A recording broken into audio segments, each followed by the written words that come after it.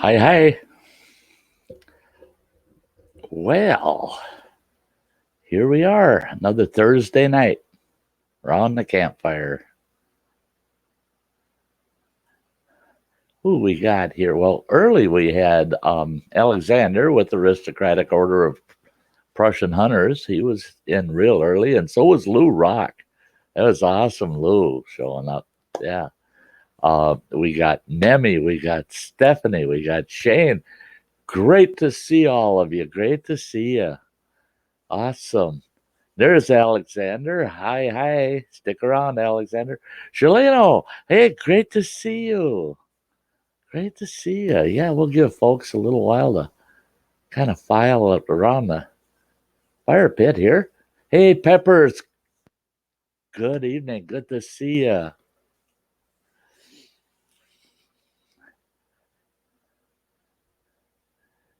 Yeah, yeah.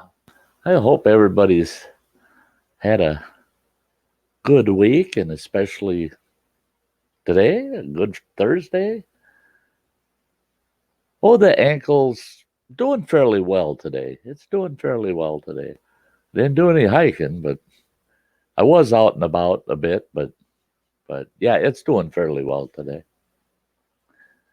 Yeah, heck, everybody saying hi to each other. That's great.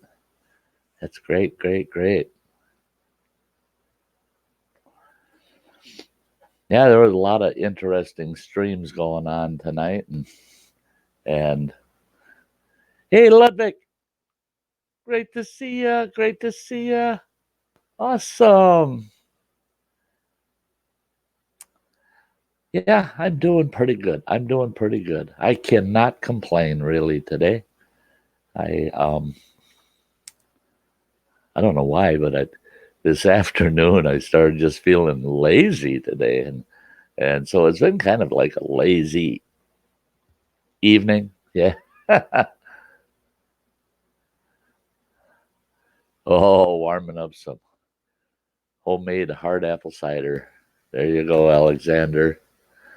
Yeah, is it wasn't that Nemi? Oh, I just loves. Okay, Nemi was over there. I don't know how many of the rest of you were. I wasn't able to track this chat as much as I wanted, but I was over at Faith in the Fallens live stream. Samantha had a live stream going for Gemma, a birthday bash. It was celebrating Gemma's 31st birthday today. She just turned. Oh, well, let's see. It would be just about an hour ago that she turned 31. So, hey, all six viewers, good to see you. Oh, they're rating us from over there. That is great. Yeah, Samantha and Gemma got everybody rating over here. That is awesome. That is, I mean, you girls didn't have to do that. You didn't have to do that. I felt so, oh, yeah, I felt so bad having to pull out and come over here and get my stream going. I wanted to hang with you girls. Hey, Simon. Awesome. Welcome everybody from Gemma and Faith's raid. Yeah, Derry. I yeah. Uh, I oh man. Yeah, Diary of the Mind. That's another channel, you folks. Yeah, Diary of the Mind is awesome. Anarchy. Hi. Great folks. Wow. Mel, hello. Awesome, awesome. Oh, you girls are just, you're great. Yeah, you're just the best. Um,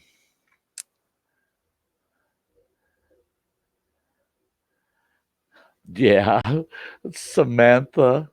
Yeah, hi again. Hi again.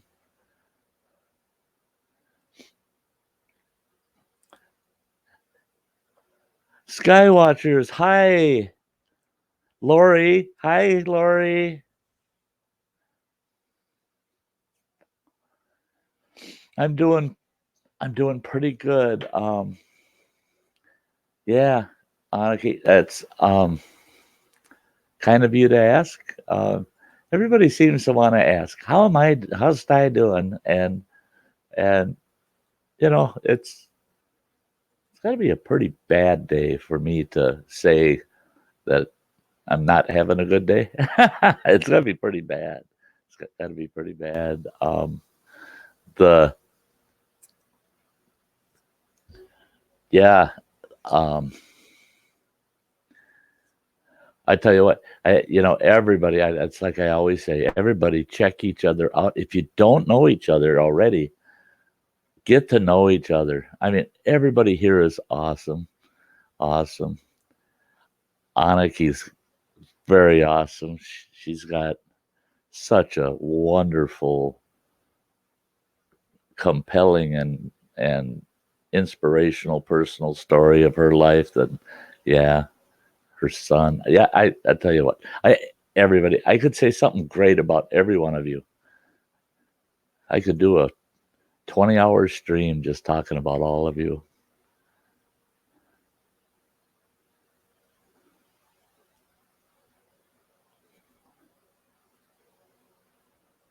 Oh, for Gemma's, yeah, for Gemma, yeah, yeah, yeah. Oh, yeah. I've been wishing her a happy birthday quite a bit. um, Enlightened Skywatcher, great to see you. Great to see you.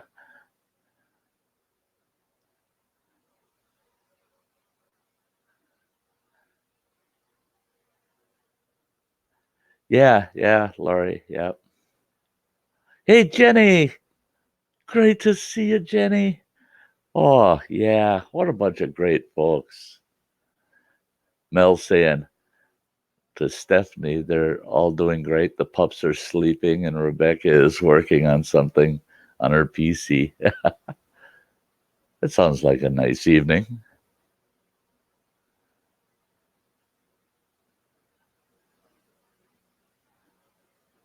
There's Gemma. It's her birthday. Everybody say happy birthday to Gemma. She's having a really good one already. She just got into her birthday, and yeah, haven't seen Gemma smile so much and be so happy in a while. It's just great to see her so happy. Enlightened Cafe. Hi. Hey, I'm doing good.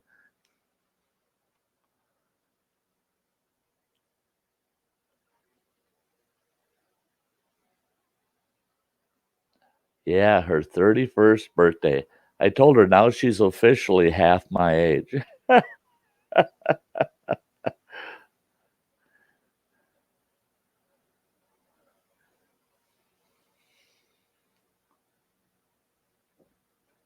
Yeah, the beard needs to have its own channel. Yeah.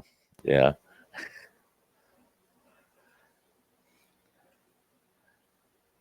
Okay, I fix that.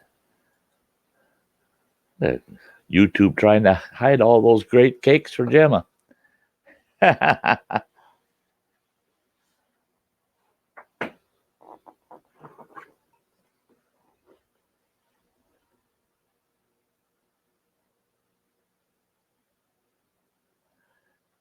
Yeah, yeah. Oh yeah, another year for Gemma, and I hope it's a great one. I hope it's a great one. I skip my birthdays anymore. Yeah, Gemma's all full of energy.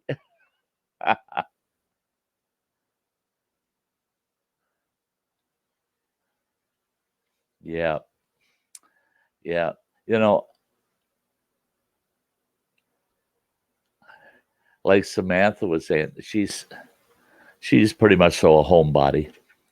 She doesn't really have a social life outside of her home, you know. And I know exactly what she's talking about. If it wasn't for YouTube, I'd virtually be able to say Sty doesn't have a social life. Um, I'm either out in the woods, exploring, camping, whatever I'm doing, alone, and might run into total strangers and socialize a little bit. But otherwise, yeah, I'm a homebody. I stick to myself. And my interests and hobbies. That's what I need. That's what I need. Some people, boy, they just got to be out there in the mix of things. And I'm no. People would think that I'd be out there, but with a lot of folks, but no, no. I like solitude, but I love being with you guys.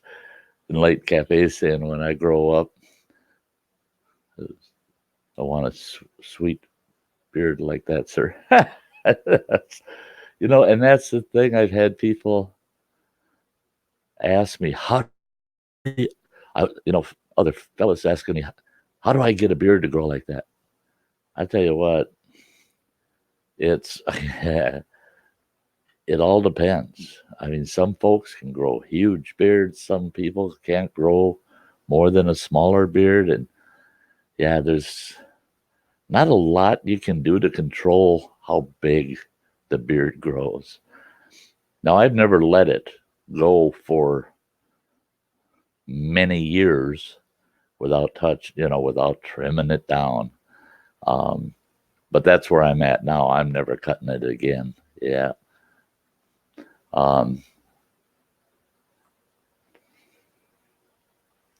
Yeah, Nemi's not social at all either. Jeff says he has anniversaries now. It was the 17th anniversary of my 19th birthday a few months back. There you go. There you go. Yeah. Yeah, I could call this my 31st year of being 31. Yeah. Yeah. Anaki's saying it snowed there today. Yuck, don't like cold, but had to enjoy it and make a snow angel on a live stream today because why not? I got to get over there and see that. I got to get over there and see that, Anaki. I'm sad that I missed it live. Awesome. Nemi says, you're lucky with that beard. I'm having problems with mine. Yeah, you just don't know. Dario, my if I grow a beard, well, I might get some looks.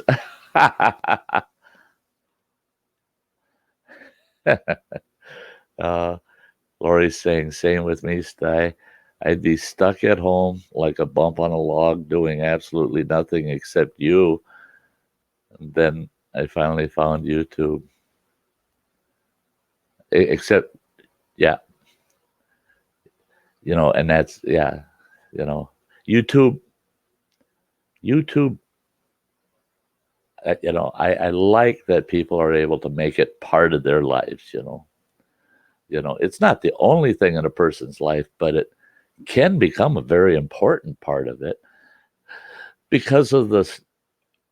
You become so close to each other on YouTube, and we really do get to know each other, and yeah, it can be a great tool.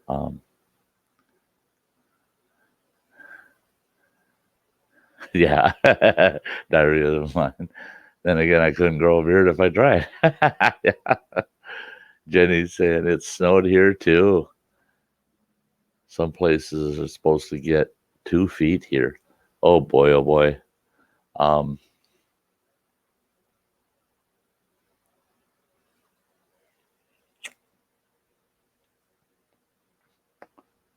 yeah, Jenny.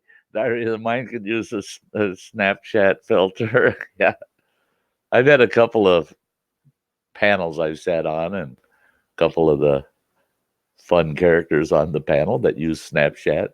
Uh, that one panel I was on, I had 3 other guys that only one of them had a beard, but it was a really small beard.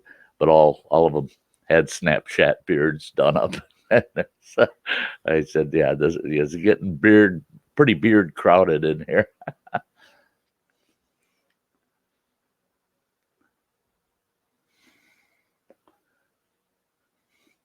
Diary of the mind. That's it. Yeah. I like that. I'm a sexy beast as a male. That's good. That's pretty good.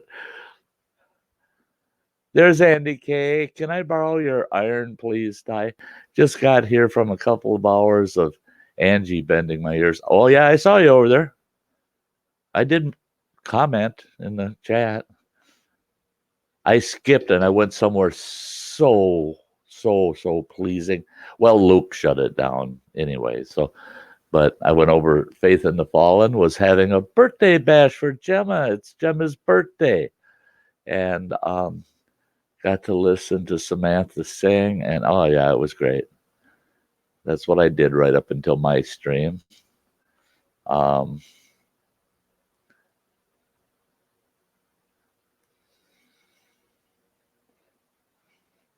Aristocrat's last comment. Did I miss it?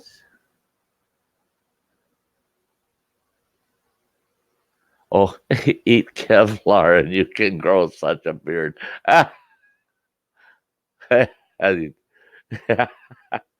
Now, Alexander's he's got a good beard going. He's got a really good beard going.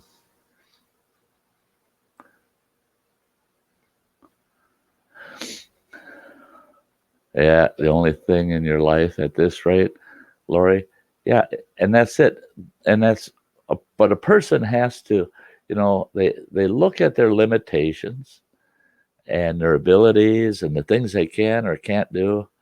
Then you make the best of the things you like the best that are available to you.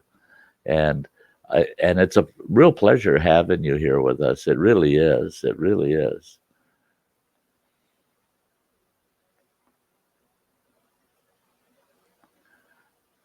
I didn't hear it, Andy, but I was amazed. I go over there and there you are, you're having a smoke. And I was just like, oh man, I haven't seen Andy with a cigarette in his mouth, but maybe once before. I mean, yeah, you must have snatched a pack off your boy, eh?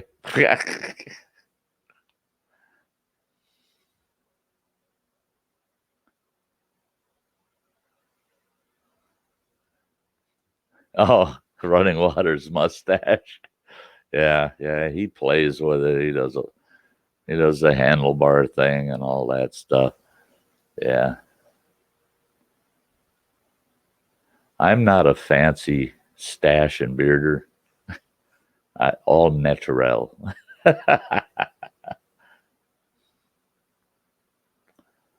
I do use a beard oil and balm typically. Today I didn't put any on, no. So today it's a little extra fuzzy.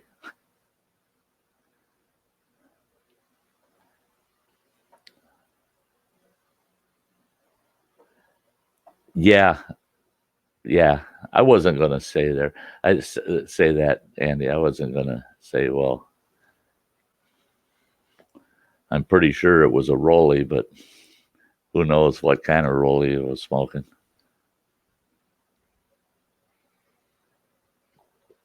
Yep, just a plain old fashioned saddle. Yep. Yeah, though. Yeah, I don't use beard growing products. These are, it's just a beard oil and a balm. And what it does is it keeps the beard hair from getting brittle or getting like frizzed ends and stuff like that. And it's good also for your skin. People don't realize a beard can actually dry out your skin, can dry it out quite bad. And, but if you keep it lightly oiled, and it's very light, I mean, you're only using a couple drops, and just working it through with your fingers. And same with the balm, just a very little bit on your finger, and you just work it through your beard. And all it is, it acts like a conditioner. Hi, Bryce. Um, oh, you use Forest Blend? Aha, aha, aha. Yep, yep. I've got I've got a Forest Blend. I'm trying to remember. There's a Viking. Yeah, I don't. Yeah, I'm not gonna go dig that stuff out. Boy, you wanna learn beard care? Go over to MBA, um, Mountain Bushcrafters Alliance MBA, and Roland. Oh, he's got a whole series, Bearding 101. Yeah. Watch his bearding videos, and boy, I tell you, you want to talk to somebody that knows it's that boy. And the thing is he's actually won. He's won bearding competitions with that big old beard of his. Citrus and forest is your fave. Yeah. See, I've got one that has a pine scent to it. It's it's a mix of pine and cedar and sandalwood, I think. And I really like that because it actually does smell foresty, but it's real subtle. You can't smell it till you're right up close to it. Sometimes I got to lift my beard to get a whiff of it, but on a good day, if I'm sitting indoors, I'm sitting still, I can really tell it's there. Yeah, yeah.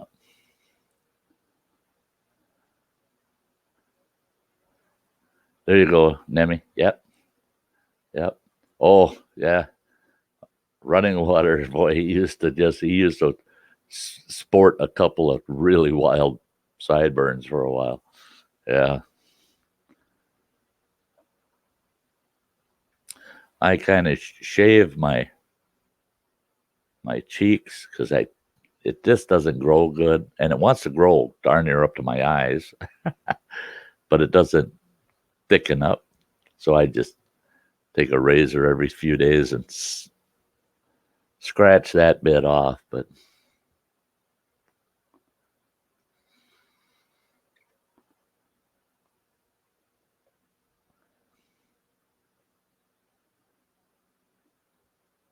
oh, you got to get all gassed up for the your road trip tomorrow. Yeah, are you videoing on that roadie tomorrow?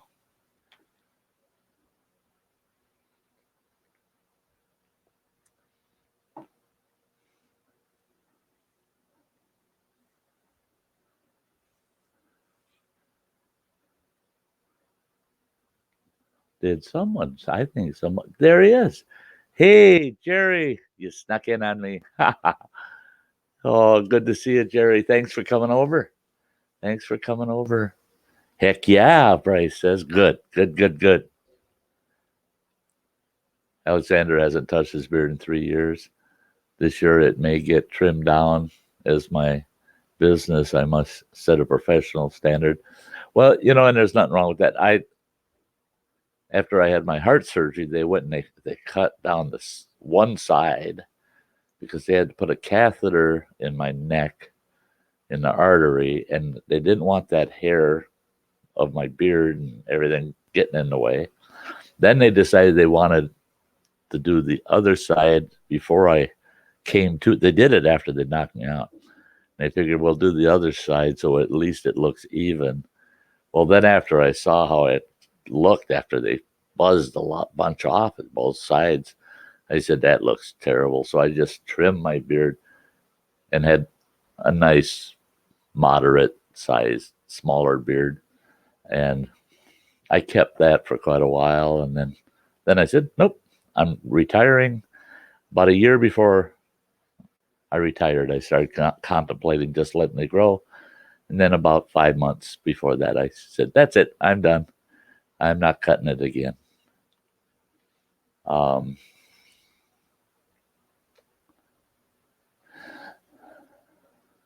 Lori says, so I assume you smell like a Christmas tree, Sty. Well, Sometimes, yeah, if you get close enough, I can smell kind of like a Christmas tree. Now, video I got going up next Monday, the waterfalls I visited, I couldn't believe it that day. There was such a strong wind. Oh man, the wind was just blowing hard. But when it blows that hard, it gets all the pines rubbing against each other. And the aroma from those pines was to die for. My whole hike that day, that really picked me up because I could just smell those pines. They were just, yeah, it was constant, and I loved that smell. Um, hey, Gary, good to see you. Gary says my beard smells like smoked sausage and sauerkraut. I just finished dinner. There you go. Yeah, that too. That too. That's the thing is it all depends sometimes on what you're eating, what your beard's going to smell like. Yeah. Yeah, Alex said it. That's how a beard should smell, always smell. Yeah. Now, and in the past, when I had the camp, when I was running camp um, for 3 years, my beard always smelled of wood smoke. Well, so did most of my clothes. I mean, all my field gear, all my field clothes, um, even though they're hand washed, all of them were very well smoked. And I never washed my clothes. I still don't. I don't wash them with a fragranced detergent, and so I always smelled of fire, of smoke. And people seem to like that, because it wasn't an offensive smoky smell. It was a nice, rich, smoky smell.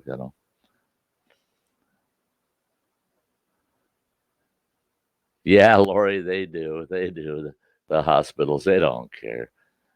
But when they shave the one side off, my surgeon said she walked in and said, "Whoa, you cut half his beard off."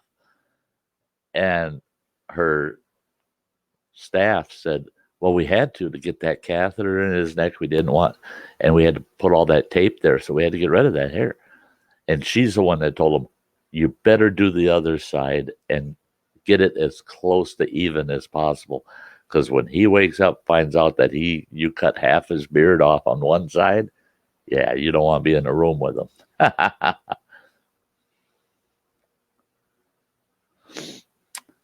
Andy, that sounds good.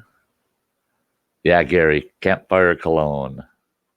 And he's saying, Sty, do people in America take paprika and grind it and take garlic oil and cilantro and put it in jars for winter? I don't. I don't know. I don't know. I don't know if other folks do that or not. I don't know.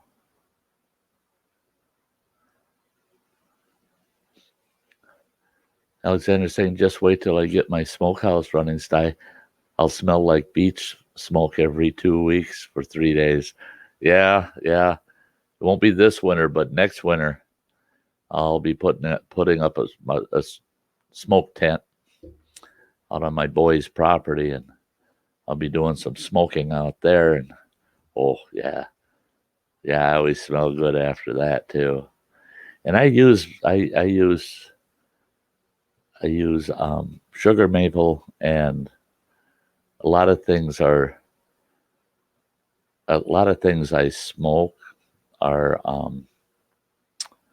usually they're usually cured with maple syrup, and gets good rich smoke smell and flavor and kind of a sweetness because of the syrup. Yeah.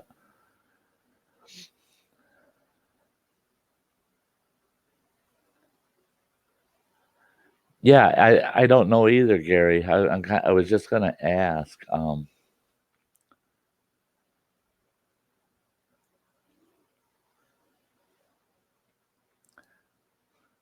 Alexander saying some nice double maple bacon going on it. Sounds like yeah.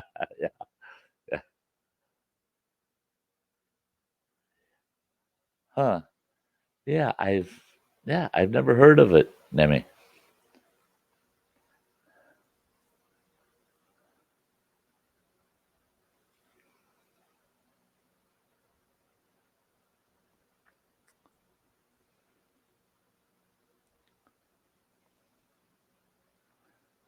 Alexander saying when you find your grandma's stash, you feel like a rich man for 2 hours.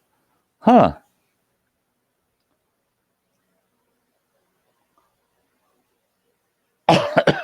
And how do you eat it? You two are so knowledgeable.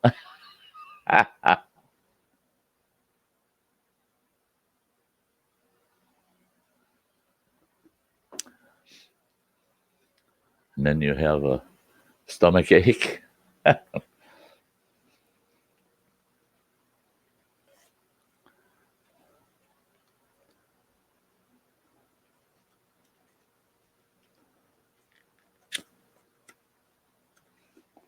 Well, I'm glad the two of you guys know what you're talking about because I haven't a clue. Haven't a clue.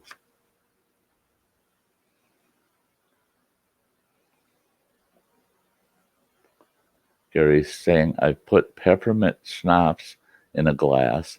That seems to work for me. That's good.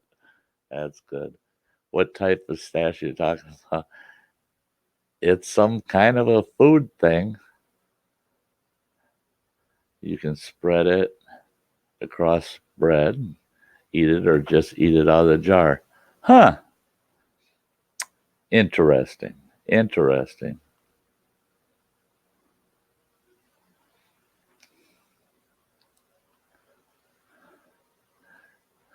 Yeah, you guys. Yeah, yeah. Sty the guinea pig, eh?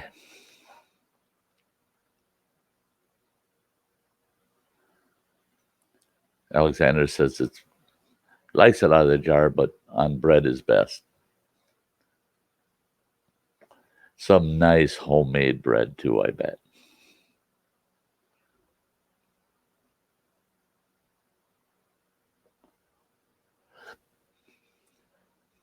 Yeah, I was gonna get a big batch of homemade baked beans the way my folks used to make them, and going through everything. I'm going, yeah, I got everything I need, everything I need. And hi, Jeff. And then I looked in the cupboard and I'm going, well, it's a shame I don't have any beans because I use navy beans, you know. And I was gonna get those soaking at about 5 o'clock this morning. They'd be ready for me to use this afternoon to get into my pot and get them started. But no, I didn't have any beans, and I didn't go to the store today. So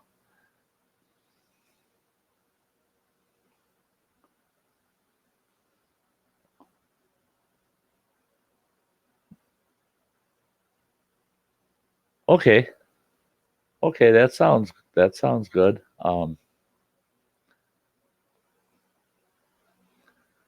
The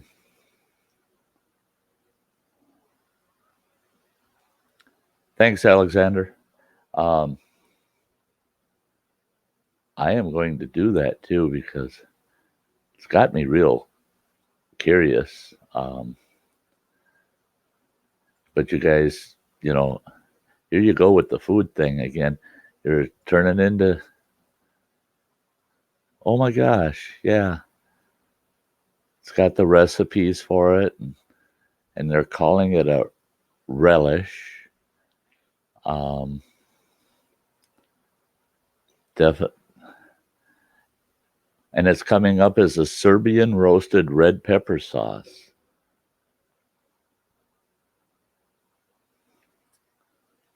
That looks pretty good. I've tagged that, and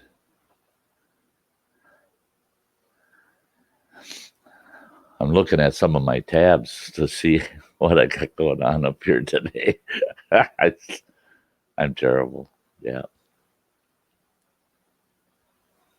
Yeah. That's a. I'm surprised YouTube gives. That allows a person create a channel, certain channel names. Um,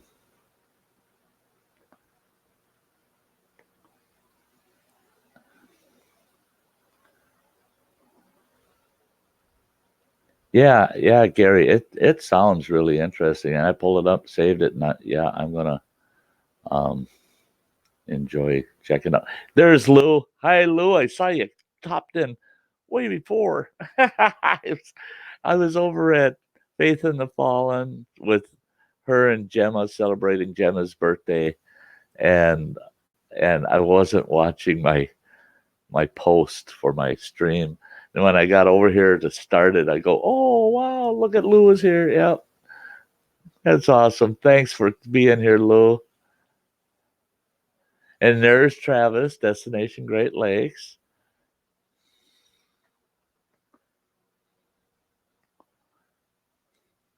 Andy.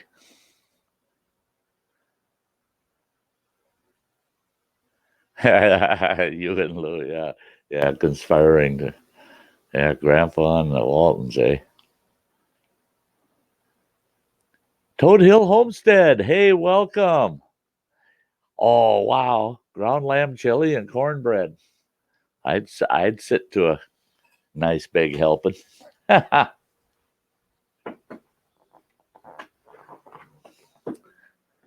Nemi saying it, Sty Shack, always amazing. Time never boring. Well, I hope not. I hope people never get bored over here. Um, Jeff just looked up the weather there, and it says strong cold front, high of 80. LOL. Oh yeah, LOL. Okay, Alexander, go grab yourself some more cider. Lou Rock says, I'm a lurker. My mom says you have a great voice.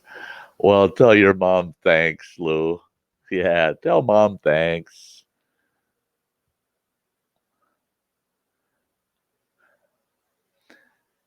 Nothing wrong with lurkers. It used to be, I can remember a few channels that were saying, oh yeah, them darn lurkers. So, you get these lurkers. They're not really supporting you at all because they're not in the chat and this and that. Well, support is a view and some watch time. And some people just don't want to chat. They just want to hang out. So I'm all for lurking.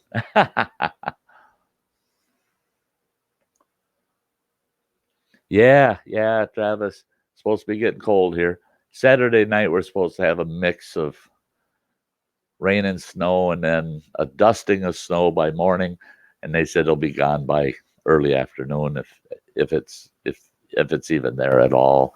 And oh, Bryce, you didn't have to do that, man.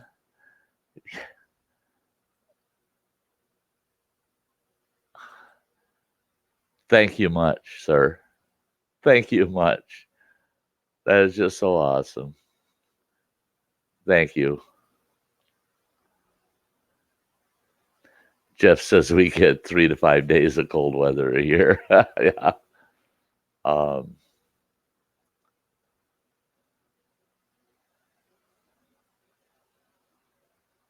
There you go, Lori, trying some of she said Chris's meals in the air fryer.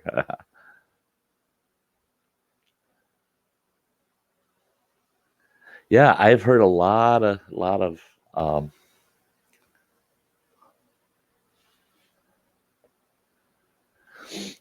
lot of people saying that air fryers are great. Hey, Sassy Sandy, good to see you. Thanks for stopping in.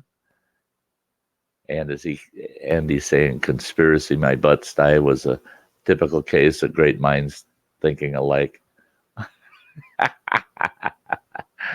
Uh-huh.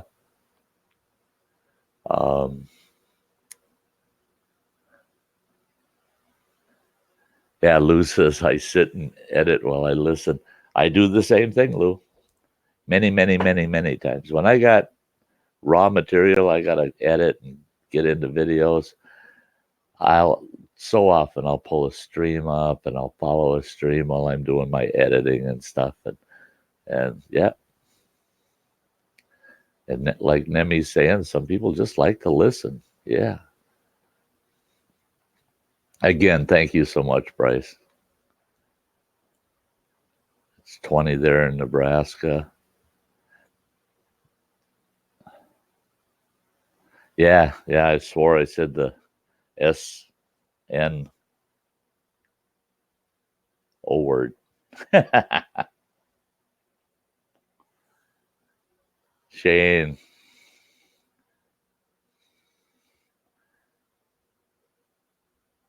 Yeah.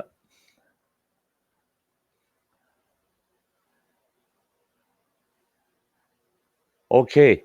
I'm going to take a quick look through here. Yeah.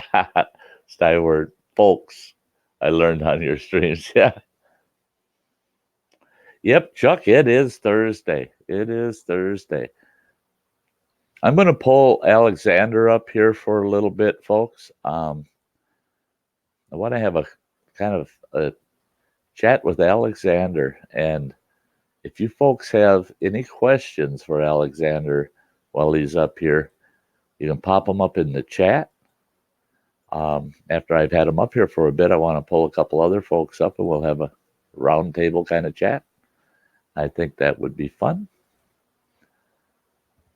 There's the link, Alexander.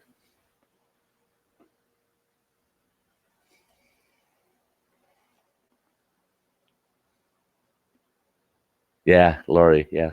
Sometimes I'll work, but I still hit that like button. Yep. I do that too.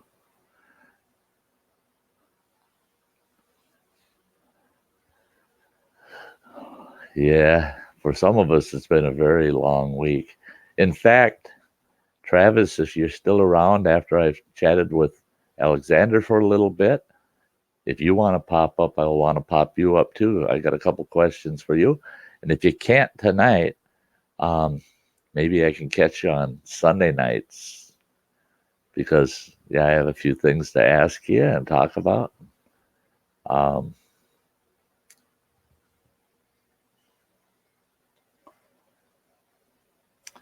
I'm watching the StreamYard side of the chat runs a little.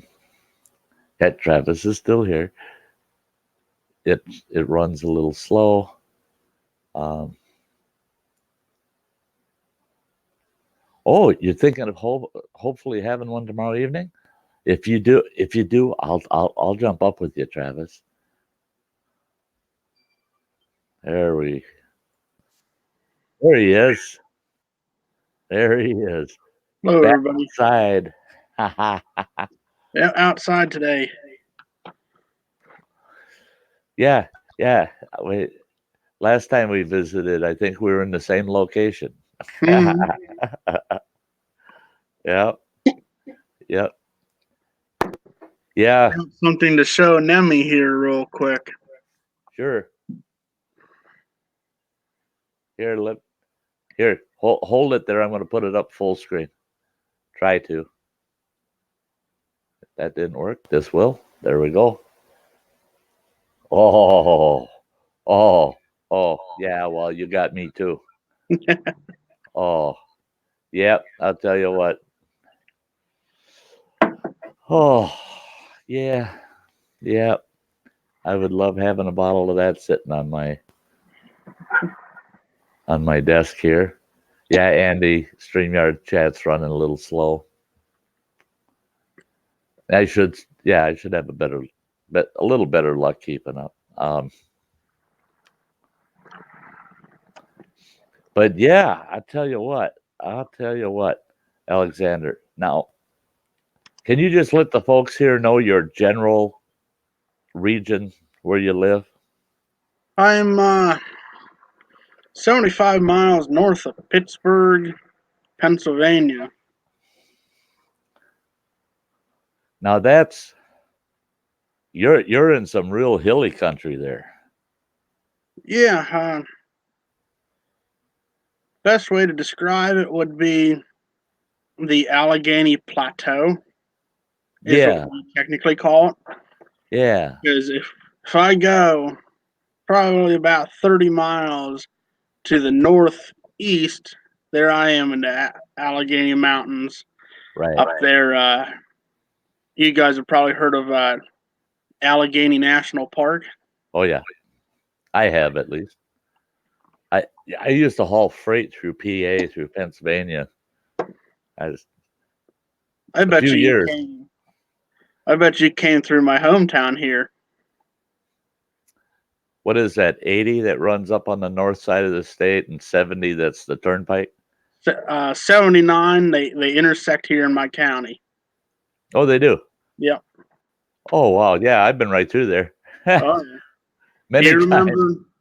remember coming in out of Hubbard and probably what from Hubbard to here to this exit would be about 13 or 14 miles. There would be a Howard Johnson. You would Oh exit. yeah, You would exit down the right. And you go up, and there was a Burger King and McDonald's and a Hojo's over here. oh yeah, yep. That's where I'm from. Really, Mm-hmm.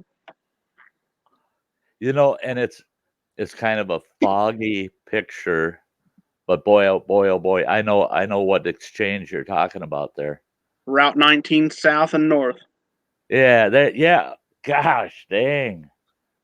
Well, and that's it. It is a small world. It is a Yeah, very, it really is. And you that's, know, oh yeah, Andy, I'm not sure what kind of hillbillies you're talking about, but I think I know, and there are some of them around here. oh yeah. Freeman James, I don't know if he's still in the house here, but he's from PA, and I can't tell you exactly where he was from, but his pop, they had a farm, and Mm-hmm. that was hilly country, and he would talk, I mean, for crying out loud, I think there was 14 kids in the family, Okay. and um, yeah, they talk about deer hunting. I mean, it's like we got to shoot 3 deer per kid. you Oh know, yeah, that's how we do it up here. that's and the one thing I do remember about PA, and a lot of people, I had a lot of other drivers from our neck of the woods say, Mm-hmm. "Oh yeah, Pennsylvania, um, all their deer are puppies," and I go, "Well, they're not puppies." Well, they're smaller than these big corn-fed buggers we got out here. Of course they are. Look at what our deer eat. I mean, God Almighty, they're raised like cattle. And I said, but the one thing I liked about Pennsylvania is I could hit a deer with my tractor trailer and And you it can take it survived. home. I just drove through them sometimes. Oh, And yeah, and uh, but the, Pennsylvania reminded me a lot of the area I lived in Montana, where I'd drive up in the backcountry and I'd see a clear cut with 150 to 300 deer in it. oh yeah. And there were Right in the times, power plant pylon lots. yeah, there's been times on 80 in the middle of the night, I come up over a rise, and all of a Mm-hmm. sudden I got 50 deer in the 2 lanes I've got to drive in. And it's like, Mm-hmm. and they're all looking at you like, oh, truck.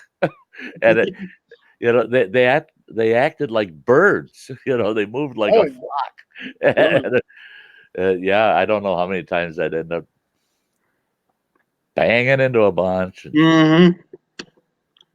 Nemi, how I know of Rakia and Avjar is because I am probably about a third Siberian. And my best friend, Mihailo, is Serbian. He has family in Belgrade.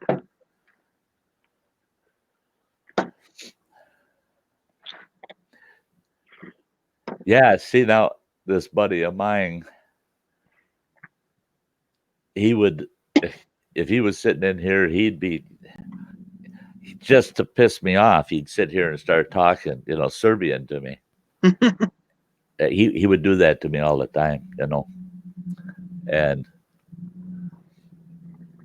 I told him he was one of the worst characters that he was so he was so non-politically correct all the time. Mm-hmm. And I also have a couple of friends that are Croatians. Well, Mikey, who is Serbian, whenever we get together and all of them were in the same room, I already know what he'd happens. he'd walk in the room and he'd go, "Oh my God, you didn't tell me we were going crow hunting today." And I just, oh, shut up, man! Don't get started, you guys. And, Don't get me started either. yeah, and the thing is they're all truly Americanized. They're great American patriots. And they look beyond the homeland. Because we're in a nation, we're a melting pot, but it can get pretty interesting. I I learned I didn't go there. I never fed that fire ever. I never went there. Jerry's saying that they calling the deer high speed beef, and then Chuck's saying always hunt uphill from the truck dragging down is a lot easier. The biggest doe I ever shot. Oh, was she a beast? She was 218 pounds field dressed. She was a beast. And I thought it was a buck coming out of the brush, boy, because these 3 smaller does came running out. And I thought there's a buck pushing them through the brush.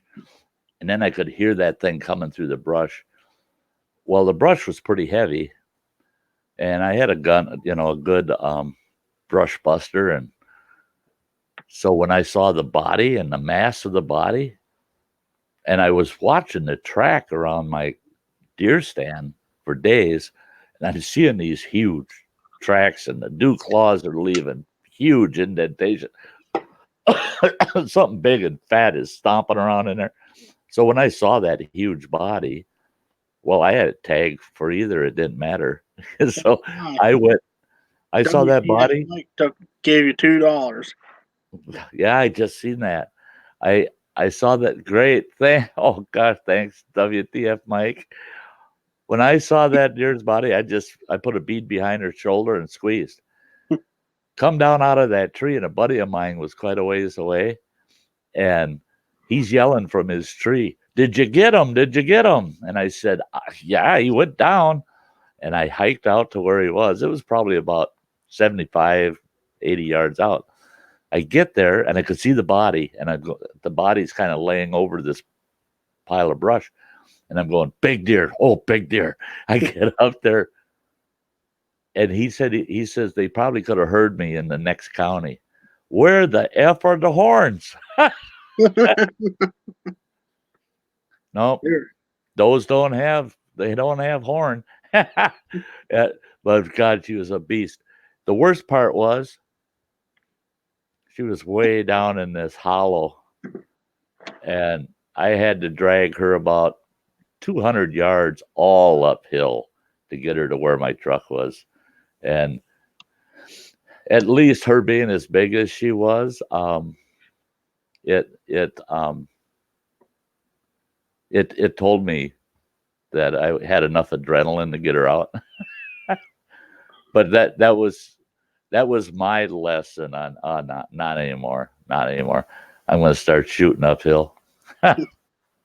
Let them roll down to you. Yeah, yeah.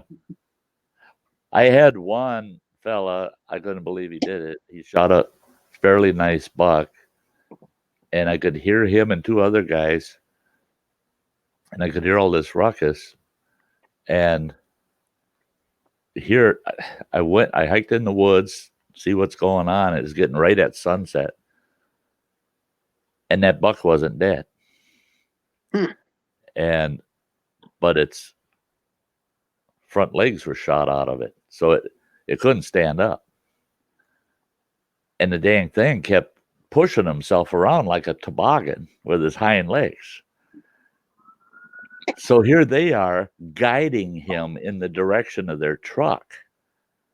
And I said, kill that deer. They said, we can't.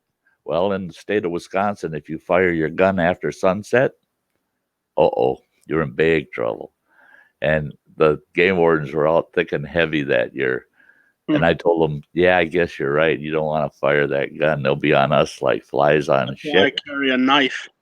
And that's what I told them. I said, why don't you get a hold of one side of his rack, the other one, get over there and slit his throat. Come on. What's the matter with you? They said, we tried that. And they said, he leaps at you. You can't get near him. We get up behind him, and he takes off, pushing himself.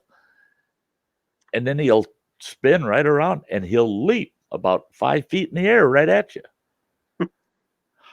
So I said, I'll take care of it. I jumped on that thing's back. I'll never do that again either. Like a Never rodeo. do that again. I had a hold of the left side of his head. I had a hold of his horn, and I'm trying to get around and slit his throat. And it was like riding a bronc, boy. He was beating me. How many seconds did you last? What's that? How many seconds did you last? Well, I managed to finally get a good cut, and he dropped. So I don't know. It seemed like forever. I'll tell you a life tip, and this is my tactic. I had to do it once. And I shot a deer, and he didn't go down. Not quite. But you remember that Mauser bayonet I showed you? Yep. About this long. I went up and I tackled it basically from behind and put it in an arm bar and just like prison shivving it. Oh boy. Yeah, WTF, Mike. I got a 900-pound nice tan deer once. Turned out it was my neighbor's horse. Oh no. Oh, hey, Nemi, I had a coworker that shot a bear, and he did fatal mistake. He did what I usually would do. I come up behind him, and I take the barrel of my rifle, finger on the trigger, and I give him a nudge behind the ear a couple of times. Mm-hmm. And if he even shudders, bam. Well, right he did behind that. you. He did that and didn't have a round in the chamber. Oh, Poked that bear spun on him. He could have pulled the trigger if he would have had a loaded gun. That bear spun on him, got a hold of his right leg, and from the knee down to his ankle, it was pretty tore up, and he actually ended up breaking the bone. Oh wow! And yeah, then he was miserable. That was miserable enough, but the next few years it was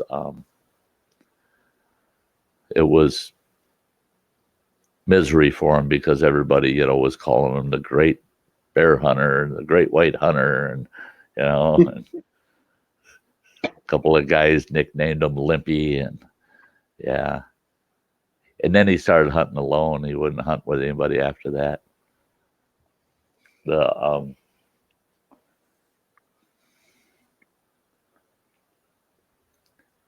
Yeah, Travis, the problem is though, I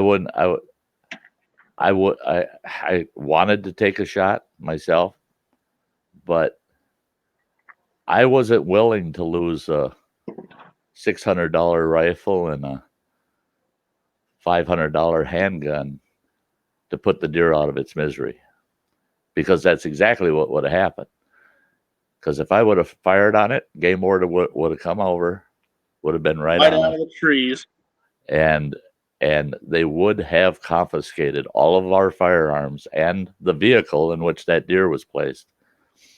And don't let anybody tell you that won't happen, because I used to buy the stuff the game wardens used to confiscate after the court hearing. Courts always give that stuff right back to the game wardens to sell, and then they put the money into the Wisconsin DNR. Yeah, you got to know those wardens. I used to be on the hiring panel for wardens in the state of Wisconsin and 3 different Indian tribes. I worked for what they called the Great Lakes Intertribal Council, and yeah, we used to hire all the wardens, and we used to have all kinds of sales of stuff they'd confiscate. It was terrible. The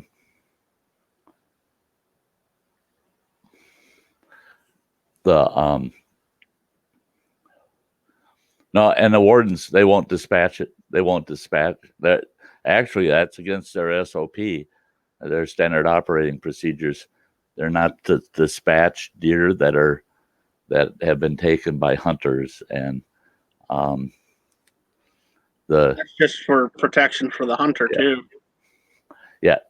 See, Travis, everything is relative, Travis, because he's saying call the DNR, explain the situation, request permission to put the animal out of its misery, or request a warden or sheriff to do it. See, and that's the thing. Where we were located, no cell service. There was no cell service out there at all. And by the time, if we went hunting for someone that would have the power to make a decision like that, the deer would have expired from its wounds. So taking a knife to its throat was the actual humane thing to do. And that's how I ended it for him. And that technically, if a warden would have saw me do it, was illegal. But I figured it wouldn't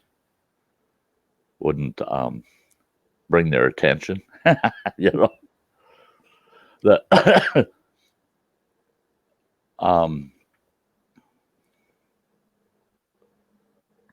yeah,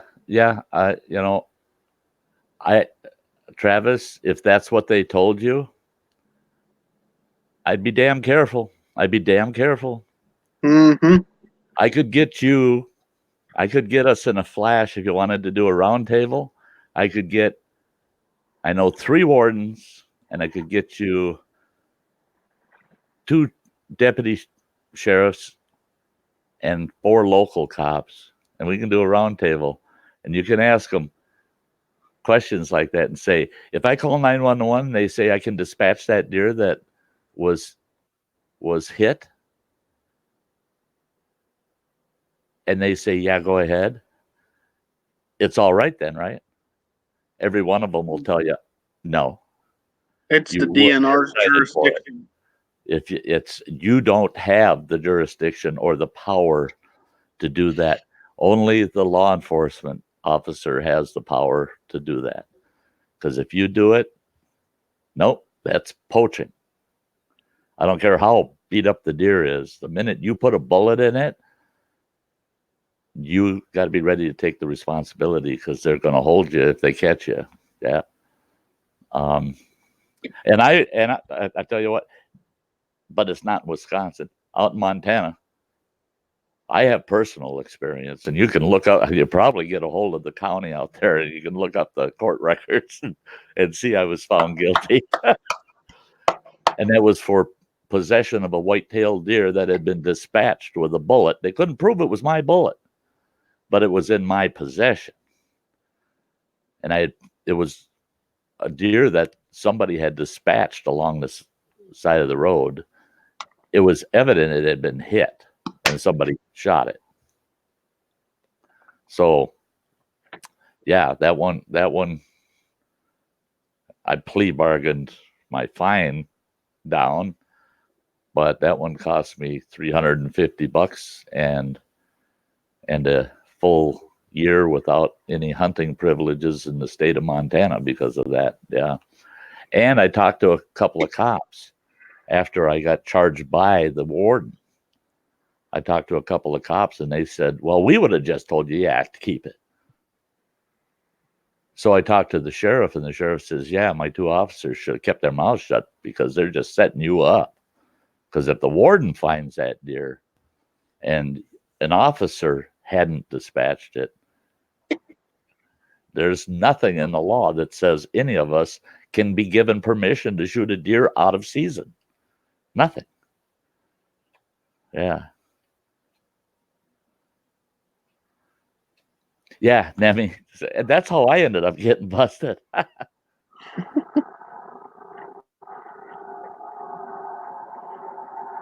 Yeah, yeah. Yeah, I wish those laws weren't restrictive like that either.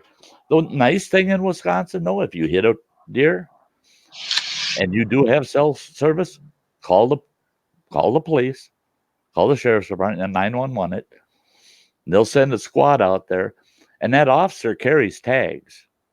I don't know a cop. I really don't know a cop that doesn't have a half a dozen tags in his glove box. And what they do is they give you a conditional tag, and that's for a roadkill. And you tag it, field dress it in the ditch, throw it in your vehicle, and go home with it. They don't have a problem doing that for you, but they don't want you dispatching the animal. They don't want you being the one dispatching it, and I wish that didn't matter, you know. Hey, Go Fish, how are you doing? Hey, Ridge Top, good to see ya. The ankle's pretty good today, pretty good, but I haven't been doing much today. I really put too much on it the day before yesterday.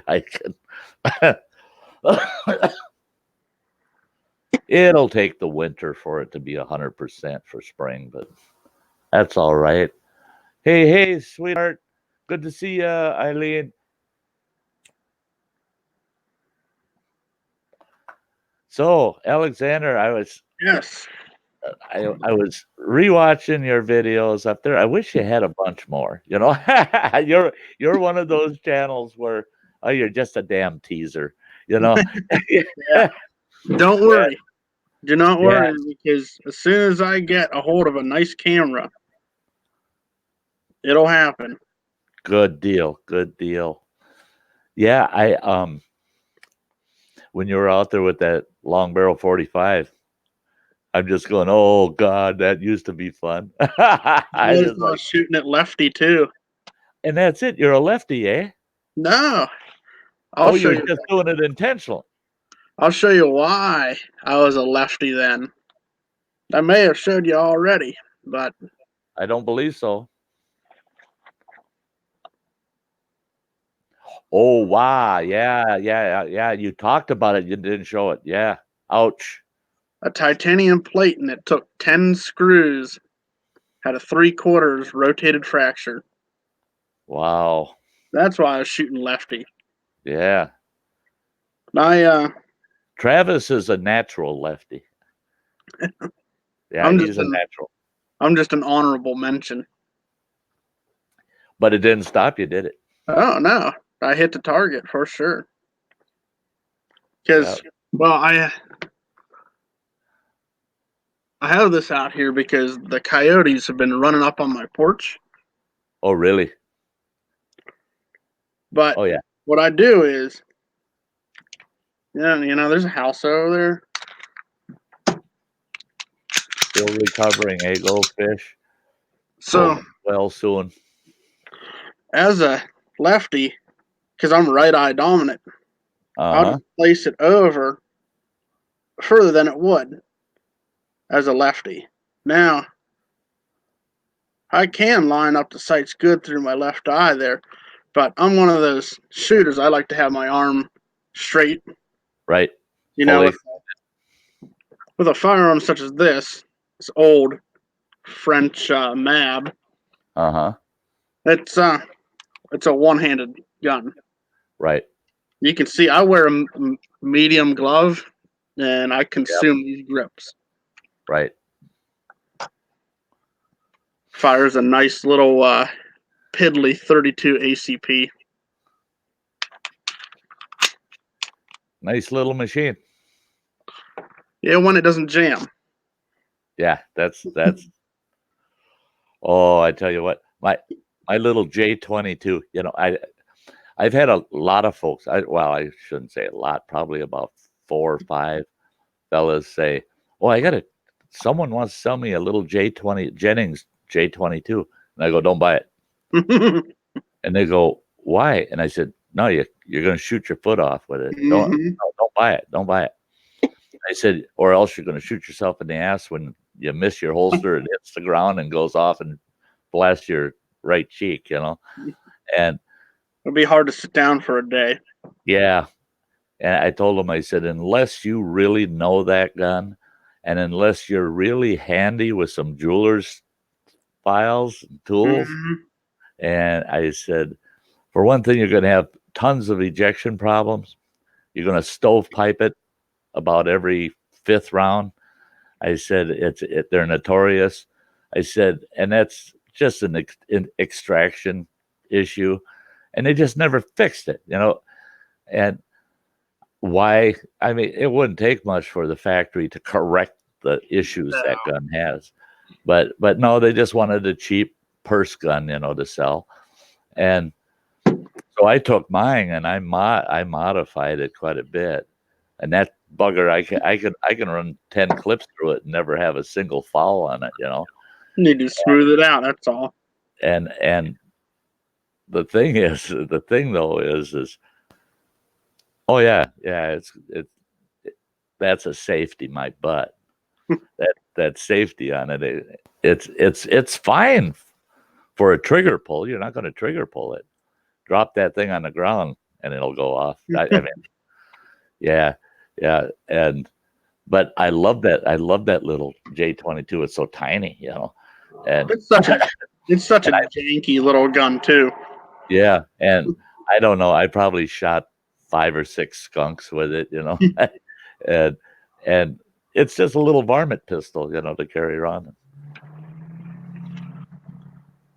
But yeah, like you were saying, Sty, those videos, it really does seem like I upload every 6 months.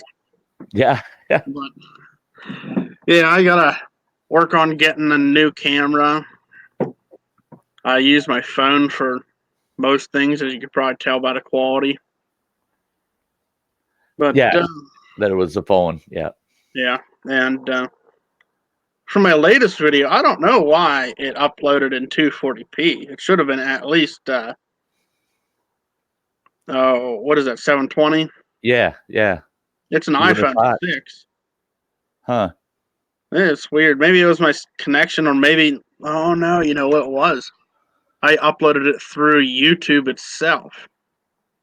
So next time what I'll do is I'll take the video through my phone normally and just upload the video and just eliminate the middleman. Yeah.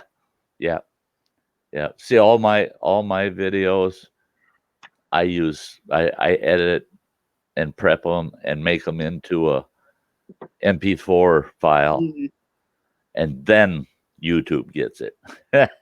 But until I've modified it and I've done all the tweaking on my side, I don't let YouTube have it, because I had a couple early ones I had done on my channel, and I did it through YouTube, straight through YouTube, and the quality was nowhere near the quality that I could pull if I just pulled the file up on my own system. Oh yeah.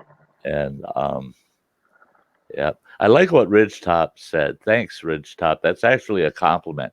He says, I'm just glad to be in a group of people who know whether or not their equipment works properly. Oh yeah. And I that's one of my pet peeves. Is I've seen so many people over the years, they'll buy a piece of equipment and they don't know anything about it, and then they take it out in the field and they wonder why it don't work. It's just a nightmare because they don't know what's going on. I bought I don't even know what year they made them, but you might, Alexander. But I bought a Ithaca 12 gauge Deer Slayer, It, had a 20-inch barrel on it, Uh, pump 12 gauge, and it was designed really just to pump deer slugs through. that would have been early. I want to say 1962 that came out. About 62, Mm. and sweet shotgun, but it had a real weird quirk to it because the head cap on the pump slide on the stock, the head cap on it, it had like a half moon cut in it. Oh It yeah. would slide along the cartridge tube. Mm-hmm. But that thing, all it had was this like a rolled lip that held it in the wooden stock. And if you weren't paying attention, if you had that gun kind of laying on its side and you pumped around, that thing could walk over and get stuck between the cartridge tube and the rail, and you couldn't pump that son of a gun. So And I found I didn't find that out until I had a bear walk up on me on a trail, and I didn't have a round in the chamber. Well, no, I had a round. It was birdshot in the chamber, and I had double aught buck ahead of it. So I pumped that birdshot out, but when I went to pump forward, that head cap had rolled and jammed the gun halfway up the tube, and I'm just like, oh god, and you couldn't do a damn thing to finish that stroke. Fortunately, the bear walked off, and then I got looking at the gun and realized what the hell was going on. So I just tapped it out, drilled it out, and I put a set screw right in the wooden stock. So that sounds like a similar problem. Again. And sounds like a similar problem that I got with this. So upon recoil, what happens is you see the switch down here.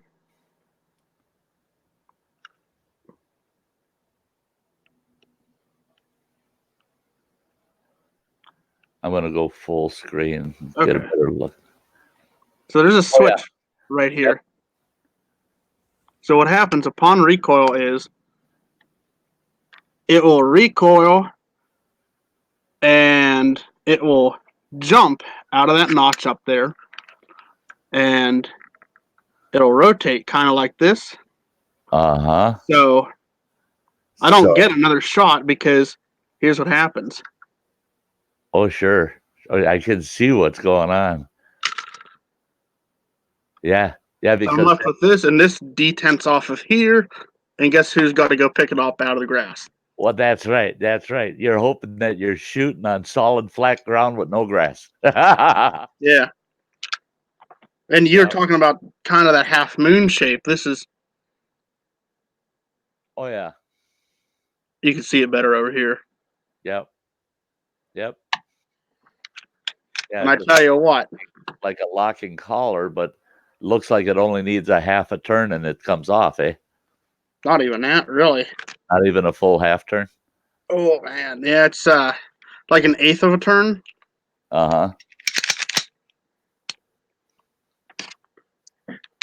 So, as far as I'm concerned, I have 7 shots in here. Yep. Technically. As far as I'm concerned, I have 1. Then I got to rotate that back in. And that'll be that. Yeah. Yep. And that's it, is knowing that you're exactly how your firearm is going to function, and then knowing how to resolve the issues as they occur, Mm-hmm. And you can actually have what a common shooter would find to be a world of problems. Mm-hmm. But for someone that really knows that tool, it's functional, it's usable. The only thing what's causing that problem is there's a little tiny spring in there, and it's probably broke. That's yeah. It's not strong enough to hold that anymore. Keep keep it in place. Hey, Mike. Hi, what Mike popped in. Great to see ya. Why? He says, yeah. Since What you day like is it, buddy? since you like long barrel 45s, I'll be right back. Okay.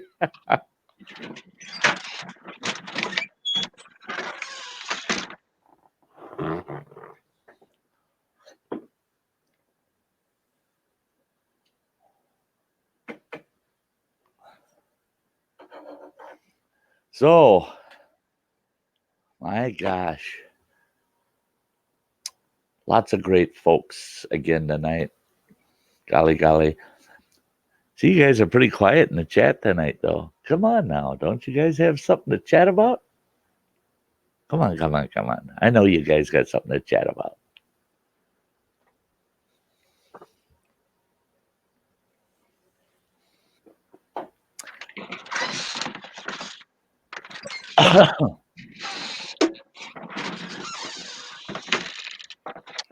Okay, let me make some space.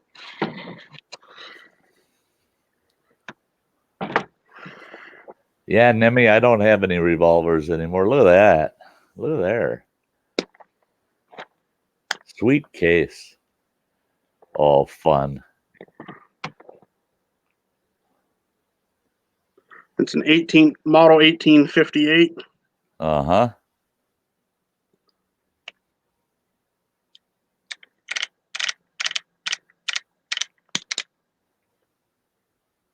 You can almost tell by the end of the barrel which side I draw with the most. Oh, yeah.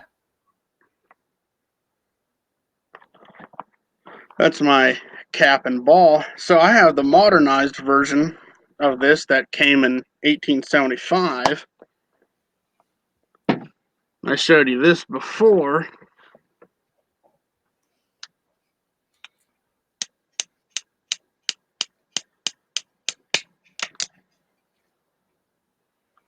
Oh, that's sweet. Yep. Yep. I remember that one. Yep. Sweet And hand. again, within a year of owning it, you can tell which side I draw the most. Yep. But it's an 8-inch barrel. Yep. I tell you what, if I ever get, God forbid, and knock on wood, if I ever get in a gunfight, never let me get this thing unholstered. Because I tell you what, Oh, yeah. it's right there. Yep. Oh, I mean, that's like having, okay, that's 8-inch barrel. That you take your hand, receiver, barrel, all in combination. That's one accurate finger you're pointing at somebody. Oh, yeah. That's a lot of finger you can point at somebody. Hey, Jalen, thank you for stopping by. Good to see you. And thanks for hitting that like button. Wonderful. But yeah, that's the thing anymore. And oh, I'm envious as heck, Alexander. I mean, I think back to those days. The only thing I don't miss is cleaning day. Oh, Oh, cleaning day because of the black powder, if you're shooting black powder. yeah. When you've got all these multiple different calibers and different propellants, and you start cleaning, you're just like, oh yeah, this it's everybody get away from me, leave me alone. I've got some work to do because yeah, it was time consuming. What's Chuck saying here? Got to shoot a lot of different guns in Iowa last week. ARs, AR pistols, and 22s, 380s, 9 mil, 10 mil, 44 mag, single action, and a 44 Desert Eagle. Where were you, Chuck? A place I wish I could have been. Gathering with Thack over there at AOK.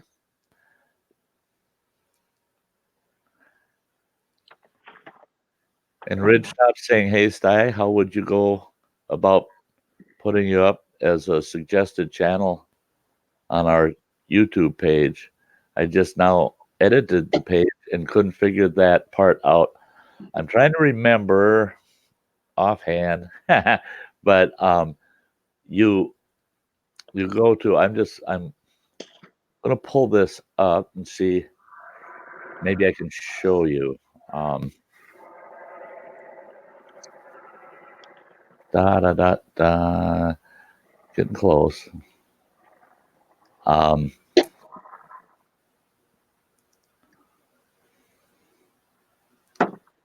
okay, I can show you. I think so.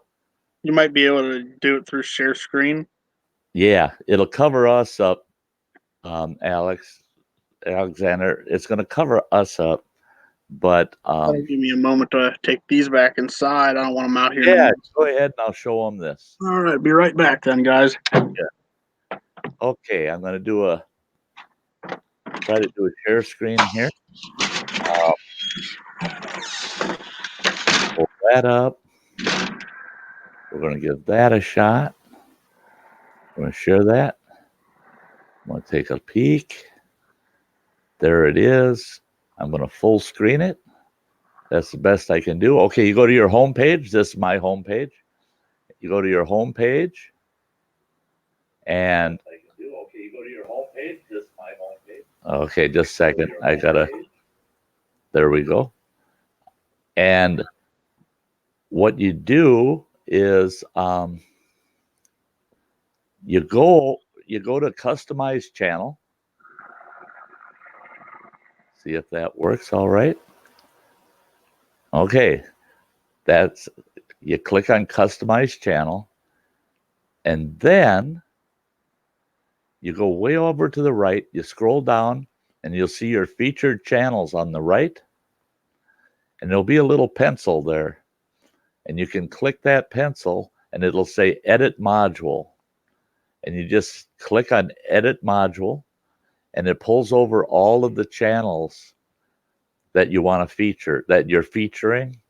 And to add a channel, all you do is right here where it says enter channel username or URL, and you can copy the username or URL from whoever's channel you want to put up there. You just take their homepage URL and click the add, and it'll pop it down here. And then make sure that you click done when you're done. And you can grab these and move them anywhere you want. You got to grab them towards the top, but you can move them anywhere you want. And that's basically how you do it. That's basically how you do it. And I hope that kind of helped you out a little bit.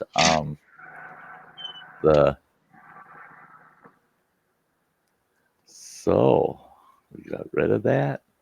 Boom. There we go. So yeah.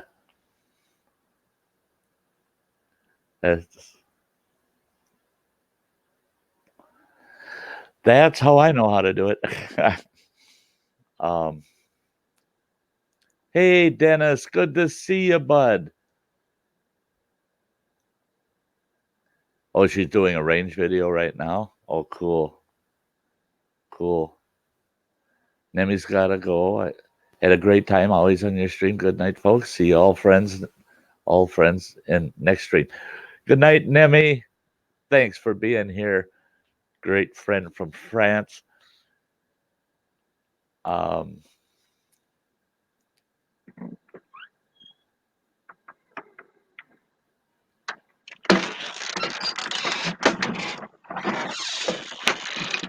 back.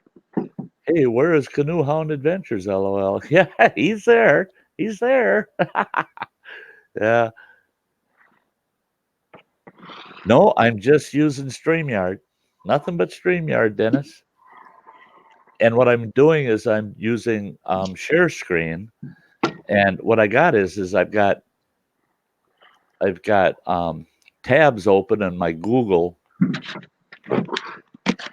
up on top, and I just screen share, and then like I just had my YouTube channel up there, So I just screen shared that and went full screen here on StreamYard.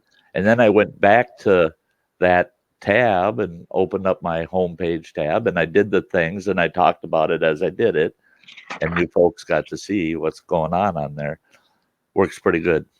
Yep. Yep. And that's the thing is, as you learn a little more about Streamlabs, it's like Bryce is saying, it's its own form of OBS. Yeah. Without you having to get so deep into the details of it, it's more of a click and go kind of process. Yeah.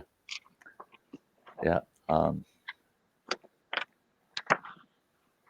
You're welcome, Ridgetop. I'm glad that helped. Travis is saying Caden is trying to figure out how to put my Fields strip 1911 back together. Trying, LOL. There you go. Hey, that's it. Practice will make perfect.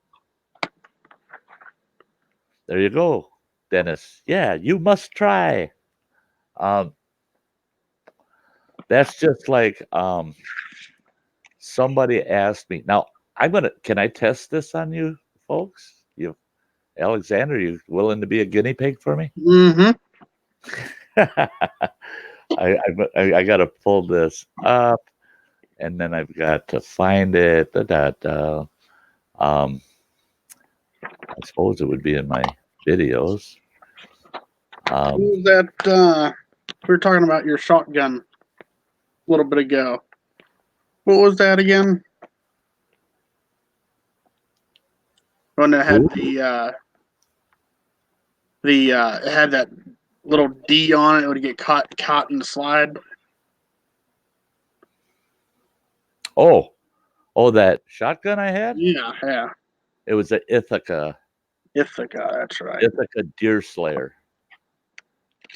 And I had bought it used from a fella.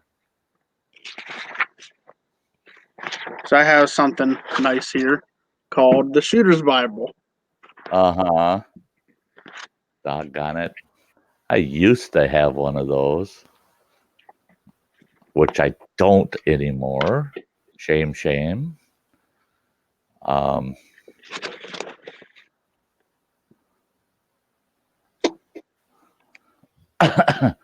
There it is. Ithaca Deer Slayer. Which one was yours? Number 3 or 2? Trying to remember.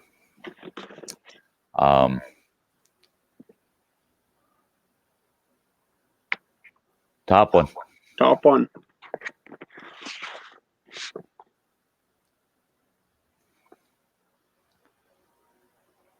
Okay.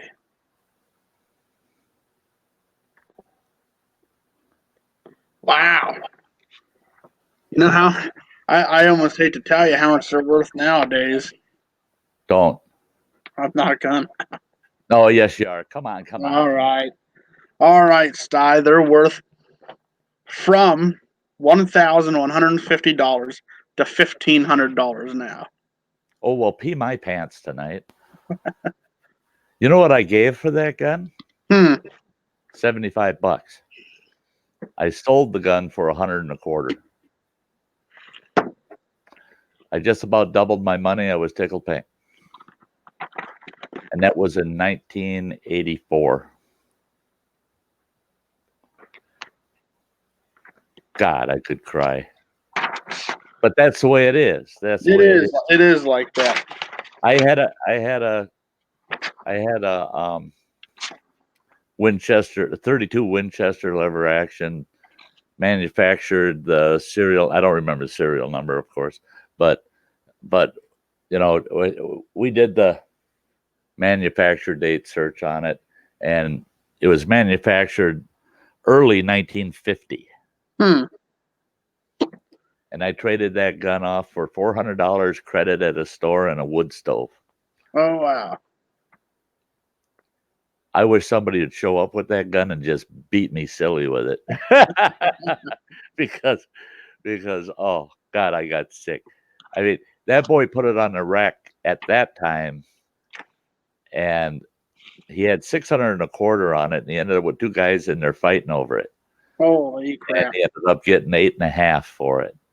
And I don't even want to know what that puppy's worth now. It was round barreled. It wasn't octagon barreled. It was Okay. a round barrel 32. Winchester. Yep, Winchester. That would have been the 94 or Mhm. 92. 94. And it was, I mean, it was in sweet condition. It was in sweet condition. It had a little bit of bluing wear from because it was used by the fellow I bought it from as the occasional saddle gun. So the saddle Just some sheath, usage marks. yeah, the saddle sheath was showing some bluing wear, on the especially on the receiver, but I tell you what, just the way as it stood, the stock didn't even have nicks in it. I mean, there was a single nick in the stock, and it had a steel butt plate, and you could tell how well they were maintaining the gun. I mean, right to the point where he said he'd pull the gun completely down, including removing the butt plate once a year, and then just reassemble the whole damn thing. And he kept it well oiled. He kept, I mean, yeah, it was as good and clean of a functioning Model 94 as you could ever get your hands on from 1950. We got a Model 94 32 Winchester Special at the shop I work at right now. It was done in 55. Uh-huh. It's going for $450. Serious? I wish I could grab it just for nostalgic, The yeah, if I had a spare 450 and some shipping change, I'd buy it from you guys from your shop and have you ship it to one of my shops up here. I got it. I better not go there, man. Don't tempt me. Don't tempt me. What the You hell? guys see I'm thinking about it? Yeah. Get me selling stuff off. Yeah, I guess I can't. I'm not. I was going to use it as a guinea pig, but I couldn't find what I was looking for. But, well, maybe I can do this. I'm going to do. Oh, geez, I just got to find the video.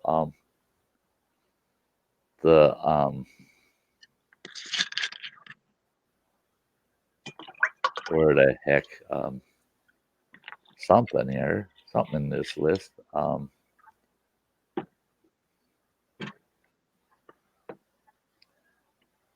do this one just because it's a video. Now I'm going to pull this up. I'm going to throw this up as a screen share, Okay. and I want to see if it will let me share the audio. This is real iffy. Okay, there it's you guys can see that, right? Mm-hmm. Starting the ad. Skip ads. There we go. I'll unmute it. I'll mute mine so we can try to hear it.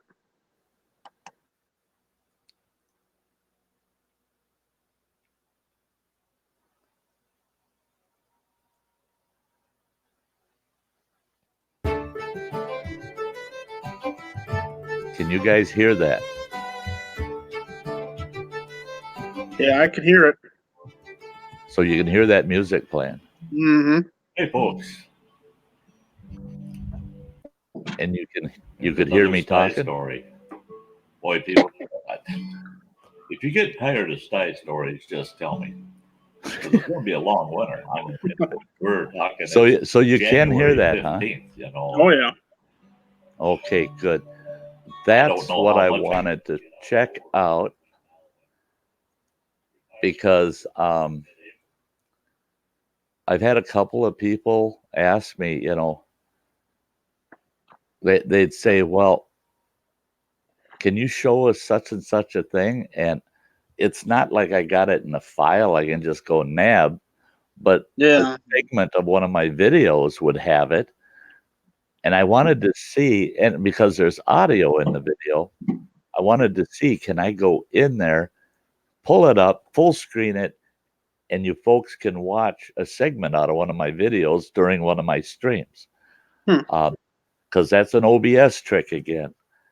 And yes, we can do it. So, yeah, thank you, Alexander, for being patient with that, and everybody out in the chat for being patient with me.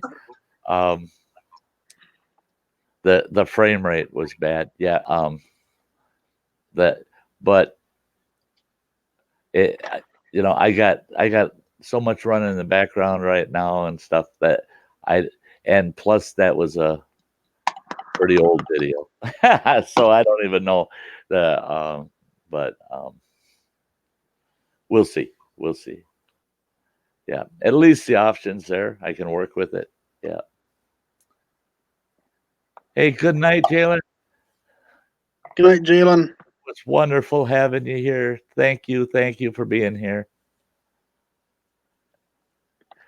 So I'll tell you what, Alexander, I'm working on it. I got all winter to get things kind of planned out. I got plenty of months, but I want to go visit Canoe Hound and Beastly Ironworks, a couple of folks up there in Canada next year. And for me to do that, ideally, I leave Wisconsin, I go across upper Michigan, and I cut right into Canada at Sault Ste. Marie in northern Michigan. And then I run through Canada over to see these guys. Oh, yeah. Then I'm going to cut across, and I'll probably go into the States at Niagara Falls, jump into New York, zip up to Maine, and I got a group of people there that want to get together. Oh, no. Then I'm going to come back down, and I'm coming through PA back home. So when that stuff starts working itself out, I'm going to get a hold of you and make sure that everything is kosher. You and I can definitely get together. We can have a good old Sty Fest. Yeah, that'd be fun. You know, it'd be fun to get together with you and just. Let me ask you real quick. How good are your shoulders these days? My shoulders? Yeah. Fairly well. I got some things for you to try out. For me to try on? Try out. Try out. Yeah, shoulders are pretty good. They're pretty good. Can you shoot, would you say you can handle 30 pretty good? Oh, yeah. Shoot what? Can you handle 30-06 pretty good? Oh, yeah. Well, I got something for you. Okay. That'll be fun. Yeah. Just don't put some modified 50 in my hands that doesn't have a pneumatic shock stock in it. No. No, I wouldn't do that to you, Sty. Hey, Will the Rocker just came in. Hey. Saying good evening to the two of us. Good evening, Will. But I will have a Bavarian carbine, 9.3 millimeters waiting. Oh. Fun. That's good. That's basically gonna be. I was telling you about that through a couple chats over the last couple weeks. That it's basically gonna be my use for boar and bear and whatever else comes in front of it, I guess. Yeah. Yep. You know, I think you're heading down the right trail there when you're going to use it for boar. Yeah. Yeah. Evening, Rod. Hey, Rod. Excuse me, just for a quick second. I got to go for a dip run. Okay. Hey, let's see here. Oh, the notifications popping up and that. Um,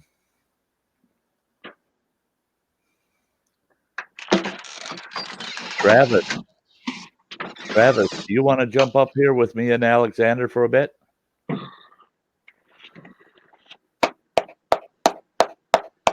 Will says my friend had a black powder fishing line launcher. Oh, Well, line thrower. That'd be we fun. we had some fellas. Oh, this quite a few years ago when I was living over in Minnesota, farm country, and okay, I'll put the link up for you there, Travis. Oh, by the way, Sty, how do you like my mini spittoon? Oh, check that out. Yeah, I found this in the woods. That's awesome.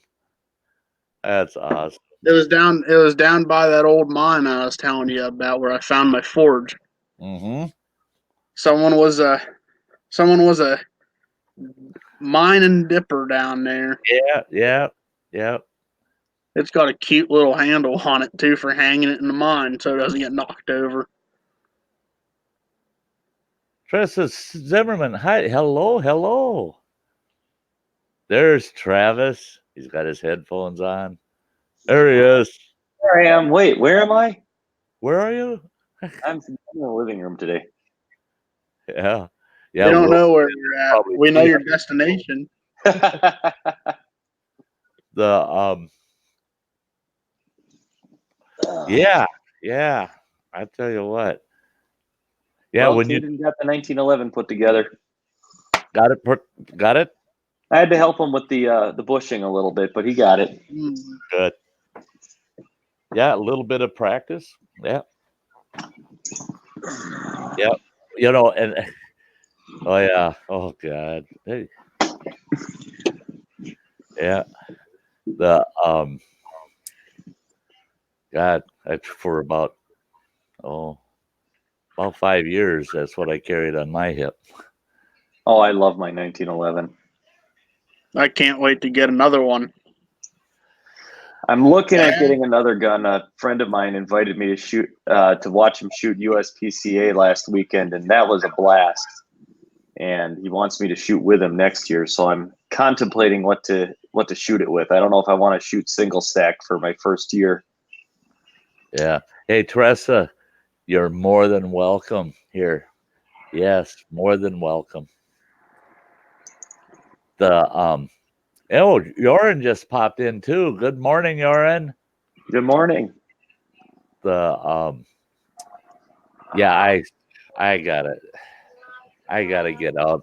Hopefully the weather will change for me. I gotta get out and spend the day out on the range and just plink a little bit. It's been a month and a half since I've been out to the range, so but I got a spot. It's Morning, forest. Yoren. It's a Forest Service. It's all Forest Service, but it's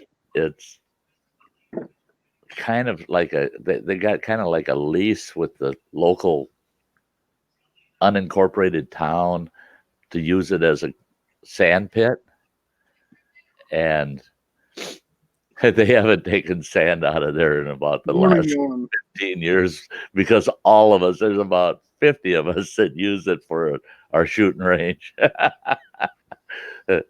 They said, yeah, we'll never be able to use that sand for any kids' sandbox. I said, no, you know what? No, between all the brass that's in it and all the lead that's in it, no, you don't want like their sand, like their gas, unleaded. Yeah, they want unleaded sand. Hi, Tyler. Hey, Tyler Woods in the house. Great to see you, Tyler. Throw another log on the fire, guys. How big you want it?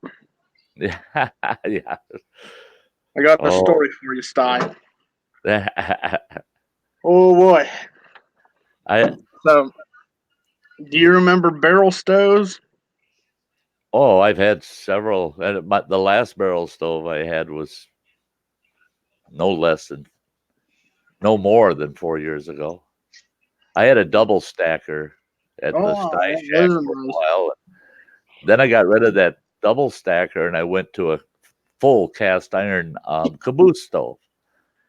Those are nice. And it was a nice Nice big one. pot belly. Yeah, nice big pot belly. But I tell you what, those barrel stoves, don't you ever let me stoke a fire in those. Oh, them puppies can get Me and white my hot, can't they? well, I'm gonna for you. So me and my buddy, it was about 2014. Oh, what's today? The 10th. Okay, so 5 days from now, on the 15th, it would have been.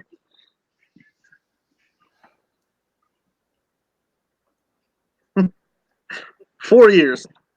Had to use both of my hands. 4 years ago, in 5 days, me and my buddy built this trapping shed. We're like, hey, we're getting pretty cold in here. It's getting cold outside. I think we need to take the chainsaw, cut a hole right about over here, and put a stove in. So that's what we did the next day.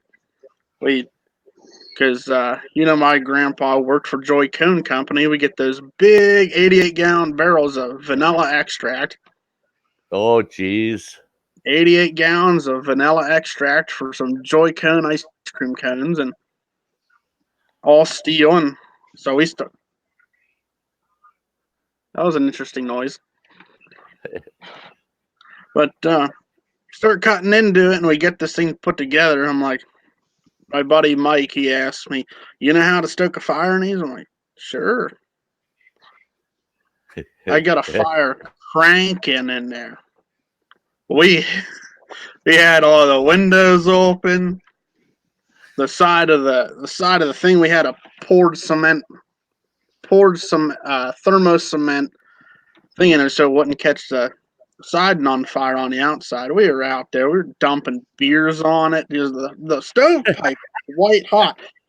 We ran out of beers to dump on it, so we're like, well, we can't waste all of them. Let's drink them and pee on it. We'll get it cooled down. Oh, that stinks. Oh, Yeah. oh, Yep. Not enough windows open. no, you don't. I tell you that. what, it took us 2 hours. We had to take a break from flesh and hides just to pee that down to temperature. Oh, I can only imagine what that smelled like. I did that. Oh, it was awful. I'm sure. Granted, we were drinking Busch all night. I tell you what, when we were out there in northwestern Montana and decided to go off grid for a year up in the backcountry, and I was exploring all over, and I found this parcel of land that had this old logging trail that followed this mountainside up to this beautiful 80 acres, and sitting on the hillside, right on the mountainside, was this awesome cedar cabin that's leaning at a 45-degree angle. And I went back down. I figured, yeah, I can get my truck through the brush that's growing over that access, that old logging access in there. I can squeeze through there. And you could tell nobody had been driving in there for years. And we got through there. I got to put the family. I had a big crew cab Dodge Forest Service, old retired Forest Service truck, 1970 Dodge. Got them all loaded up in that truck, and we drove up through there, through all that brush, and we got up there looking at that cabin. My ex-wife goes, "Are you nuts? You really want us to look at that thing's going to fall over?" I said, No. I said, "I'll borrow my buddy's backhoe, and I'll drive it all the way up this damn mountain and get it up here, and I'll push that cabin back straight." Well, she caved in and said, "Fine. It's better than what I was originally talking about was 6 of us living in a 14-foot ham can camper with an outdoor kitchen." And so she said, "Yeah, I think a 20 by 20 cabin will be much better than that." Well, okay, we got the cabin standing straight, and I drove pole barn spike. That cabin didn't have a single spike in it. It was just notched cedar logs. and they had shifted it. So, hey, good to see you, Caden. Hey. We can't So- hear you with the headphones on. Hold on, I'll disconnect them. Oh, yeah, let them hear. Hey, Caden. Okay, try now. Hey, Caden. Good to see you. Missed you out at camp. We'll see each other next summer, though, or sooner. Or Yeah. sooner. We may end up at my Yeah. beach in a couple weeks. Before I do that, I got to change that bearing on the Suburban. Yeah, that doesn't sound like fun either. No, But it I'll doesn't. finish this up quick. So after we got the cabin all stood up and everything, and I'm looking at it, all it had was cedar shakes on the roof, and you could see the light through the roof, And I told the ex, that's not a big deal. I'll pack in some rolls of felt and we'll throw a tar paper roof on it. So we did. And then she goes, okay, how are we going to cook and eat? I said, no problem. I had got myself a little sheep herder's stove. It's got a nice little oven in it. It's just like a regular cook stove, but it's about a fourth the size. And I said, that little sheep herder's stove will work great for cooking. She said, okay, but we're not going to heat this place with that. And I said, yeah, it won't do it. I said, let me think about it. I'll figure out a way to get a stove for us. So I went out scoping around for some hunting grounds one day, getting stressed out with everything the wife wanted at the cabin. And I'm walking through the woods and I found an old trapper's cabin. What was left of it. There was only about 3 logs left of the log walls around the perimeter of it. The roof was all caved in. And I love that stuff. So I started digging, trying to find what might be in that cabin. And it was on that property. So it was on private land. It wasn't on forest land. It wasn't part of the wilderness designated lands. So if I found something, it's mine. So I'm digging like mad. I'm digging through this whole camp. What did I find? I found this stinking 55-gallon drum barrel stove with a full cast iron door kit. It's got the pipe yoke on it, and it's got all 4 legs. I drug that thing out of there, and I had to carry it about 3/4 of a mile back to our cabin. And I got it home. It was about half full of ash when I found it, and I managed to clean all the ash out. So it wasn't that terribly heavy to drag out, pack out. Got home, got that set up in our cabin, and I got that thing so damn hot, just like you were saying, Alexander. Yeah. And we're all sitting around it going, oh, isn't this nice and warm? Because it was getting pretty darn cold. We were all sleeping in, I think, coveralls and winter jackets because there was no heat in the cabin. And we're all loving this, right? Well, my ex-wife goes, Sty, look at this side of the stove. And I looked over it. I go, whoa, whoa. She goes, it's white. I go, yeah, that's not good. I said, that's not good. Well, mind you, this stove was in that old trapping cabin that had collapsed for how many years? I don't know. I take a stick of firewood, and all I did was poke the side of it. Bad move. A chunk at least 12 inches around broke off and fell right inside the stove. Oh, wow. So all of a sudden I've got this big 12-inch hole in the side of this roaring hot 55-gallon drum. And we're trying to figure out now what the hell do you do? I mean, we're going to burn our only home down. The kids, they were smart. It was, your problem, Dad. Bye. We're gone. We're out of the cabin. We'll wait outside, see if it burns down. Oh, that cabin filled with so damn much smoke because it's going to take the path of least resistance. Oh, yeah. So it decided it ain't going up the pipe anymore. It's going to come out that big hole. Mm-hmm. And the only thing I could figure out, we had a galvanized garbage can with a lid on it, metal lid. And I took that metal lid and I had about a 3-pound sledgehammer, hand sledge. And I started pounding that lid. And I Forge welding it to it. managed to get that bugger half moon shaped enough, and we put it up against that thing, and I took a crowbar and propped it up against the side of the stove. And we just waited for the damn thing to cool down. And that's how I ended up trading off that really nice Model 94 for $400 and a wood stove. I got myself a regular sheet metal wood stove. But That'll do it. I love those 55-gallon drums. I found they're hard to get fired at first. To get once just to get going. But the minute they get going, boy, don't get carried away like you were saying, Alexander. You took your tail right out of a cabin with one of them. And when I had my double stacker, I took that and I cut in the front of it. I cut a hole in it, and I slid a 33-gallon barrel in it, and we tack welded it at the back. That was fun. This buddy of mine, skinny little bugger, I managed to get him to be able to reach down in there with the arc welder and tack weld that in there.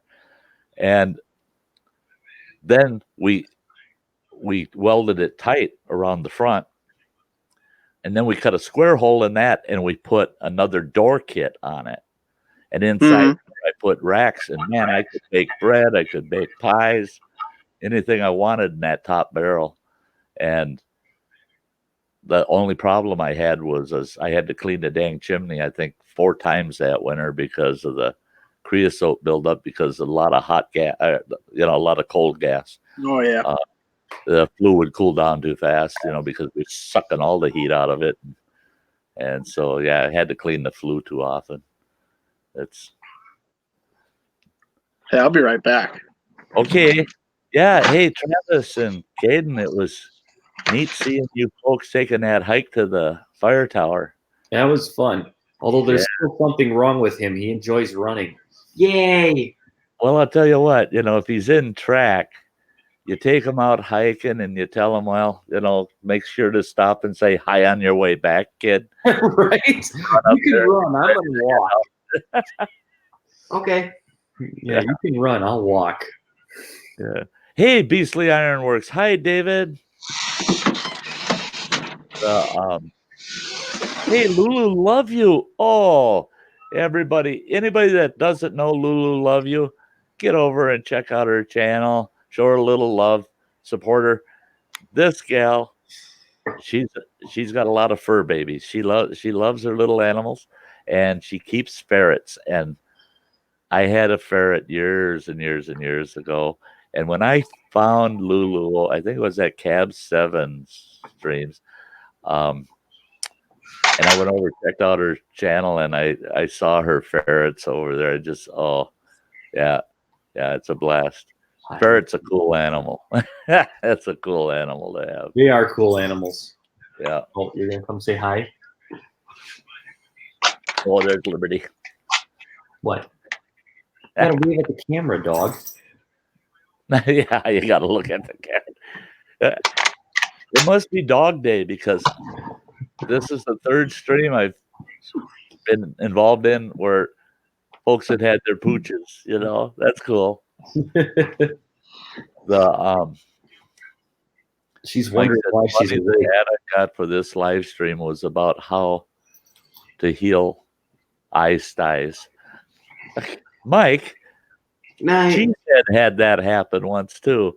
Oh, Caden's taking off. He's heading to bed. It's bedtime. I won't be too far behind him. 5 o'clock still comes too early. Right. Tomorrow's still a work day. Don't remind me. It's been a long week. Yeah, everybody's been saying that this week seemed long for them. Oh, Monday they set the stage for the whole week. Now, did you take your class up to Myers Beach? I did. And we met with a National Park Service ranger, and he gave us a guided tour and pointed out some of the cool geological features and kind of told us what was going on. And so did he hike with you all the way to the top of the cave? He did. Yes, he did. We hiked from the parking lot to that big fissure that's like 1.8 miles in, and then most of the kids stayed behind it, but me and Ranger Steve and probably about 5 other kids went the other half mile to the bowl. See now, I come into that region. You head farther east up 13 past Myers Beach, and you got to take some old logging roads, right? And there's a couple of plots of private land, and there's a spot you can actually squeeze a rig in and park. And I've got about maybe a 400, 500 yard hike. Oh yeah, brings me right out on top of them. Nice. Well, did you? They have a. Bus. I don't know if they have it there anymore, but they had a seismic station there. It just measures movement in the cliffs. Yeah, and they had, solar power. The seismic station with the solar power, and it had webcams on it so they could monitor the ice. And and I come in from the southeast of that. Okay, so you come in on the far side of the bowl from where I was. Yeah. Oh, it was a beautiful day. It was a fun hike. Yeah, it was roughly 5 miles round trip, but it was worth it. Right. I'm back, everybody. Sorry about that. Welcome back.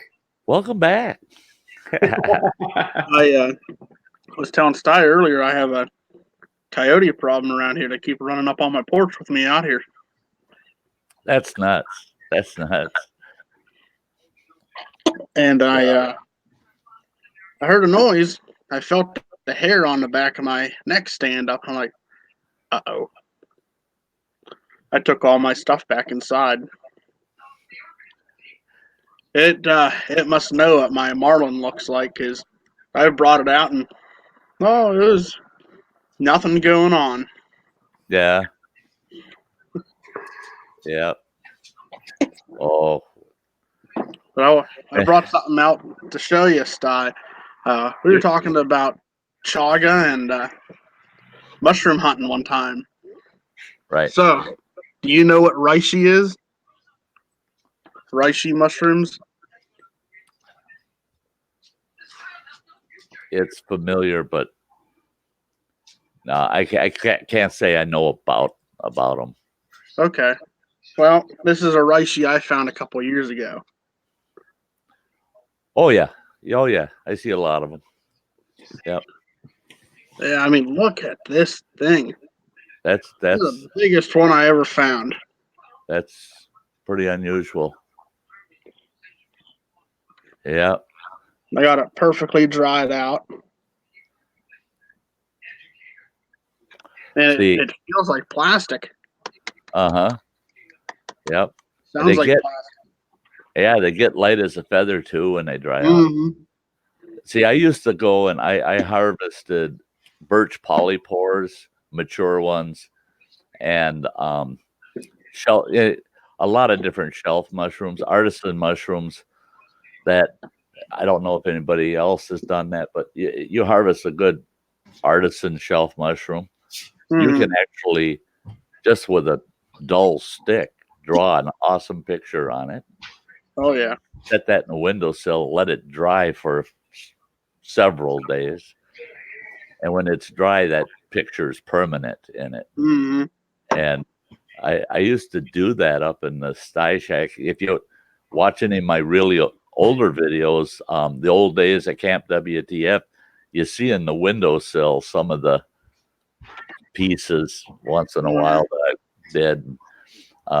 I would paint the larger polypores that I'd find, but I found polypores that were, the biggest one I found was 14 inches. That was a monster. But I would paint a forest scene on them, Oh, wow. and then peddle them off for $10-15 a piece at the local corny days. Just just make a couple extra bucks. But that's something I got to do too. And this weather's got to change, so I got to get out to my kids' property. He's got a lot of new growth maple, Oh and yeah. I got to cut me a few perfect saplings, and I got to cut cookies out of it. Yeah. What I do is I just cut cookies out of them, and I want them about 2.5, 3 inches around. And then all I do is I take my wood burner and I'll draw like a pine tree on the back or a beaver or some damn thing. And I did probably about 300 of them. I don't have a single one anymore, not even one that I kept for myself. But I gave them all away. It's kind of advertising, but most of them had a beaver on the back of them, wood burned in, and then it just said Sty North on the front. And we called them beaver cookies out at camp. And when one of my students would excel in a bushcrafting skill, they could earn a beaver cookie. And then at the end of camp, I would have different bushcrafting gear, ferro rods, Mora knives, small day packs, things like that. And we'd have price tags on them in the form of beaver cookies. So they earned those beaver cookies to be able to buy gear at the end of camp. Oh, that's a nice idea. Yeah. That is cool. And they loved it. They loved it. But then them buggers started stealing them. Oh. I mean, because I'd say, well, you need 10 beaver cookies to get this backpack, right? So they give me 10 beaver cookies and I throw them in a basket. Next student come up and say, oh, gosh, I want that Mora and that ferro rod. Well, there'll be 6 beaver cookies. I give you 6 beaver cookies, put it in the basket. Well, I didn't pay much attention to the damn basket. Well, at the end of the day, and this went through a whole season. What? At the end of those camps, after they'd buy their stuff with their beaver cookies, I'm under attack. I'd count those beaver cookies and it'd be short. And wait a minute. It would be significantly short. They would go over and they grab a couple out of that basket, stick it in their pocket, take home with them as a souvenir. And I told them they could, it's up to them. If they spent them all on gear, then if they wanted a beaver cookie, I'd give them one for a souvenir. Oh, no, they just started stealing them from me. Yeah. So I know a few people went home with a pocket full of them. But eventually I used them like business cards, Somebody introduced themselves to me and I'd tell them who I am. Then I'd hand them that beaver cookie. And I was trying to get somebody to make me a steel with our website on it, a steel bar. Yeah, stamp, so that I could tack weld that to the end of a rod, heat that, and use it as a brand. And then we started talking about shutting down the camp, and I said, I'm not going to go there. Yeah, Gary Irwin, lacquered bracket fungus, yeah. I think somebody's trying to tell me something.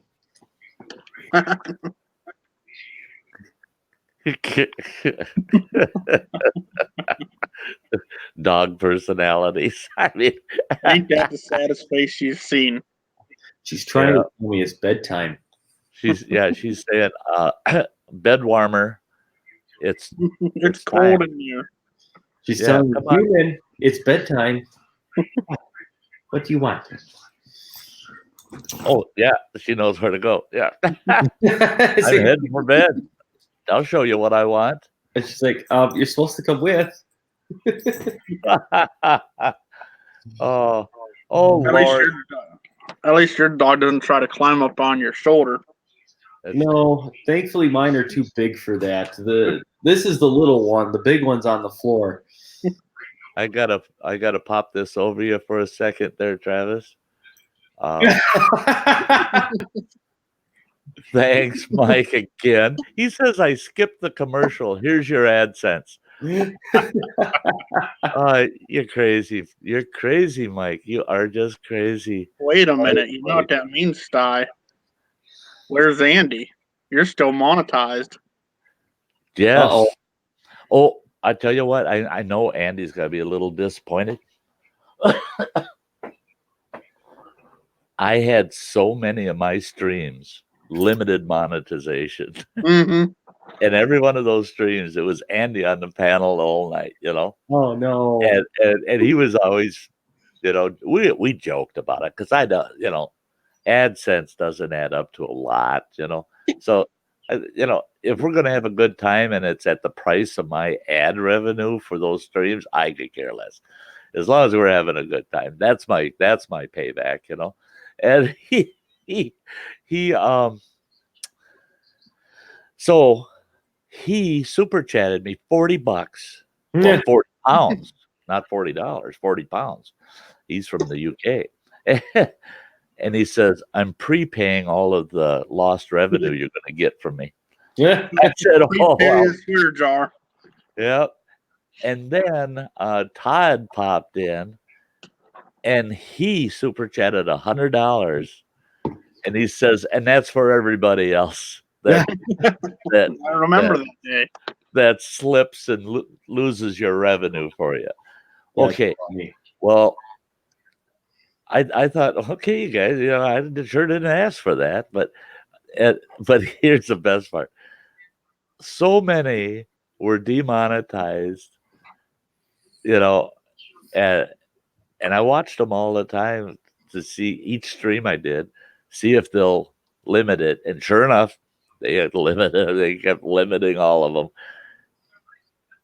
About a week ago, I jumped on there and I went to my video list and I looked at my streams. All I have now are 2 streams that both of them have copyright claims on them, so I don't get the revenue the copywriter does, you know. All the rest of them are fully monetized. YouTube went in there and must have reviewed them and said, yep, they're good. That's so funny.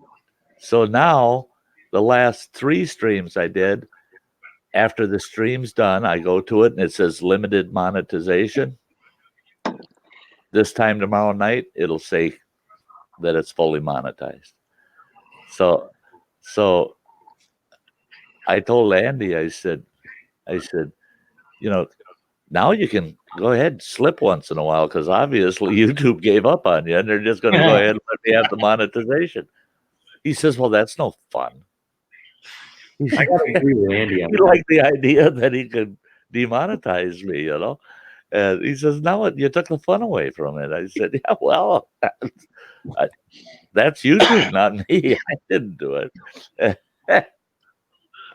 So I told him, I said, "Yeah, just keep being yourself." Yep. That's why you know, I tell everybody, you know, just, you know, we want to keep. We don't want it raw. We do not want it raw, but you know, if we drop an adult word once in a while, I mean, we're all human. It's when we get abusive with it and we would just keep dumping it and dumping it and dumping it. And that's like Alexander, thank you very much for bumping that channel name. I was keeping up well enough to realize what the channel name really was, and then about the time I had it figured out, then you tagged them in it. Oh, that one. I was like, Yeah, that one earlier. Yeah, where the Yeah, that channel was- name. I'm that was- amazed wow. YouTube would let somebody have a channel name like that. I know. I saw that after I came into the stream. I was reading past comments and went, "Whoa, what was that?" Yeah. Because I I was thrown off by it. pressed, and I was like, "What?" Yeah. Yeah. Well, that was the other day. Was it? I can't remember which day it was and whose stream I was on. And I'm a moderator for their stream, and I asked them permission to delete a comment and block an individual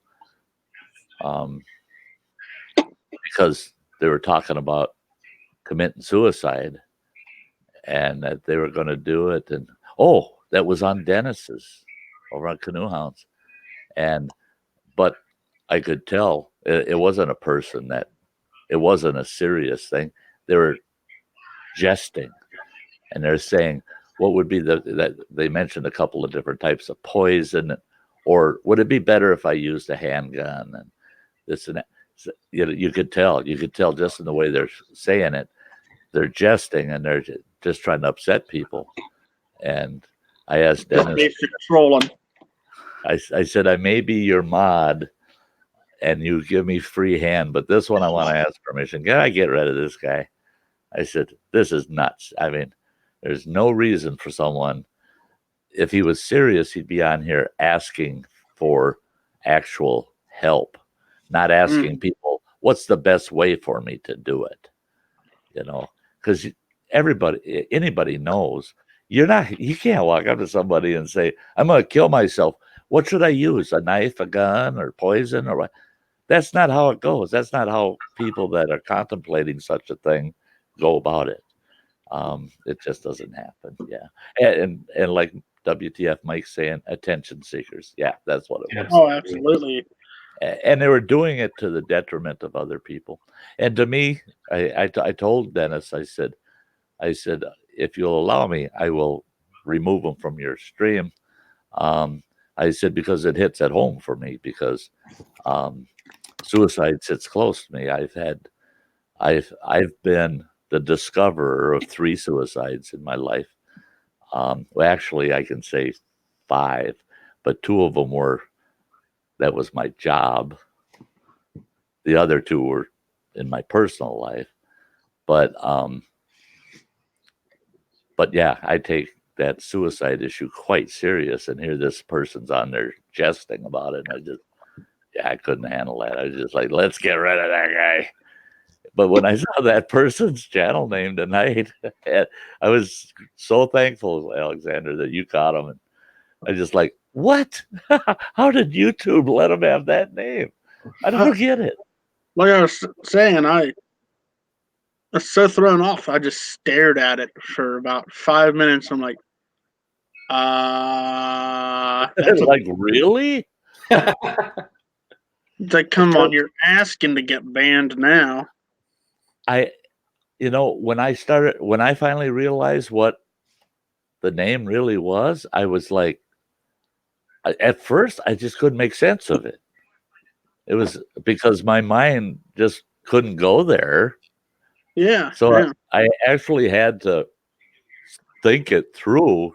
That one of those things. Oh my God! What are you because it's just too shocking. I mean, that's like going out to your hen house full of white chickens and there's a flamingo standing in the middle of it.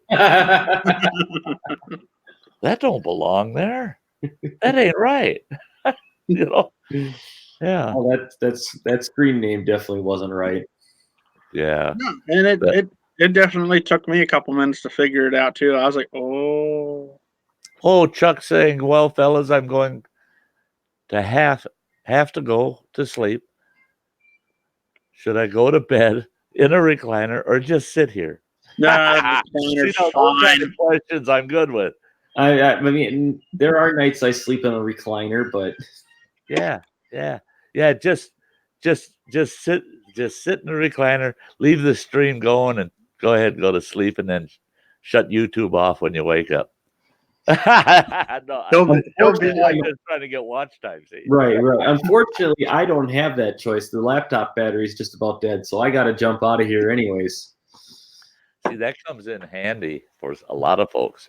They go, oh my gosh, my battery, I got 12% left. I gotta go. And I'm sitting here going, I'm using a desktop. Oh, it's pretty nice to have one of these attached to it.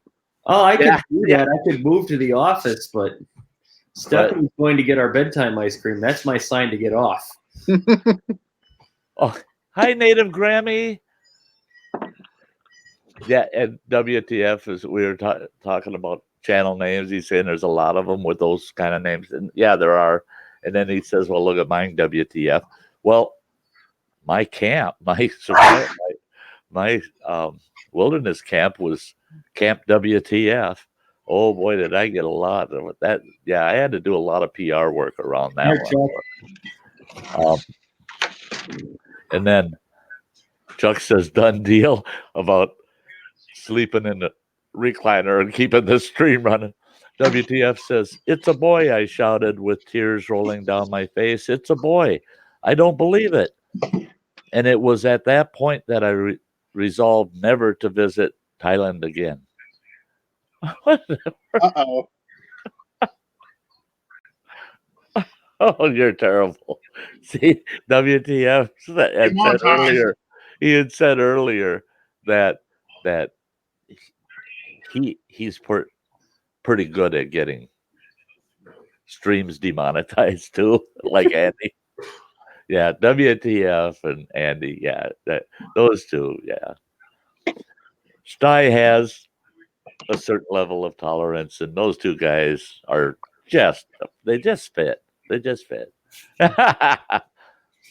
All right. Well, I'm out of here. So you guys have a good night. You too, Travis. You take care, Travis. Yeah, take care. Maybe I'll see you guys out tomorrow when I actually set up and go live. It's been over a week. I figure I probably should. That would be in the evening, right?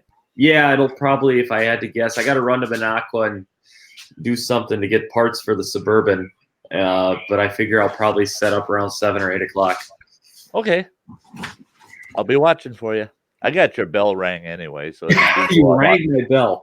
I rang your bell, so it'll throw me a notification. I'm one of the lucky YouTubers. I get notifications. I do too. I get yours all the time. Yeah, but I've got my ice cream, so I'm off to bed. There you go. Oh God, I wish I had ice cream. Nope. Good night, guys. Good night.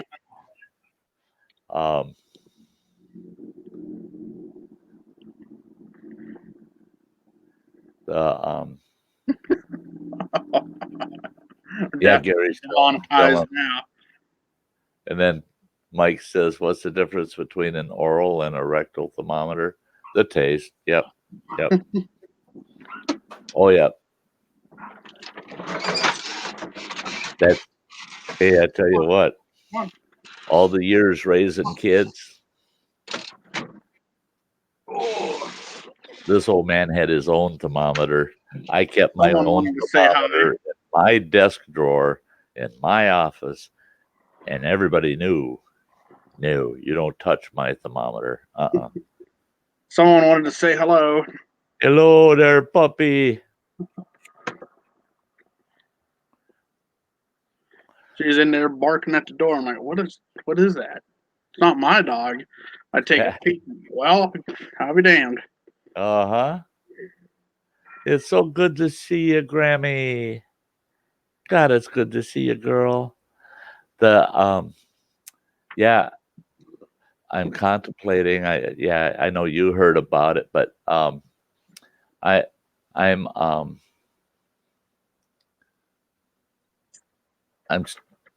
over the winter considering the possibility of going out on the road on a permanent basis, getting rid of everything that I want to get rid of, everything else going into a storage unit, and me hooking up to the Sty Shack by the end of next summer, by late summer, hooking up to the Sty Shack too, and hitting the road for God knows how long, forever, for all I care. I'm gonna make a Canadian East Coast, North Atlantic, and back through PA. I'm gonna go see Alexander and come back through. There's a couple folks I want to meet on the way through. Back home, hook up to the Sty Shack too, and hit the road. Follow the weather.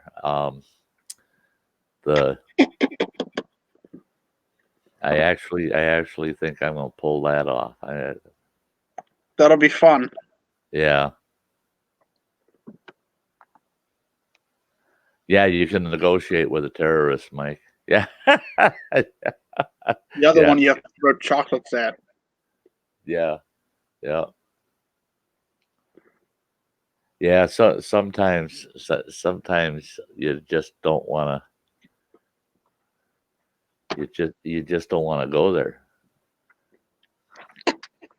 The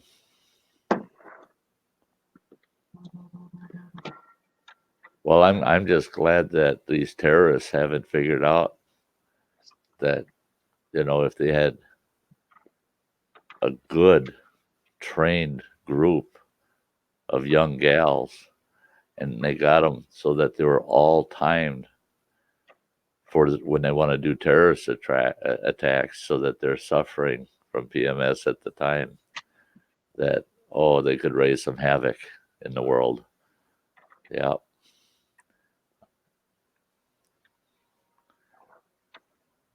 Yeah, because they wouldn't be very forgiving. Okay, Mike, fully understand. Thank you so much for supporting my channel, buddy. Good night, It Mike. was awesome. Awesome. Yeah, but as long as I can keep 8-10 folks in the house, I'll keep this running for another half hour. Put me out at 3 hours tonight. Yes, Grammy, I was talking the other night on a stream about me doing that, and I mentioned that. I said I don't want nothing to do with California, Oregon, or Washington State, other than the fact I'm definitely going to slip into Oregon because I definitely have to go see Grammy and her honey out there. I got to stop and see you folks. I will not. You will be the only reason I'm going to be on that western coast is to come see you. Yes, I get out there. You bet I'll be there. The Welcome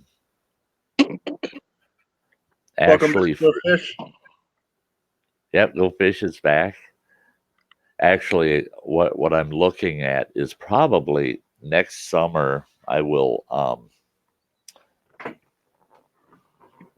because I'm planning a quite extensive trip through the eastern third of Canada, and then coming down through Maine, and then cutting across all the way back to Wisconsin, and then back north to Wisconsin.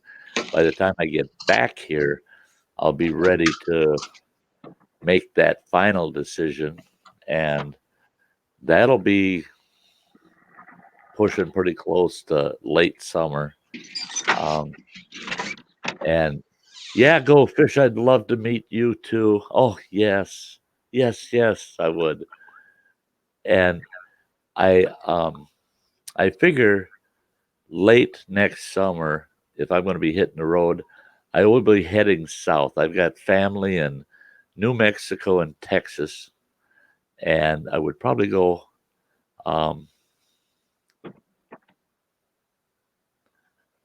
you're northeast, so you wouldn't have to go far into Oregon.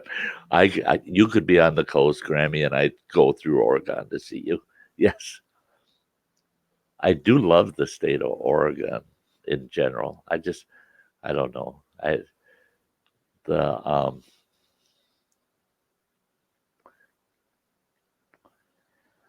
the only thing I want to avoid is some of the states where they're not gun friendly to folks like me.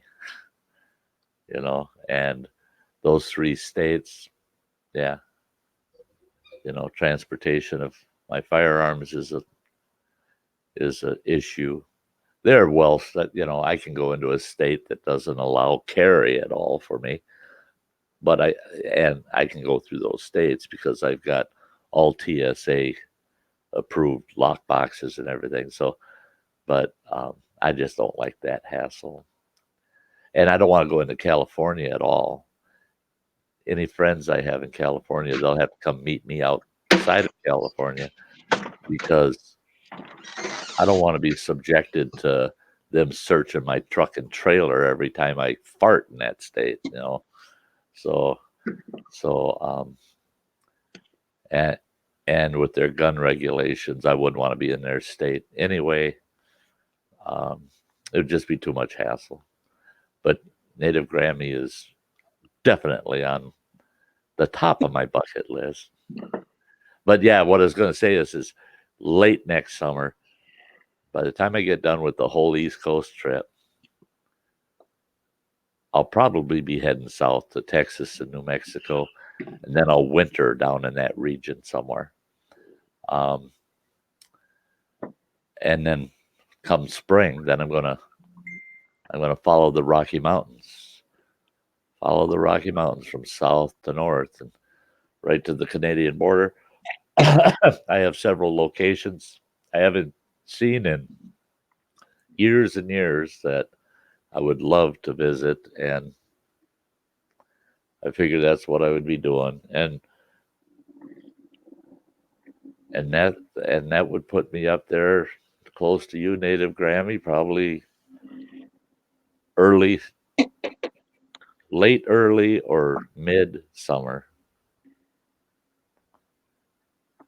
I just wanted to let you know, Sty, you're talking about coming through Pennsylvania. I hope you're ready to stay a while. Oh no, I gotta get to work. Oh, you don't need to worry about that. I got a job for you. You forget I'm opening a business that's just right up your alley. Yeah.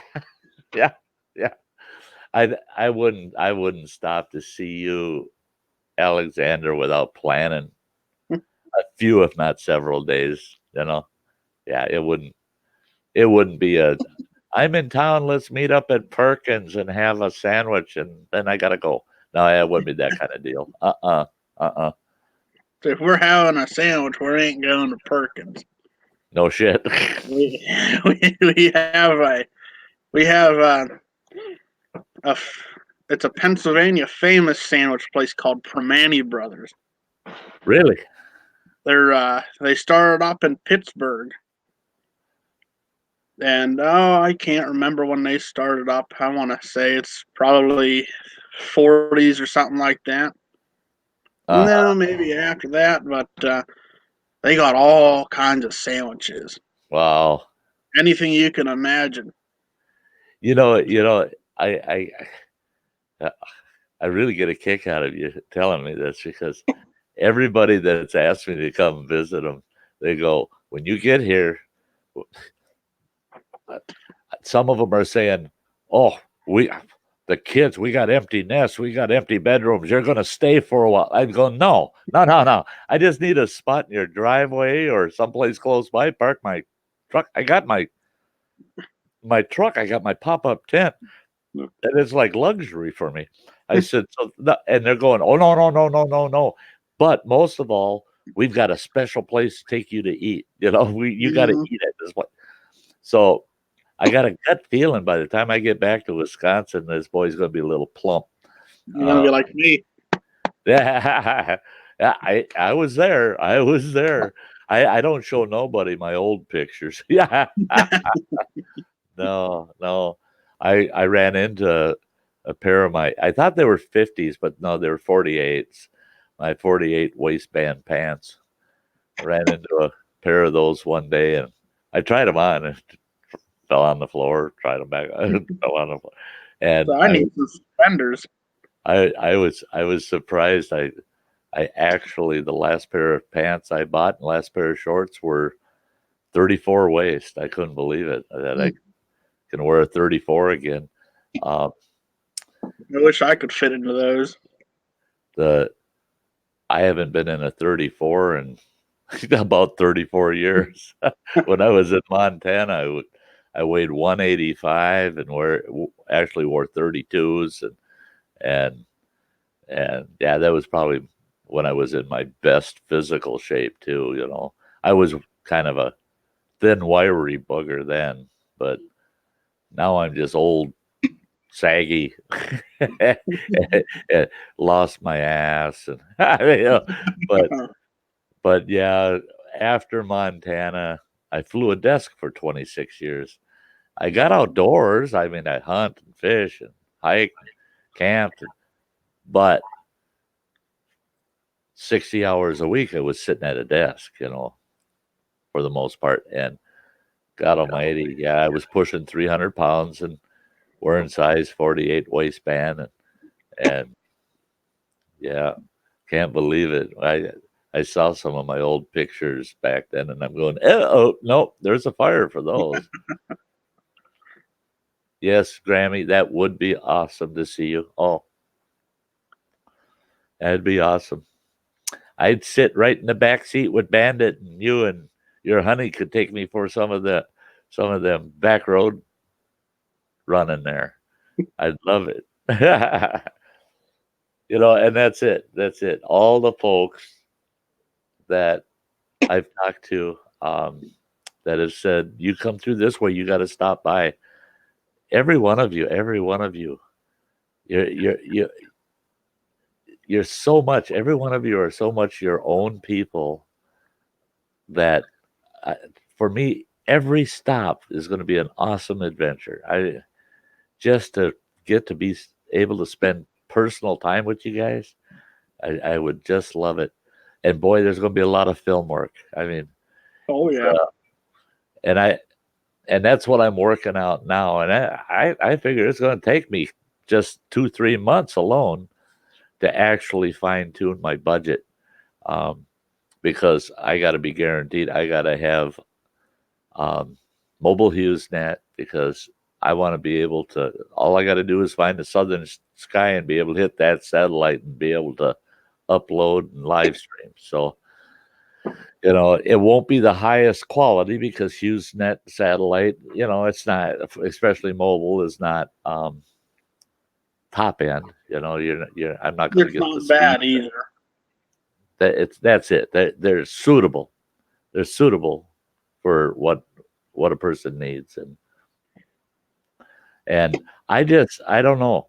I don't know how many years this old boy's got left in him, and I figure if it's 1, 2, or 20, doesn't matter. I want to spend every year just out there, just exploring, meeting people, and I think about all the content and the stream time and stuff I can do on a continuous life's end kind of road trip, and I think it would be just a blast. It'd be just Oh yeah. awesome.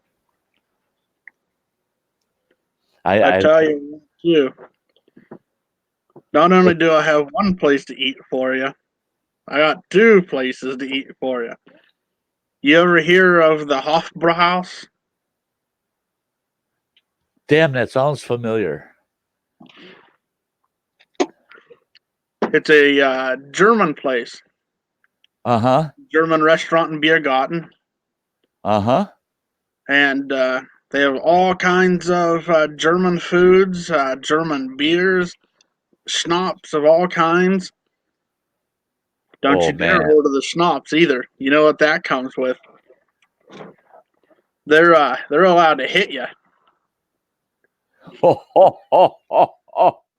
They actually carry around a paddle with them, the waitresses. Uh-huh. They give you, when you order, they give you 3 smacks to keep you in line. They're allowed to hit you. They're allowed to hit you. But another thing, I kind of wanted to update you what was going on with me personally too. I mean, you've seen just on Facebook, but they don't know what's going on. Right. I've mentioned in the comments here before, I'm starting a business, and Yep. I am starting a European-style hunting outfitter. So I will be bringing in some European products to the American customer market. Uh-huh. And I have 4 people willing to work with me so far. That is Jaghund out of Austria. They are a clothing line. I have Harkila out of Denmark. It's a clothing line. I have Puma Knife Works. And I'm working with Hubertus Knife Works out of Germany right now. They're a little hard to get a hold of, But the one American company that I gotta have, and it's just an American staple, is Filson. Uh-huh. Oh, that's yeah. Okay, yeah. Filson, and I might carry some Orvis products. But my plan is, I don't get me wrong, I love Pennsylvania. I really love it here. It's where I grew up. But ever since 2014, I mentioned this in my video, I think, of what motivates me. And this is kind of something I'll bring up too. Ever since 2014, I went and visited a Native American medicine woman who was living up here in Pittsburgh, Pennsylvania for the longest time. I Mhm. was, and this is kind of a background on me, so it might go some places. So I'm just gonna start from the beginning. Chronological order is the best order, correct? Right. So, as some of you may probably can tell, or maybe not tell because I've grown up in life, I wasn't necessarily the best kid in school. And I wasn't necessarily the best young adult either. I mean, anybody who isn't a butthole in their early 20s is a sociopath. But I dealt with so many problems I struggled with because influence from my family and who I kept around me. And it's going to get deep here. I dealt with racism, anti Semitism. Uh, I didn't like Middle Eastern people. I didn't like yada, yada, yada. I Uh-huh. didn't want to be bothered with nobody. I wanted to be me, myself, in my own little world. And that is unrealistic, and you cannot do that. Yeah. Yeah. Yeah. Yeah. It's hard to accept when you realize how shallow your life has been. And you know what changed me was, and now when I grew up in the 90s, I was born in 1992. Video games were the blame for everything. Right. But there was one game that taught me that I had friends from all over the world. And it is a classic game to me. It's and some of the younger people here, I'm not sure if there's many from my generation, but it was a game called Medal of Honor Allied Assault. Oh yeah. Oh yeah. Yep. It was a World War II game, and they had an online multiplayer where you could play with different people all over the world. Soon I was making African American friends. I was making friends with people in Asia. I was making friends from the Middle East, and they accepted me for who I was, and I began learning that hatred is in fact taught. That's it. Right. And mainly because it's taught, it comes from people who are ignorant of their culture and do not understand. Right. So,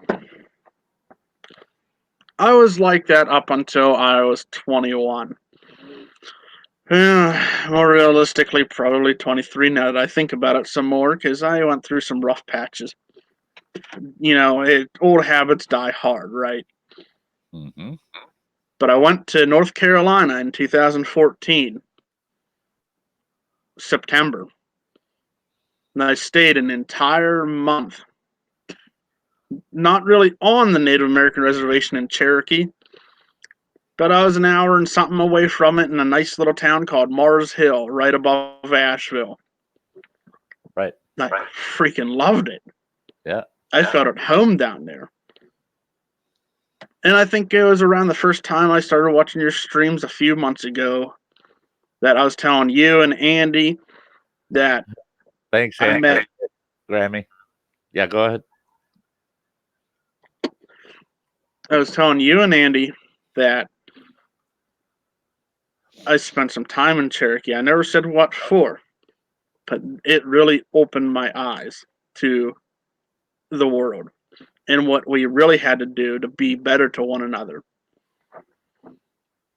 And all it took, out of high school, I met this Native American woman. She was a medicine woman.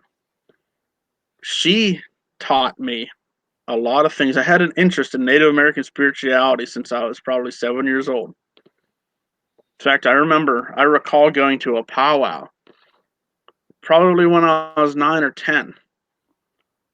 And I was talking to one of the ladies working there at the gate. And I had brought some of my Native American stuff that I made out of Pat Catan's kits. Mm-hmm. And she was overlooking my craftsmanship. And she really enjoyed how much of a good job I did. And I was telling her, and I don't know where I ever learned the term at that time at 10 years old, but when I grow up, I want to be a medicine man. I just said it. I'm like, medicine man? I don't even know what the heck that is. And so this lady, she put me on this quest, this mission.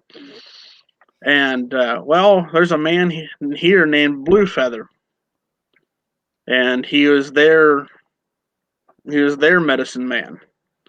He was actually Native American, not just a reenactor.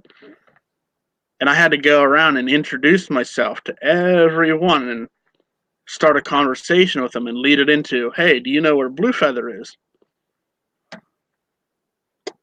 Eventually, I found him. And he gave me it was a scrimshaw deer antler, about this big here. That's probably about 3 or 4 inches. And he said, I'm going to bless it for you. Eventually, you will get on the right path to be a medicine man. So in 2014, this medicine woman invited me down to North Carolina the year before because she was moving back down to the area where her family grew up. Well, everything happens for a reason, right? Yeah. I was finally able to go, and it was easy. She taught me that if it's meant to be, it'll come easy. And I went down there in 2014, and I learned so much. I spent 30 days sleeping on the back porch of this medicine woman's house. And I tell you what, I've slept in the bed all my life except for Boy Scout camp. I tell you what, that couch was comfy. Uh-huh. I used to be up, and I've fallen into this habit. I can be up to 3 a.m. to 5 a.m., go to sleep, be up at 1 or 2, 3 in the afternoon. As soon as I got there, within 3 days of sleeping on that back porch, I was going to sleep at 9, 10 p.m. I was waking up 6:37 in the morning before everybody else. Yep. Ready for a full day. Oh, yeah. And I learned so much stuff. And, as one could probably expect, being that it is Native American medicine, Cherokee Bear Clan, I cannot talk about it unless there is a problem in which I can assist you. Yep. Then I am permitted to talk about it. So my dream was realized. My 10-year-old dream was realized at that point. Yep. And all the hatred, all of the ego, everything. All sheds off. Gone. Yeah.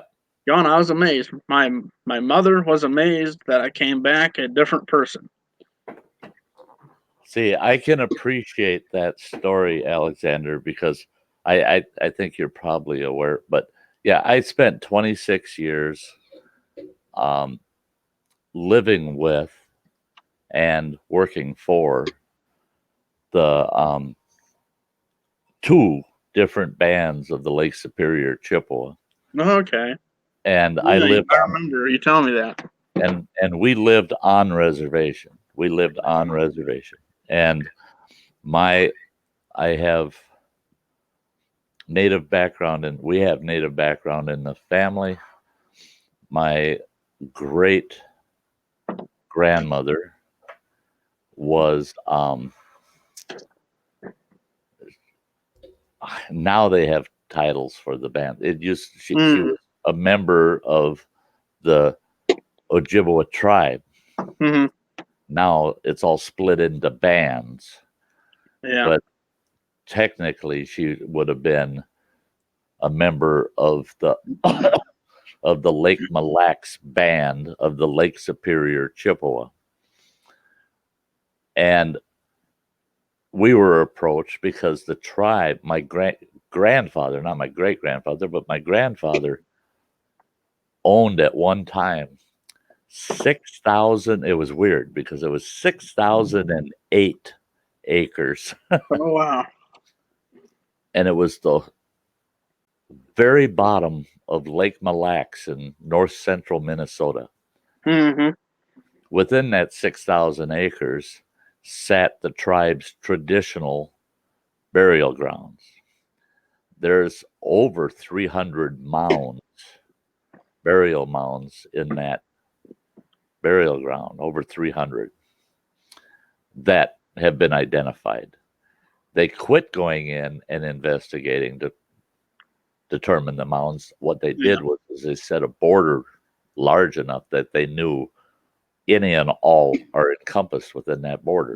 And Yeah. that's now part of what they call Father Hennepin Memorial Park. Hmm. And my grandfather, he purchased that land. He purchased that land. I can't remember the year. Very, very, very, very early 1900s. And he purchased that land. If I recall, it was like $1.50 per acre, $1.50 an acre. So it was a lot of money actually to Mm. purchase that land. But he purchased it from the federal government Hmm. because they had at that time already put the tribe into reservation status, Yeah. and they gave them a reservation and ceded so much territory that they could hunt and gather on and stuff. Mm. But this land was part of that ceded territory and belonged to the government. Well, the government figured sometime in the future, someone's going to want to develop along the lake. So my grandfather made an offer on the land and they sold it to him because he put a huge logging operation on the shoreline there. Hmm. Well, when he found out how that land became actually available for them to even sell to him, and he ran into some issues with his logging operation and he wanted to get out of it. So Hmm. what he did was he sold the land back to the tribe. Hmm. Um, he sold it to them for 12 cents per acre.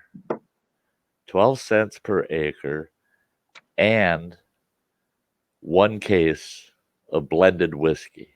Hmm. All said and done, the deal was done. There was a regional land office close to them, and they went, and everything was done. Everything was supposed to be on the up and up. Several years later, the federal government never realized he had sold that land back to the tribe. Hmm. At that time, that was a big no-no. Yeah. So the feds stepped in and took the land back. Hmm. They didn't make him take it back. They took it back as theirs again. So the tribe lost all that land. And it was a shame because that land is priceless today. Yeah. And it's all developed with beautiful lake homes. Yeah. You're talking hundreds and hundreds of millions of dollars if you were to try to purchase it all back today.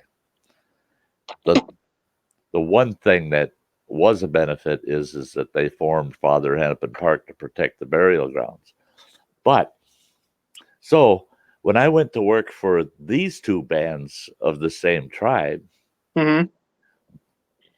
but were 200 miles apart. But the Ojibwe covered a huge territory, all of the Great Lakes area from Michigan west, right up until their borderline was a bloody borderline with the Sioux, with the Lakotas. But when I went to work for them, when we moved on reservation, I went to work for them. I got such an education. So did my family, my kids. My kids went to school with Native kids. It got to the point after several years, it got to the point where we actually had tribal members, and I would say the majority of the tribal members forgot we weren't tribal. They didn't. They did. There wasn't a tribal activity that didn't occur without me having the tribal leaders coming right to me saying, "You and your family have to be there. We got to have you. You got to be involved." I've done many traditional sweats. I became so attached to and personally involved with some very strong, true traditional tribal members and so many elders. I mean, there were so many, and most of them are gone now. They've passed away in the last 30 years. And I miss them all dearly. And what really shocked me is some of the elders, fortunately, were able to, what I consider, properly educate the next generations. So we do have some young, true traditionalists. Now, I was at a powwow, and I took this old fella. Franklin was his first name. I'm not going to give his last name, but his last name was French, which was not very uncommon amongst the tribal members. A lot of them have French last names. Yeah. It was French Jesuit priests that actually came, and they were the first non-natives to settle amongst them. But old Franklin asked me to take him to the powwow. And I said, okay, sure. And now old Franklin he had a rough time just getting around. So I get old Franklin over to the powwow, and it's not a pat on my back, but actually it was such an honor that I get to the powwow. Franklin is one of the most senior elders in the tribe. Franklin, they're not going to say boo to. I mean, that boy, he could walk into a tribal council meeting, and you could hear a pin drop. Nobody said anything unless he asked them a question. That's how much respect they showed toward this old boy. I walked in there with him, and I was going to pay for the entry fee for me. I knew he's not paying no entry fee. Nobody's going to charge this boy anything to do anything on that reservation. But I go to pay my entry fee, and they said, no, you don't pay entry fee. And I go, hey, just because I'm with Franklin. And they said, no, you don't pay. You don't pay anything to attend anything traditional here at the tribe. I said, okay, fine. We get in there. They invite him up, and there's like a promenade that looks out over the powwow grounds. They invite him up to the promenade. He says, only if Sty's with me. And I said, okay, because he needed help. He couldn't manage stairs himself. So I helped get him up there. And they said, would you say something? We've got the whole tribes here. We've got hundreds of people here. Would you say something to your tribe? He got up to that microphone. I couldn't believe what he said. And it stuck with me. It still sticks with me today. He points out over that whole crowd, and he points at all the dancers because they had the main procession go through in his honor when he got up there. There's got to be 200 dancers out there. And he points at all of them. And he says, I am shamed to be here today. Everybody, I mean, it got so damn dead quiet, I couldn't believe it. You'd swear there wasn't anybody there. It was so quiet. And he goes, I'm ashamed because I see all of you dancers out here and all the audience that are dressed for the occasion. And he says,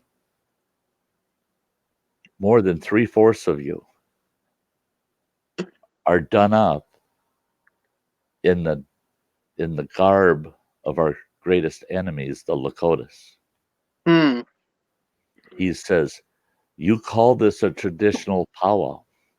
He says, what do I see over there? And he points. He goes, I counted 15 teepees in the campground over there. He says, our people never once stayed in a teepee. Our people don't know what teepees are except that they belong to the enemy. He says, but yet I don't see a single wickiup, a single wigwam. I don't see any traditional dwellings of our people. And I see nothing but a bunch of our enemies, a bunch of Lakota out here. He says, it makes me want to go home and get my gun. He says, because we would never allow them on our sacred traditional powwow grounds. And I'm like, I was headed up there. I'm the flamingo in the white chicken coop. I'm like, oh shit, I don't belong here. This is not going to go well. I could not believe how many people, visitors to the powwow, didn't react so much as the actual tribal members, because we had a lot of out of area people there. But the locals, next thing you knew, all of a sudden, they're taking their garb off. They're taking everything that did not represent their tribal heritage. They're getting rid of it. They're taking it off. And he got this big smile on his face, and he said, I would rather see you powwow in Nikes, blue jeans, and a t-shirt. And he says, with your head held high. Then I know which people you are. And I'm thinking, I mean, this guy can't take it any further than he took it. He couldn't take it any further than he did. And he turns around and he points at me and he goes, look at this guy. He says, he's more Anishinaabe than anybody here. How in the hell could he say that about me? And I looked at him. I said, no, Franklin, that's not right. And he goes, you need to be quiet. He said, this man, he knows our traditions. He says, he's taken true traditional ceremonial sweats with the elders, not with mixed group of inexperienced so-called traditionalists that really don't know their own tribe. He says, he's been to the heart of this tribe, and now he lives that way and he practices it, because when in Rome, you better learn to do as the Romans. And he has. He says he's learned what it is to be native. And he says, and we've got all of these by blood natives pretending to be our enemy. He said, I hope you folks can understand that I love every one of you. But he says, doggone it, when I was a little boy, if we seen you showing up on our reservation, we'd be shooting at you. And, you know, it was a real eye-opener for me. It was a real eye-opener for me that, and him and I talked a lot after that at his home. He made what he called canoes. He'd make Native American fry bread, but he'd stuff it full of currants, wild blueberries from the, they have them in the freezer, all these different collected fruits and berries that he found throughout the year. And he'd stuff them and fold them in half, and they were in the shape of a canoe. And he'd deep fry those, and they were to die for. And we sat there and must have ate about a dozen each. And he just let me ask him anything and everything. And I told him, I said, I just don't fully understand what happened today. And he said, well, what happened is now people can understand that Anishinaabe is not to be born, it's to live as an Anishinaabe. He said, you do not have to be blood to live as an Anishinaabe. You need to live it. Yeah. You need to live it. He says, you need to have the blood to get your BIA card. He says, but this tribe, anybody that lives by the natural laws of the tribe, becomes a member through their life. He said, you'll never have our member privileges that the card gives you, but he says you'll have the respect of any other tribal member. And yeah, he proved that. I've got so many Native friends. I mean, they're actually still my Anishinaabe is the general name for basically it means the people, and Anishinaabe is the Ojibwa tribes. All the bands of That's what they call themselves. Right, of the Lake Superior Chippewa call themselves Anishinaabe because they're the people. They consider themselves the original people, and to use Anishinaabe is a reference in respect for the whole body of the tribe. That if you're Anishinaabe, you're part of the whole tribe. You're not just an individual. Yeah. Your spirit box said Anishinaabe once. Native Grammy, oh my Lord. I love those little things. Those are cool to play with.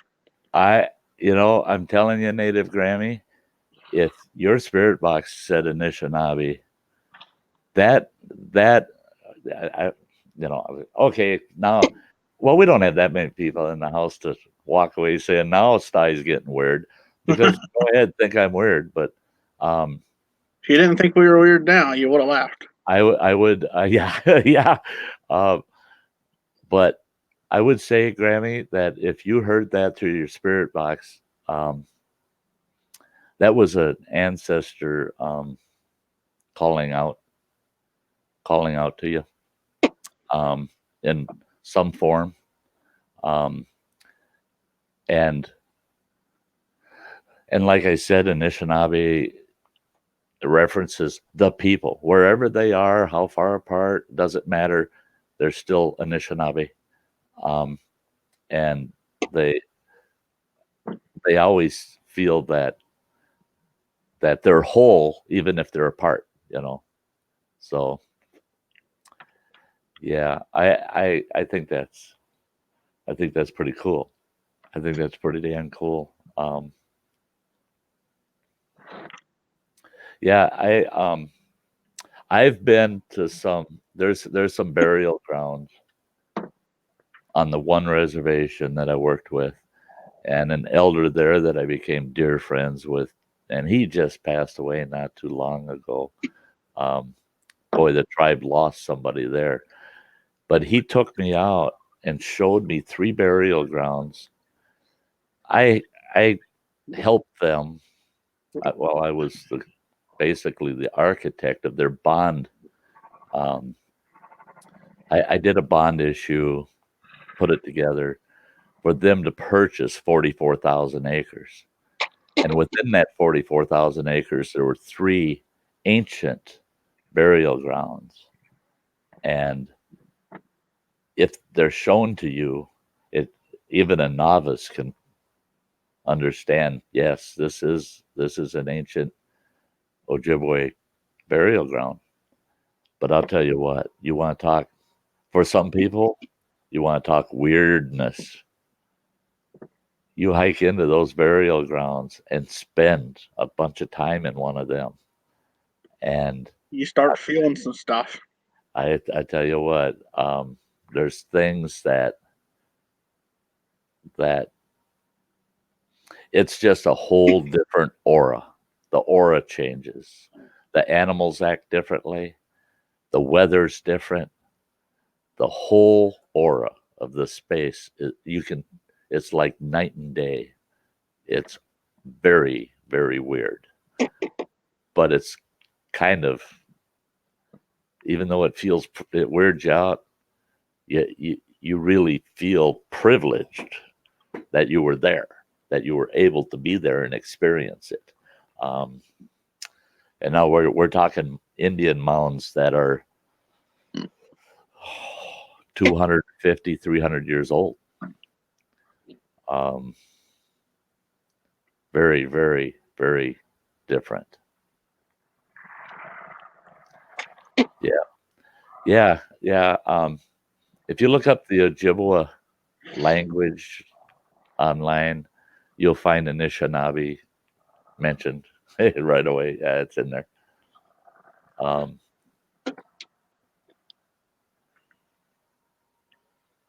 yeah, Will, I see that. Yep. Was digging up a lot of arrowheads. He stopped and called it off for respect. See, that's the thing is a lot of times when you find a cluster of artifacts, that means it was a village location. Yeah. We have here about 300 yards that way, up on top of the hill here, was the border of the Delaware and the Shenango natives. Uh-huh. I go up there in those fields up there. They're cornfields now. Yeah. But I tell you what, that we were in a private call talking about this. I don't hunt up there. I will not hunt there anymore. Feel like I'm being watched. I don't like that. I feel like there's something behind me when there's nothing behind me. Oh, I got to answer something Native Grammy said first. No. She says, didn't get to know the language because she lived out here for 9 years. And I know the area she lived in. Great people down there. But says, I didn't get to know the language. I would be an enemy, LOL. You know, that's the thing is the tribes are losing their languages. Now, very few people know this, but there's been a push now, and this push has been going on for the last 25 years. Now, this might freak some people out, but I'm sorry. I just says it the way it is. This isn't my take on it. You know, it's and I'm not trying to promote or discredit somebody or something, but the push started with the Democratic Party. Members of Congress and the Senate, Democrat members, for the last 25 years have been continuously, and it's still active today. And it's no better word, it's a bitch to find any background and history on it because they don't want this out. They don't want it out unless they can fine tune it and someday bring it to Congress. But they've been working on the elimination of tribal reservation status for many tribes. and they definitely are trying to attack the eastern tribes. Now, for Alexander and me, this is a real issue because we're in that area. Everything east of the Mississippi. Eastern Band Cherokee for me. Yep. Tribes that are west, you got to keep in mind their treaties were, I mean, they were like today's 2019 model car versus a car from the 1930s. When you look at their treaties versus the treaties of the eastern tribes, the eastern tribes, they were much more generous with the eastern tribes when it came to stipulating specific rights. Now, the first thing the government wants to do is get rid of the reservation status of these eastern tribes so that they don't have to support them anymore. If the tribe doesn't have a reservation, well, we don't have to give them federal funding anymore because now they're just part of the world. They've been assimilated into society. And why do they, but how can they do that, right? Because these treaties are supposed to be perpetual, but they're not. Every treaty is looked at by the federal government as a contract. All they have to do is prove one party of the contract no longer exists, and the contract's over. The treaty's dead. And you know what they base dissolving these treaties on? Language and occupation. Those are the only two things. And when I say occupation, it's not work. It's where do you live? Now, the one tribe I work for, they're at 54% of their tribal members, 54% live on reservation. All the rest of them live all over the United States. Well, of course, they get educated and they move on and they move away. They move away. They go to big cities, become upper middle class or whatever happens to them, right? They went out there and they assimilated themselves into the bigger society. Now, they're still tribal members, but they don't live on tribal land. The government says if you have less than half of your tribe living on that tribal land, you're no longer the people we entered a contract with. Because when we entered a contract with you, the contract was all of your people will be living on these lands. All of your people. You go under half of those people living on those lands, you're no longer the people we entered that contract with. Because obviously, more than half of your people aren't interested in it. So they're not part of the contract. So you're no longer the person we entered with. The other issue is language. They say the people we entered the contract with didn't speak English. They spoke it as a second language. Mm-hmm. We entered a contract with another nation. How do you identify a nation? By where does it live and what does it speak? Mm-hmm. And they're saying you've lost your language. You've lost more than half of your tribe. You're not the people we contracted with anymore. We're going to take your contract and make it null and void. And they've been working on a bill for 25 years. The problem they have is tribes keep changing. So they got to tweak that bill all the time because they know darn well they take it to Congress, they're going to have that's going to have to be squeaky clean Mm-hmm. to get something like that to pass. But it was getting so damn close while I was still working for the tribes. And I sat on in panels with tribes from all over the country trying to work out what can we do to stop this.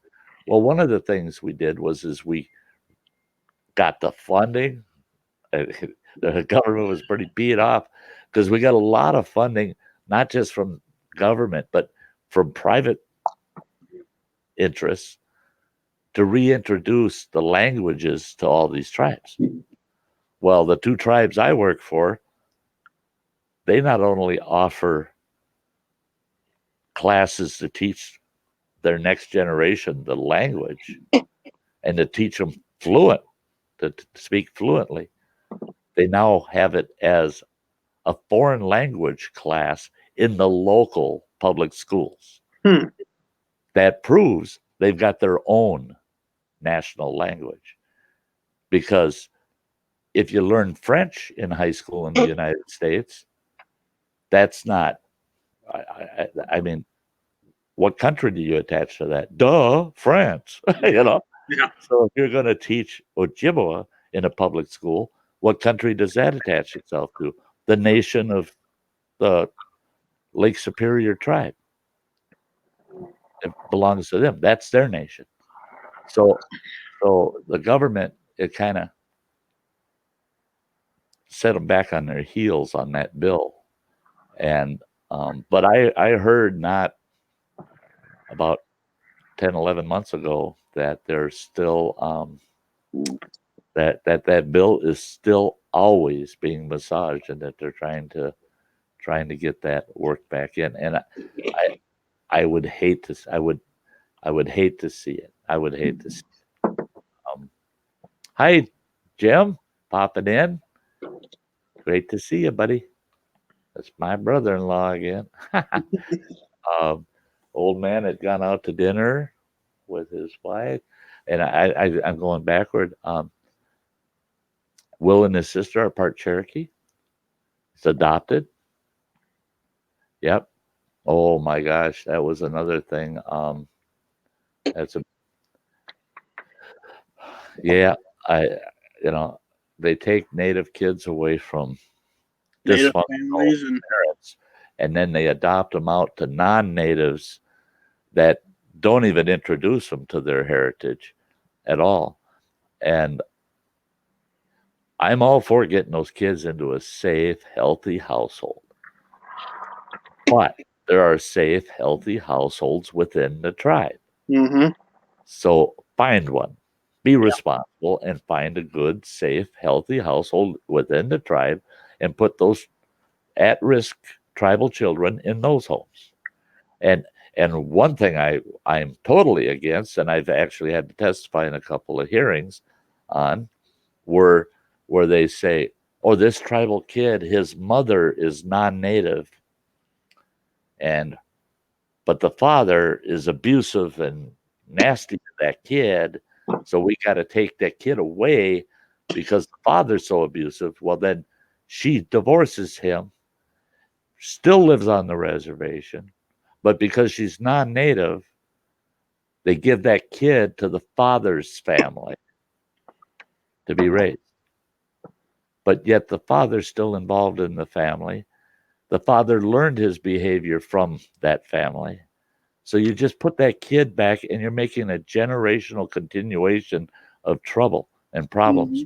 If she's willing to be on reservation and raise that tribal child with his peers or her peers, educate that child with their peers, then do it for the well-being of that child.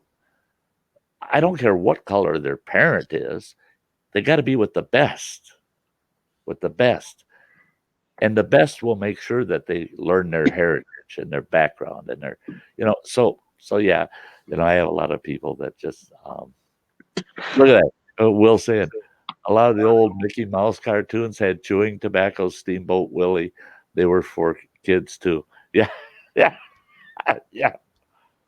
Yeah, no, there's no date on the spit tin or nothing. It's completely unmarked.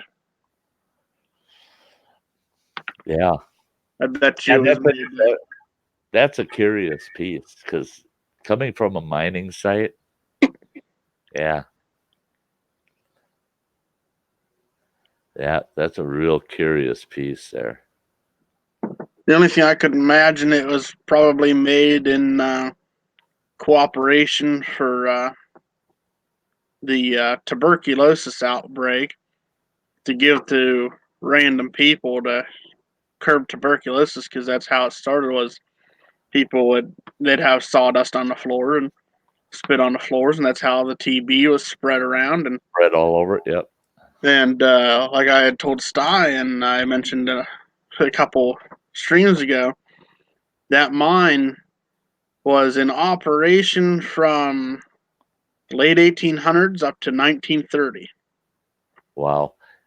So that's nice knowing that the post date on it was 1930, Mm-hmm. because right there you're already in the artifact region. Yeah. So anything you find there is going to be pre 1930, Oh yeah. and that's great. Bryce is back. I have the old sump to the mine too. Not do here, but too. It's down on the property. Uh-huh. Every day, every morning, they'd stick a post in it and back and forth, pump And it out. And the rails are still laid all the way back into the mine. now, was that coal? Oh yeah. Mm-hmm. That was all coal. Yeah. There's probably I want to say there's probably a seam that's almost 3 feet long going down through each side. Wow. Hey, It's running still water. there. It's You know- still there. I'm still mining it out. I'm trying to remember who it was. Somebody.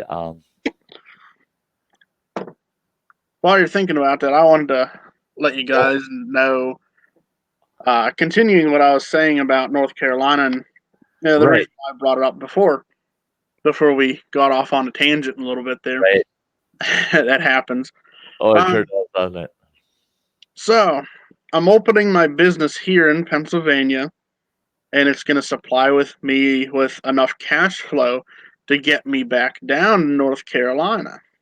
Uh-huh. I'm going back, and it's going to be permanently. You're gonna set your roots there. I will be quite at home in the Blue Ridge Mountains. Wonderful. I tell you what, I found some extended family members down south. I was doing some genealogy of the Bortz family, and I found out that I have family and relatives in Kingsport, Kentucky, which is an hour and a half away from where I'm moving. Oh, wow. Look at that. Yeah. Things happen for a reason, right? Oh, yeah. Yep. And well, see, yeah, you're so right on that, Alexander, because first of all, you've held that dream of being there. oh yeah, Now the opportunity and the means are starting to present themselves. yep. Now, how many people in the world do we know, and we all know many, passed up those kinds of opportunities, even though the means were there? They second thought what felt right. They second thought it, and then didn't finish it out. Didn't do it. So yeah, I tell you what, you got all my support in finishing out that dream. I'm just not that kind of person. I'm not gonna sit here and talk about something I'm not gonna do. See, that's it. Is if I know that I'm uncertain about something and that I'm trying to develop it into something, Yeah, I don't make that clear. That's like me moving out of a established place and living off the road for the rest of my life. That, the decision to do that is easy. The logistics are difficult. That's what you got to figure out.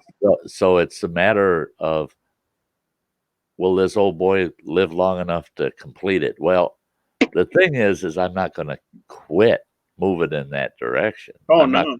No, I'm not going to quit moving in that direction. I just don't know exactly the day it's going to happen, but it's coming. It's coming. Yeah. Yeah. But I'll let you know too.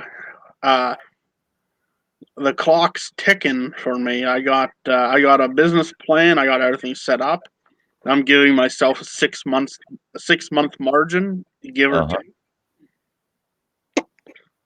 So, springtime 2021, I'm out. Uh-huh. Route 19 south the whole way. I don't even take the interstate. Yep. Yep. But I tell you something else too. We talking about people losing their culture. You know, it's not just the Native Americans either. I Oh really no. feel. It's everybody losing their culture. You're so right. I know where you're going with that, Like, Alexander. Yep. look at German Americans. We came here before the majority of the English came here. Yep. In the 1600s, the Mayflower landed. That wasn't the first ship here. Yeah. There, and that's it is fragmented history. Mm-hmm. Yep. So, with specifically my family and all of German America included, and you'll understand what German America means in a moment. My grandfather was pure German. We Well, probably would have okay, gotten now along. he called himself pure German, but actually just over the border into Czechoslovakia is really where his father originated. But German America, here's some Pennsylvanian history for you. In the late 1600s, William Penn, Sir William Penn of England, came here to found a religious colony, which is the reason why we came to the Americas to begin with, was for religious freedom. Freedom, right? So the Germans were all Lutherans.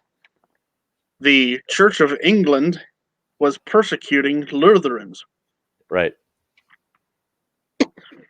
William Penn gave Pennsylvania, the entirety of Pennsylvania, to the Germans who were willing to come here. And the Germans tested it out. They're like, hey, yeah, we like it here. It reminds us of Germany. Right. So they started pouring in. Yep. And up until, let's go ahead and say, the Revolution. During the Revolution, some anti-German propaganda was formed because of the Hessian troops being contracted by England. Right. That was the beginning of the fall of Deutsche Amerika. Uh-huh. So we worked around that. People were like, oh, well, these people are probably going to stay here and assimilate anyhow, which we did. Yep. And we come to World War One. The end of the Prussian Empire was, what was that? 1895 was the fall of Prussia or something like that. Yeah. Then we Late had the German Empire. Yep. So the German Empire up until 1910, 1911, 1912 to 17, etc. When America got involved with World War One, boy, no one liked the Germans. No one. They hated them. Right. They hated them so much that German families were scared of being turned in as traitors to be executed. They Anglicized their names. My family never did that. We said, we fought in the Revolution for you. We fought in the Civil War to save you from the South. To hell with you. Yep. German America will fight back if you want to push us. You don't want that. We've won plenty of wars up to now. Then World War II came along and some Austrian redneck made it worse. Yeah. We're still, we're Yeah. still Yeah, hating. talk about Yeah. throwing fuel on the fire, right? Oh, those Austrians. Yeah. You know, and that's you know, my grandfather was I mean, it he's a true patriot. Um he's pure German, and he was an immigrant, and in fact he immigrated when they immigrated over. It would have been literally just barely pre World War One, Hmm. and but you could tell when you went to their farm. Hmm. It wasn't difficult to tell. He still practiced and lived his German ways. He was devoted and very patriotic to the United States. Oh yeah. He loved his country. He loved the United States. But he absolutely refused to give up his heritage, Oh yeah. bring it with. And you got to respect a people when they do that. You really do. I had a situation with a place I worked, and this might be the part of time of my life where I mentioned that everybody who isn't a butthole in their early 20s is a sociopath. Yeah. But I was pretty open about being German. Uh-huh. So, I mean, this is Pennsylvania. Pennsylvania is for the Pennsylvania Germans Uh, since the beginning. Well, I didn't know this, but I started noticing problems at work with my coworkers who were related to the managers because it started becoming a family matter. okay.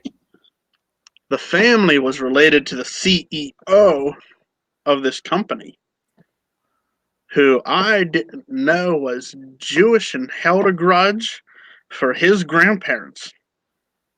And Oh, they worked out a devious little muppet of a plan and got me fired by some some things that I'm not going to say here, but I yeah. filed a police report in retaliation to their police report. I went in there for my last paycheck. I told them, you can go ahead and tell me not to be German, but you're going to have to kill me, put me in my own chamber, and gas me to take that heritage away from me.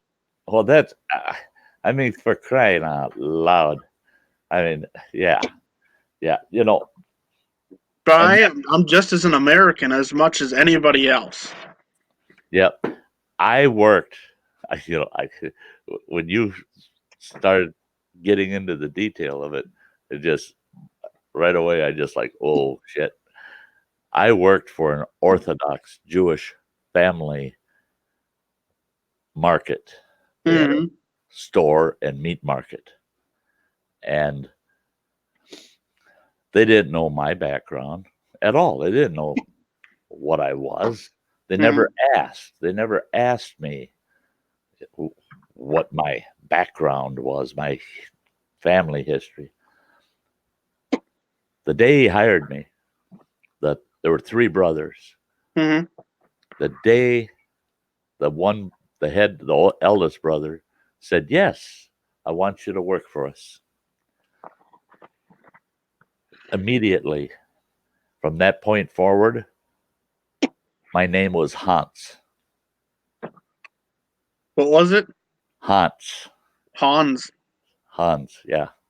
And and for 4 years, it got to the point where I was starting to wonder if, damn it, did they actually change my name? Because I mean, all of our customers would yell, "Hey, Hans!" And it was so evident. It was so evident the division they were trying to create. they wanted my work, but they really didn't like my presence. Mm-hmm. And as long as I worked, kept my mouth shut, and and never asked for any more money, they tolerate me. Is really what it was. It was they were just tolerating me. But when I started standing up for myself and started making comments like when I told them, no, I'm not working Christmas Eve and Christmas Day. You can kiss my German hiney Mm-hmm. because I really don't give a shit if you like it or not. Then it started becoming a rocky road. The only thing that I benefited from and was able to stay with them until I chose to leave was one of the brothers was ostracized by the Jewish faith because while in the military based in Alaska, he got one hell of an appetite for bacon. Mm-hmm. Mm-hmm. And for Orthodox, oh my God. I mean, they damn near, they damn near wanted to sacrifice the guy. Oh yeah. And they had him working their meat department for the store, the third brother. And he took me under wing. So I ended up being his apprentice. And they had me because I was going, you know, Yeah. which to the Jewish faith is a two-legged, soulless animal.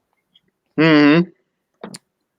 Being I was going, I could prepare and handle all of the non-kosher meats. Mm-hmm. So I had my own separate walk-in cooler. I had my own separate meat counter, and I did all of the non-kosher meats for them. But this ostracized brother, he did all the kosher meats. And I said, well, how? I said, Bill, how can you do that if you've been ostracized from the faith? Because you're no different than me then. And he Mm-hmm. said, well, by blood they allow it. I said, see, it's this marginal BS. Either you are an Orthodox Jew or you are not. Mm-hmm. I said, I am English, Norwegian, and German, and some Native American. I said, now, are you going to are you going to pick one of those or all of those or what the hell are you going to do? You know, and I just, I'm one that I just really have. See, I don't like any nationality. I don't care who it is. I don't care what color they come in. Mm-hmm. But any nationality that says mine is the only, mine is the only. It's only this. That's all right if you go back to where you originate Mm-hmm. to be only that. But here, we are only all citizens of this country. We're all citizens of this country first. Mm-hmm. Then we have our heritage and our practices and our traditions that come in after our devotion to being one of the many, you know. And yeah, when people yeah, like Freeman James is saying, yeah, he grew up in PA. Yeah. There are sections in every town, Little Italy, Irish, German, Polish, etc. Yeah. Oh, this Polish fella, I had my truck with me for about 6 months when we were in PA. Yeah, we had some fun with him. Oh my gosh.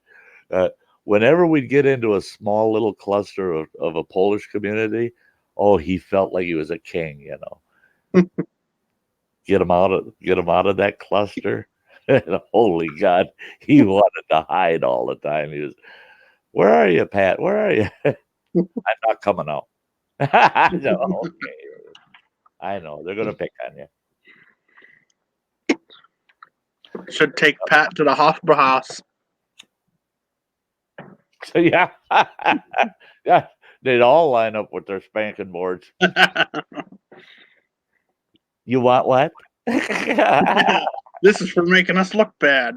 Yeah, here you go. Here you go. Oh yeah, and I've got Bohemian in me, and that's funnier than hell because everybody goes, "Oh, you're just a bohunk." I go, "You can call me a Polak too. I don't care. I don't see because that's my whole point is okay. So okay, I'm a bohunk. I'm a German, Norwegian, English. You know, I'm not enough of any one to get upset if you want to call me anything or say anything about it. I'm not enough of anyone, but I love knowing the history and traditions of all of those that I am. Hmm. That's because it only gets lost through lack of use. That Oh yeah. yeah. That's why I don't like it when people get insulted when somebody wants to share that information. Well, don't get insulted. I mean, you don't have to. You don't have to like it. Um, that's like there's foods that I don't like, Hmm. but I'm never going to tell anybody you shouldn't eat it. They're sitting there with a smile on their face, just feeding their face full of this garbage that I wouldn't stick in my mouth. I'm That's not going like to tell them you shouldn't eat that. that's like I'll sit here and eat Braunschweiger all day long with mustard. I just finished mine. I just had last night, Alexander. I had two of the thickest Braunschweiger sandwiches you ever seen, just smothered in mustard. Just that's I what I love it had with last mustard. night. But I can't stand watching somebody eat chickpeas or hummus or whatever that's made out Oh, of. oh yeah. And like, Oh, ooh, it looks like mud. I mean, yeah. I haven't even tasted hummus yet. I've had people offer it to me. I go, Nope.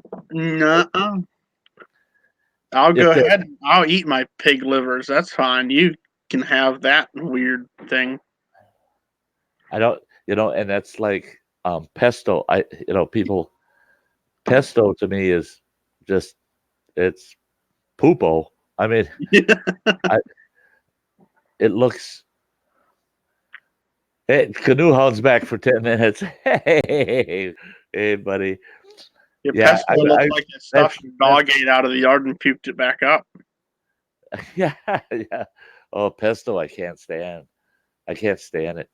I don't mind pesto, but I, I just don't uh, eat it. hummus and then tofu. Now, Mm. I've eaten tofu and I laughed. I laughed as I ate it. I go, this is the most ridiculous damn thing I've ever Yeah. experienced. Why in the hell are you calling this food? Why- and they It's just mush. and they're saying, but it tastes so good. I said, tastes like crap to me. It's like, I taste, said, what are you talking about? I don't taste nothing. no, I mean, who wants to eat soybean custard? No, thank you. Nope. What the hell? Like, go ahead and make custard out of almond milk. There ain't no, stuff on almonds. Right. Oh, man. Sty, can anyone give their opinion on vac machines? Vac machines? Hey, I'll be right back. Don't go anywhere. Ready.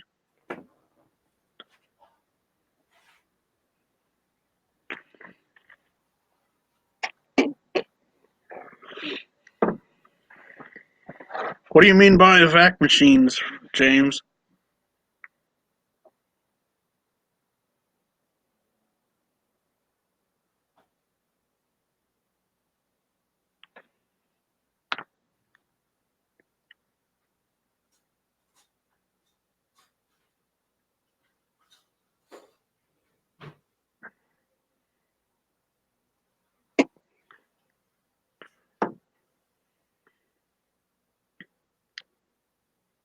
Oh, old man. I just seen your comment. You're talking about Auschwitz in Birkenau, Poland.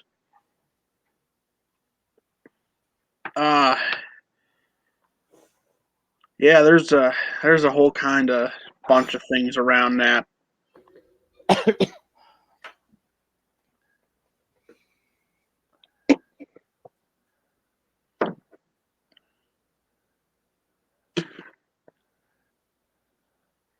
Yeah.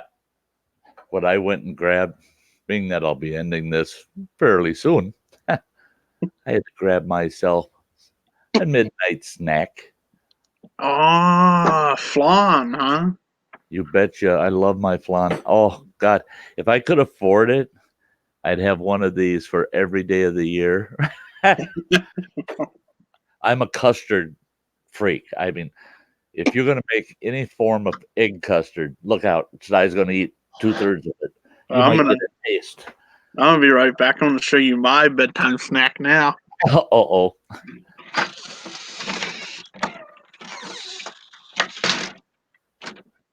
Thinking of a chamber type? Chamber type. What do you mean chamber type? I'm not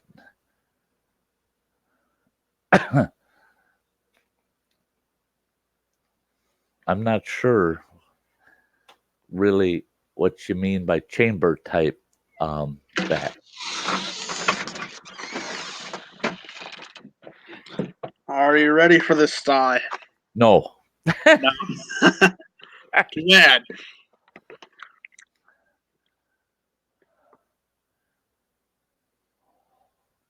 What in the world? Oh my gosh. Mix of mushrooms and shredded. Oh wow. Interesting. Let me try to zoom in on here without the interference of the light. Let's see if I can. Yeah, it looks good. It looks good. Oh man. Oh yeah, I love me some spatzel.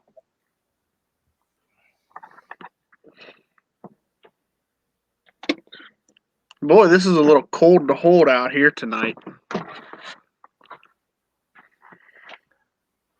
Yeah, old man. I know there's a lot of folks that like my grandfather, he didn't despise his German heritage. He actually embraced it.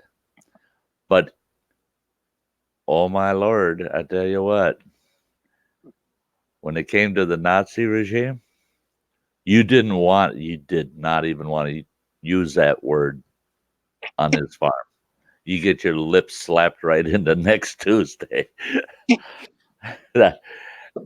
and but he was one that he developed a hatred for that era. Is what he developed, was a hatred for that era. Another thing he developed was a distaste because my one uncle lived in Germany a total, I think, of 12 years that he was living there. And my grandfather was really disgusted when my uncle shared with him the curriculum and the mandated guilting of the new generations after the fact, guilting people that weren't even born yet through their own school systems there in Germany. And that's the problem is they weren't allowed to recover and keep the good. They weren't allowed to recover their nation and say, okay, we know about this era. We lived it. And we can agree that era we don't want to allow to ever happen again. But they're not allowed to move on either. They're constantly reminded and they're told, shame on you. Well, that's just like what in my position. People bring up slavery and they bring up what happened with the Native Americans and how the reservations came about and all that. And I've had people over my lifetime, many times. It's because of people like you that happened and this happened. And you owe us because we were slaves. I don't even know who the hell you are. I don't know your shit. And I could, do I feel bad for the slaves? Yes, I do. Do I feel bad for you? Hell no. Because if you're a slave today, then you brought it on yourself. You put yourself in a slave's position because you don't have to be anymore. And I had nothing to do with it. I wasn't here. I had nothing to do with it. Yeah, but your ancestors, I said, well, go dig them up and kick the shit out of them then, if that makes you happy. But leave me the hell out of it. Oh yeah. I tell you what, I think I got a couple of family members in the past that got scalped. I don't hate a single Native American in the world for scalping an ancestor of mine. That ancestor of mine probably had it coming. And if he didn't have it coming, then that Native American definitely had something coming. But it has nothing to do with me as an individual. Nothing. So, and that's why when people get in these racial arguments or discussions, and this group of people did this to that group of people way in the past, I always say, hey, and then they want to call me a racist or something of that sort. Well, for crying out loud, if I have my whole family, my immediate family, not my siblings or any of, just my ex-wife's and our 4 children's children, I have them all together in my house. I got to fly. It looks like the United Nations is meeting. For Christmas, I'd have to hang so many different flags out front of my house. I actually have a grandson that is half blood Cameroonian. He actually, if he wanted to exercise his right, and he's been reminded many times because he's an adult now, if he wants to exercise his right, he can hop a flight to Africa, walk into Cameroon, and demand his seat on the Cameroonian Senate. Oh yeah. He has a hereditary right to govern that country, and they will ignore his U.S. citizenship and give him Cameroonian citizenship. That's how much Cameroonian blood and heritage is attached to it for him. But I've had people, and I've got another African American. I don't like that term, African American. I hate that because they're just Americans like us. Yeah, you're one or another. But I have one other grandchild that's in fact, she's half Kenyan. I've had people of color actually say to me, "Oh, you looked at me that way because I'm black." I told him I looked that way at you because you look like my granddaughter. You should see their faces, huh? Oh, it pisses them right off. I tell them, don't ever try to play the race card on this guy. Don't ever do it. Don't ever do it. I never have judged anybody based on their skin color. I base and that's the thing, is I guess you would call it, my prejudices on behavior. I am very prejudiced against people that commit crime. I don't care what color they are. Mm-hmm. I'm very prejudiced against people that pound on my door for the 15th time, and I told them don't come back to my door because I don't believe in your religion. I'm prejudiced against those people.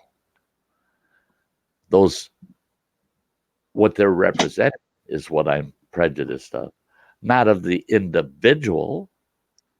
but of what they represent. And but call me racist? Oh, you got another guess coming. That ain't flying with this boy. Hey, Sty, I'll be right back. Okay. Hey, Art Conklin. He's saying I hang the ISIS flag outside when I go on vacation. The cops watch my house for me real good. I'm sorry. I don't. I shouldn't even be. But oh gosh.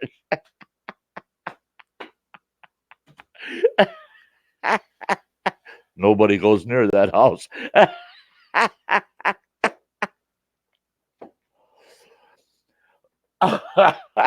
You could almost tell the local cops that that's why you're hanging it out there, and they wouldn't even have to watch it. Nobody'd go near that place. I might be seen. Oh God, Conklin, that's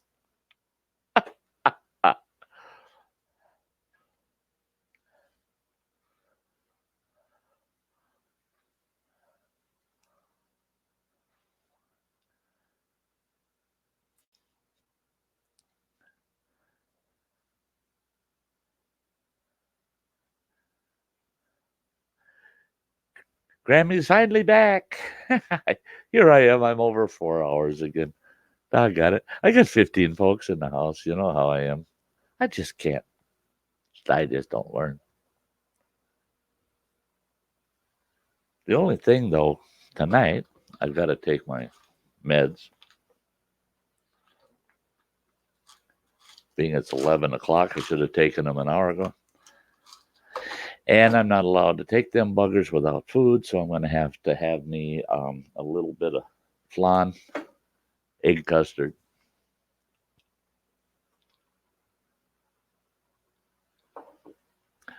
That'll give me just enough carbs to offset my meds. Now, I don't know, any folks that have never eaten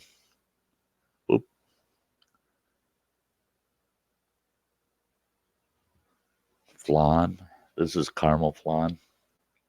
Uh-huh. Uh-huh. Mm. Got a nice caramely flavor to it, but it's nothing but egg custard.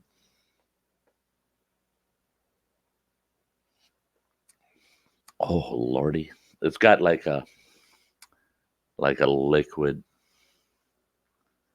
that settles on it, and you drink that and it tastes, yeah, it's like caramel syrup. But yeah, I just love this. I just love it.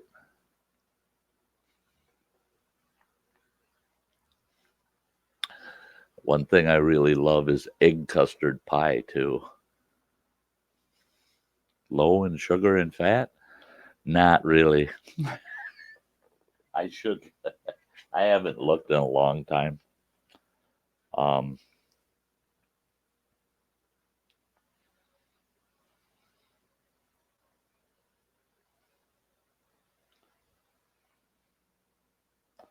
it's got 5 grams of fat. That's 25% of your daily allowance. So it works for me. 25%. That's not bad.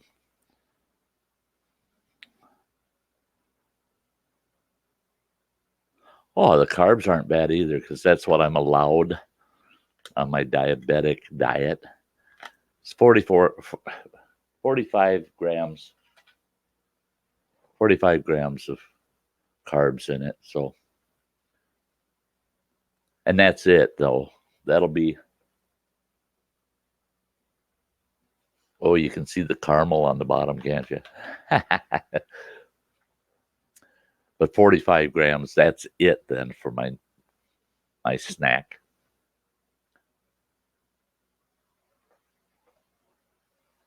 I won't be able to nibble on nothing else that has any carbs after that, which means I'm not nibbling on nothing.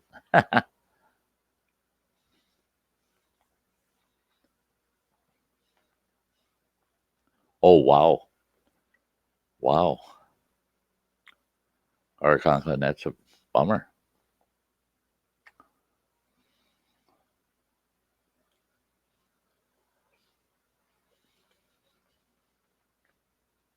See that I'm on a standard diabetic diet, 45 grams up to 45 grams for 2 snacks a day, 3 meals a day, not to exceed 85 grams of carbs. So, yeah, basically I can eat whatever I want. It's just portion size. I just got to make sure that, now those, hey, So those 2 Braunschweiger sandwiches I had last night, that's, believe it or not, 60 grams of carbs oh wow. because of each slice of bread is 15 grams. So, We were talking about beards earlier. uh I have a problem with my beard. So this is what just happened to my brush. huh. Trash in your brush. Yeah. It even at one time I snapped. Okay, Grammy.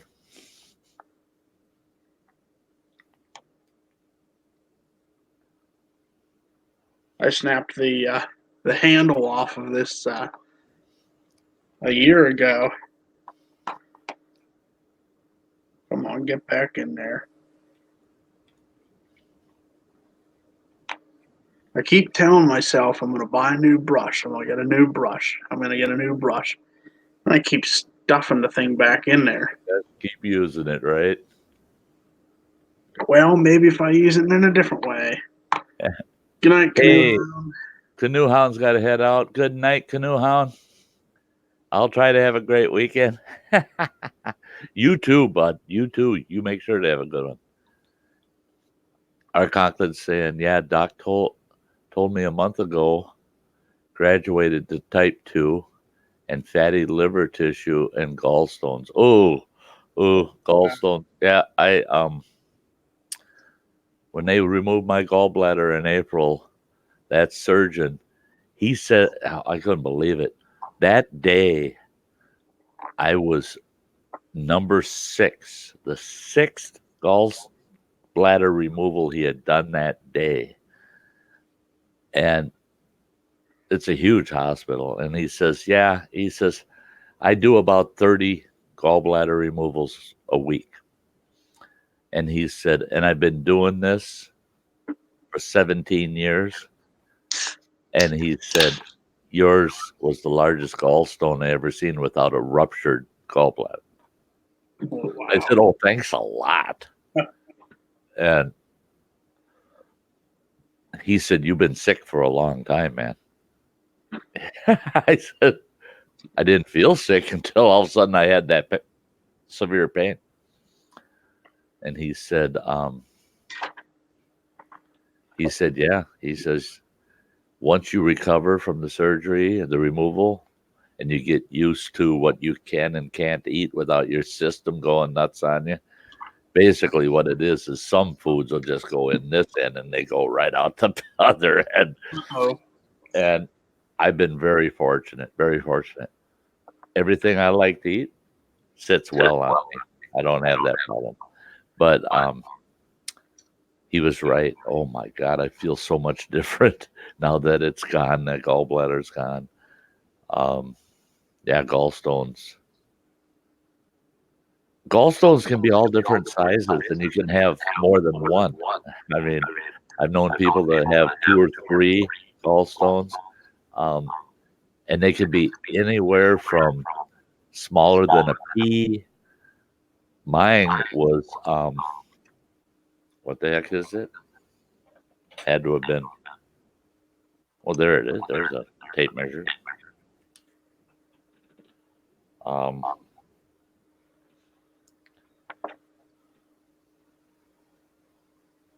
It was 20 millimeters.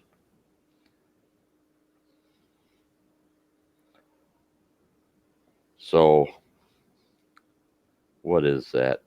5, 10, 15, 20.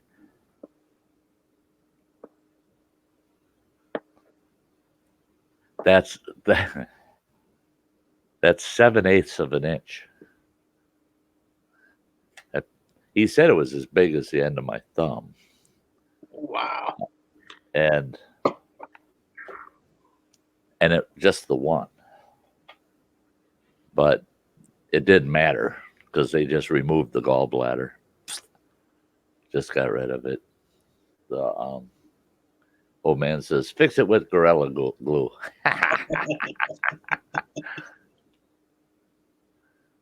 Here, Sty.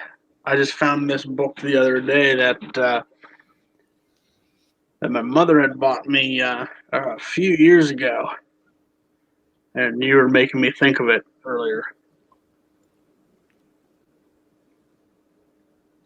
Oh, yes. I've seen that book. Yep. Awesome. Yeah. Yep. I've seen that book. There it is. Bless you. Thank you. The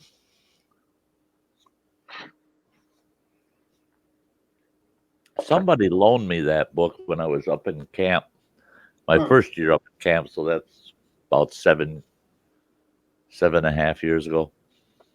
And I had it for a couple of weeks and was going through it. That's a good book.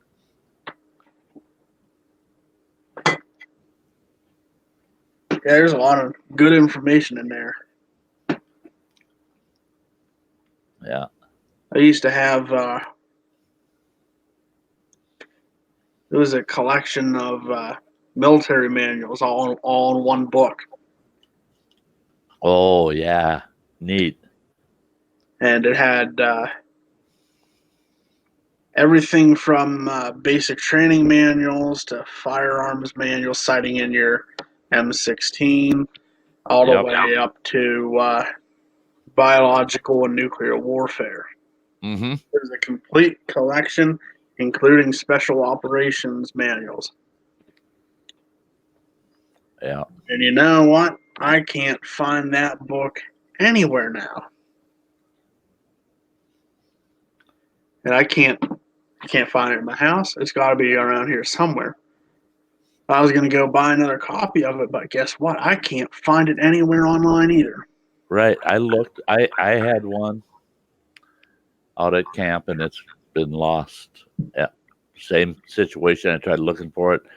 It sounds a lot like that one. Mine was like, I don't know if it was cardboard or wood or what it was, but it was canvas covered. Oh, okay. It was OD green canvas covered, and it was rather thick. I mean, and it had all of those categories, and it had step-by-step instructional in it, and the thing was just awesome. It had a whole section on defensive strategy and offensive strategy. I loved that. I mean, reading through that, and I had someone say to me, "Well, what good does that book do you?" I said, I'd never use any of that, but I know what they're using. That's the way I looked at it. Oh, yeah. That's good inside information. Oh, yeah. I figure. Oh, that was good. I looked. I like to research a lot of historical tactician work and stuff like that. And during the Roman Empire's expansion north, they were having problems with the Germanic tribes. You ever hear of General Arminius? Yep. In the massacre of Teutoburg Forest? Boy, was there some crazy tactics going on there. Oh, yeah. Yeah. So I figure I don't need to necessarily know where they're going or where they're coming from. They'll let me know. Yeah. Yep. Hey, Freeman James, you're saying meds for small, laser for large, either way painful. That's if they're going to just try to remove the stone. Yeah. Removal, there's two methods there too. In my case, 3 holes. Yeah, 3 holes they punched in me. 1 right in the navel, and then 2 off to the side. They go in with a scope, and they go in by the navel, and they use a extraction tool, and they snip, and they pull that gallbladder right out that hole. Or if they're afraid that it's going to burst during the procedure, then they do the big slit. Then they slit you good. But I tell you what, my doctor said it ain't going to matter. Recovery for both of them is identical. Yeah. And he wasn't kidding. Boy, my whole belly turned black and blue. And you talk about sore. They didn't want me to work for 6 days. They said, you got to take 6 days off. And then you're going to be on a weight restriction of 20 pounds. Don't lift over 20 pounds for 1 month. Well, the weight restriction, yeah, that held water for about 2 weeks, 14 days. And then, yeah, I was lifting over 20 pounds all the time. So they told me 4 weeks for the basic recovery. Yeah, I was done in about 3 weeks, the basic recovery. That sounds like me when I broke my wrist. Oh, yeah. Oh, yeah, you can't do nothing with it. Keep this brace on. Yep. Like, nah. I want to go shoot my new H&K I just got, and I'm right-handed. And I did. I went out in the woods. I'm like, bam, bam, bam, bam, bam, bam, bam. Yep. I did that with this finger because it don't lay flat anymore. I can't straighten it out flat, like that. But I cut it off right at the knuckle. The only thing holding it was some meat at the bottom. Oh, wow. They stitched it all back on, and they got it to work, But they had they put me in this hand cuff kind of thing, almost like a cast, with an extender running up the finger on the bottom and the top. Then they got it all taped up, and I could use all of these, but that pointer is just pointing out, and that's why it don't bend flat. It bent flat. Oh, it hurts to try to bend it flat now, but it would bend flat if I had listened to them. They said, "Yeah, don't you do anything to bend that finger." Literally, the following day, I had a big diesel electric generator in the back of the work truck. I couldn't find anybody to help me get it the hell out of there.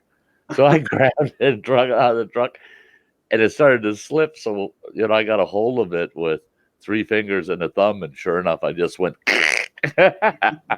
bent those old supports right over, and there, I got a grip on it. Yeah, no, you shouldn't do that. But so I just straightened it back out, added a little extra tape. Just gorilla tape it. Yeah, and my ex-wife said, you should go back to the doctor, have him take that dressing off and see how bad you damage it. I said, I don't want to look at that damn thing. I said, I'll go back when I'm supposed to and have him take it off, and we'll see how it looks. But I don't want to look at it in case I ripped all the stitches out or something, But I did. I ended up basically popping some of the stitches on the tendon. But yeah, guys like us, Alexander, doctors tell us what we're supposed to do with hopes that we'll follow it. It's a very thin hope. Yeah, and they know damn well the minute we walk out their door, yep, he forgot everything I just told him. What did they even say to do?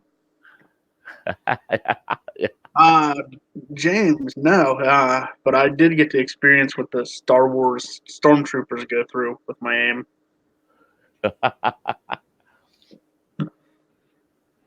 That's why Sty was noticing that I was shooting lefty in some of my videos. I was shooting then when my wrist was broke, and I was like, maybe I shouldn't do that. Yeah.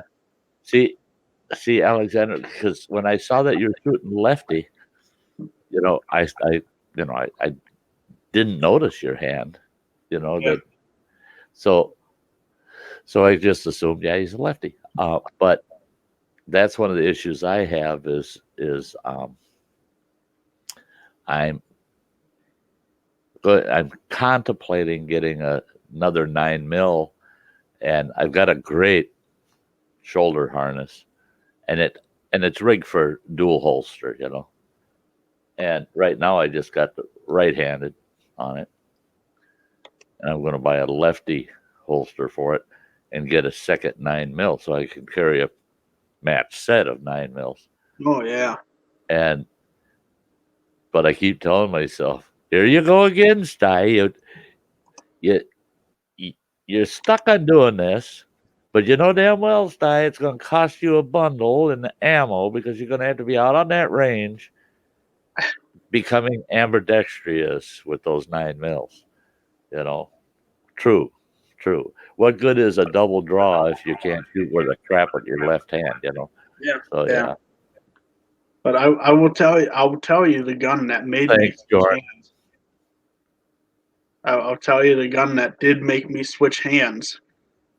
It took 2 shots for me to figure it out through my Tokarev.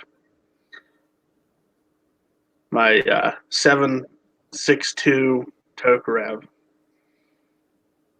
That thing is a hand cannon. And I'm like, yeah, I'm switching hands. That actually hurts a little bit. Uh-huh. I just sent a link down there in the chat. I see Check that. that out, Sty. Yeah, everybody check that out. That's when I have the money again, going for that. Going for that one. Oh yeah. Oh, that's sweet. It's beautiful. Ignore the price tag. No. I'll tell you what though, it's not as expensive as those Les Bear customs. Oh yeah. I mean, we got one in the gun shop now. It's like $2,500, almost $3,000 for that, Uh-huh. and it's sat there for a good 6 months now. It's not even engraved or nothing. Just got slapped with the Les Bear name. Oh, it's not even engraved, huh? Mm-mm. Yeah, that's a sweet looking gun. I mean, yeah. I like it. Like it. Looks nice and clean. Yeah. Oh, Oh yes.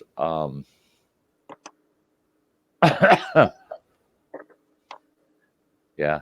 I look at that and it says write a review.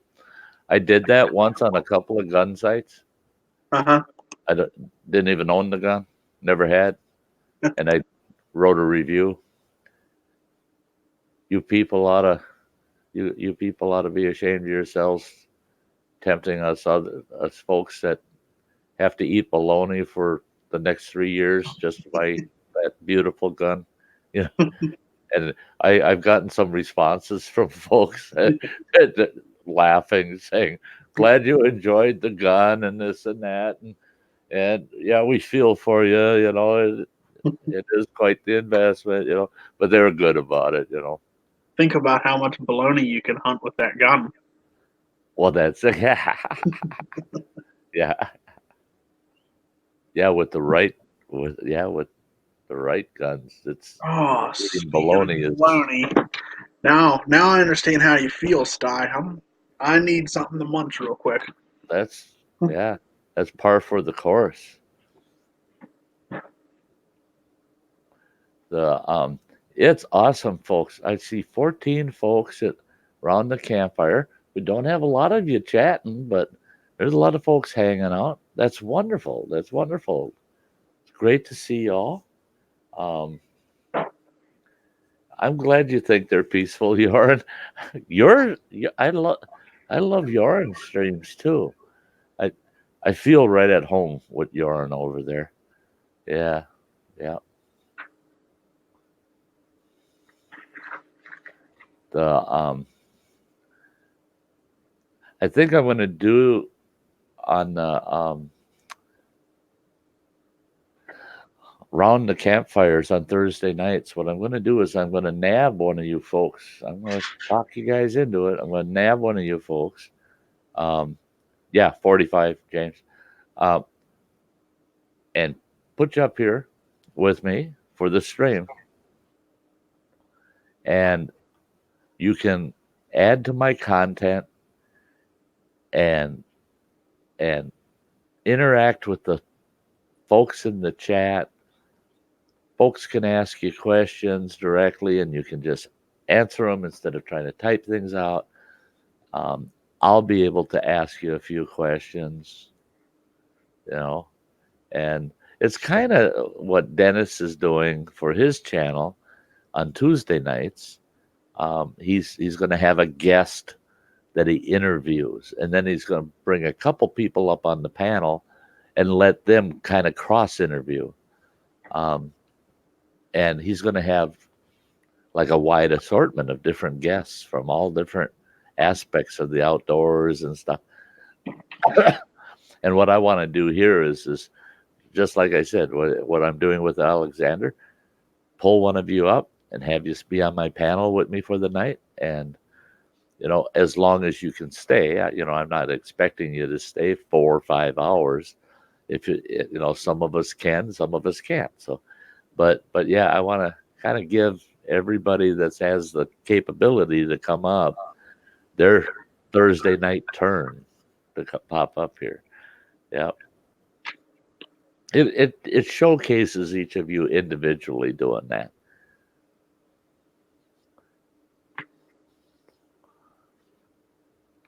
Hi, Yorm. It's nice to see you again, too. Yeah, James, that's 45 ACP. God, I think back to these folks that I had dealings with out in Montana for about 6 months. I worked every day between 8 and 10 hours a day doing nothing but home loading ammo. I couldn't even come close to telling you how many rounds of 223 ammo I hand loaded. I couldn't come close to telling you how many rounds of 7.62s I loaded. 45 ACP, I got an exact count on that. 25,000 rounds. Wow. I tell you what, up at our shop, we do reloading for people. Uh-huh. We have a ammunition manufacturer's license given to us by the ATF, and there's some calibers we won't do. 5.6, 223, nope. Unless you need hunting cartridges, then it's 223. We will do that. No 9mm, no 380 ACP, no 25 ACP, no 32 ACP. None of those. No, we're not going to do any 7.62 by 39 Soviet. We're not doing none of those cartridges like that because it's cheaper just to buy them anyhow. That's it. See, back when I was loading, everything had to have a cost effectiveness. If we weren't doing it for less than, we weren't doing it. At that time, for us to hand load 45s was cheap. Well, and it had to do too with where you're getting your reloading material. Oh yeah. If your powder resources and your and are they going round ball ammo? Are they going hollow point? And we had some real good connections, that group, and it was cost productive. But I told them they're a bunch of morons. Now they got a bunch of crap ammo is what they got because they didn't shoot a lot of it up. So that stuff's been sitting there for 32 years. Oh yeah. I told them, I said, you're nuts. And they did tell me, yeah, every once in a while we'll pull a case out. We'll go out and just shoot the hell out of it. And they said, yeah, a lot of misfires, a lot of bad ammo. I said, yeah. You can't let it sit there for 32 years, non-climate controlled storage. Yeah. You poor dumb morons. Here you go, Sty. Made this meat plate just for you. Oh my God. That's for the flan. All right, I guess we're even. Hate to say that because, yeah, shit. If I had another flan, I'd hand it to you through the screen as long as you pass that plate too. Oh yeah, we can share.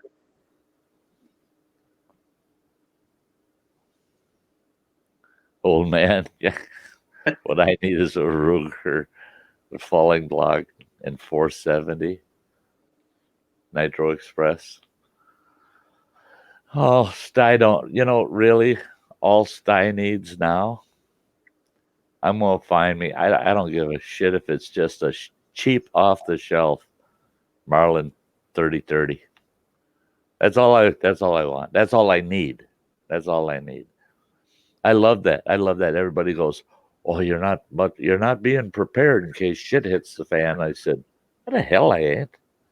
I said, "I'll tell you what. I feel prepared with my little U.S. Survival 22 because anything that everybody else is going out there buying and then hiding in their closet, I'm going to find them laying on the street if that happens. Don't, yeah. Don't underrate the fact that whatever in that scenario, whatever you need, yeah, pick it up. Pick it up. Just pick it up. Here's a Some bitch that dropped it. Pull his ammo belt off of him while you're at it. here's an excellent point. I figure it this way. I'm unprepared. Now I'm prepared. Yeah, exactly. Exactly. Yep. See, and that's the thing for me too is no, I ain't gonna go out there and be a cowboy for Christ's sake. I'm gonna get away from the hurt. If the hurt's going on as I'm working myself out of it, yeah, I'll be picking up plenty of things en route. There'll be a lot of things I'll pick up en route. I have a lot of guys argue shit with me, what good's that little 22 gonna do you? That old Glenfield Model 60, it's just a Remington Model 60. What they said, why do you even have that damn thing? I said, because I'll tell you what, I'll pierce your fucking ear at 150 yards. I said, and all it takes is one whack in the side of your face or one right at the bridge of your nose. And guess what? I'm going to take whatever you were carrying. Mm-hmm. I said, you want to piss off about a 22 rimfire? Go ahead. I don't care. I'm not asking you to carry it.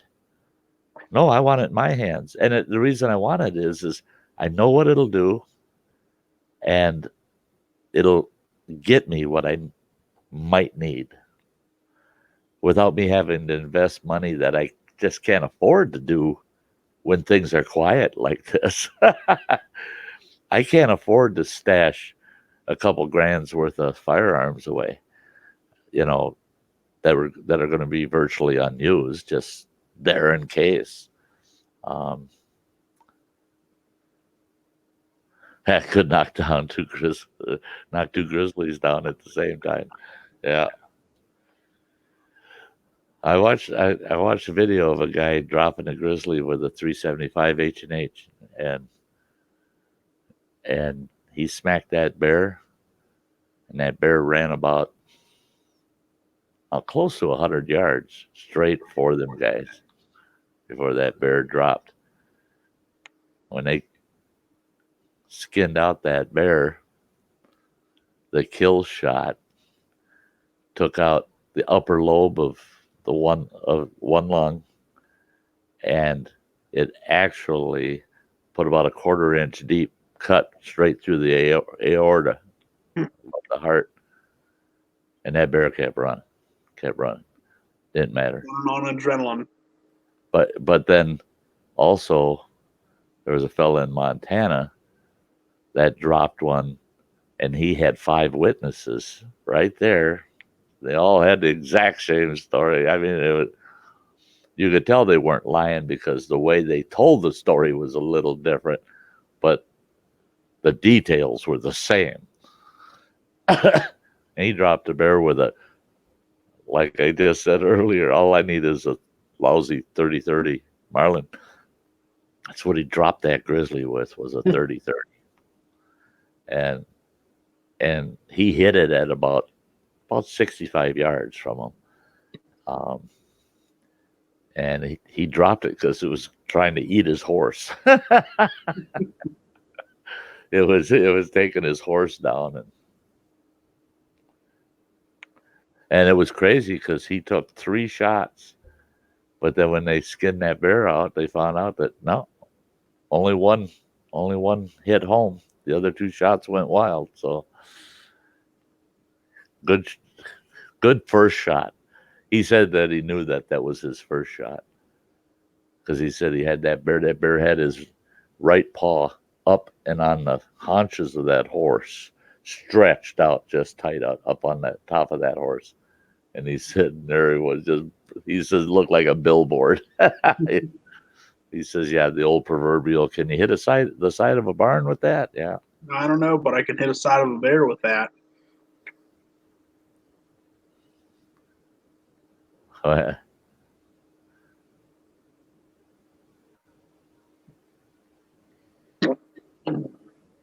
There you go, our Conklin. That's my mentality. That's my mentality. Exactly. I'm going to be moseying the hell out of the picture until the dust starts to settle a bit, and then I'll be coming back up, and it's garage sale time. Time for some window shopping. Yeah. Yeah, I think it's that bad. Bend over and grab your ankles. Yeah. Well, seeing that's it is I don't know about anybody else, but I prefer not to get shot up on my method of leaving this old world. I'm willing to get shot up if that's what it takes. You might be put in a situation you don't have a choice, but you put yourself out there. But generally, I'm going to do whatever I can to be comfortable. I want to feel comfortable and a little secure, and that means get the hell away from the masses. I had someone ask me how I pictured a shit hits the fan scenario. Just what's going to happen, what's it going to look like? And I told him, I said, all I can say to that is go to Walmart on Black Friday and throw a bunch of guns in the mix. There you go. That's what's going to happen. If the grid went down, that's Walmart on Black Friday with a bunch of guns mixed in. Exactly. And I'll do exactly what I do on Black Friday. Get out of town. Our Conklin said, I used to want to die having sex when I was younger. Now I'd be good with having a donut and a good cup of coffee in the end. I'm with you on that one. And I like that. Because a buddy of mine, he's about my age, he said basically the same thing. He said, yeah, he says, I used to just dream of dying right in the middle of wild sex. He says, now I know that I would die in the middle of wild sex. Yeah. He's about 65 years old. Yeah, I know I would die in the middle of that. Or before he was wishing that's the way he would die. I got something to show you guys. This was shot. This target was shot with my muzzle loader. That big, long Charleville musket I showed you. Yeah. I had birdshot leading in front of triple B shot under or over 100 grains of 3F black powder.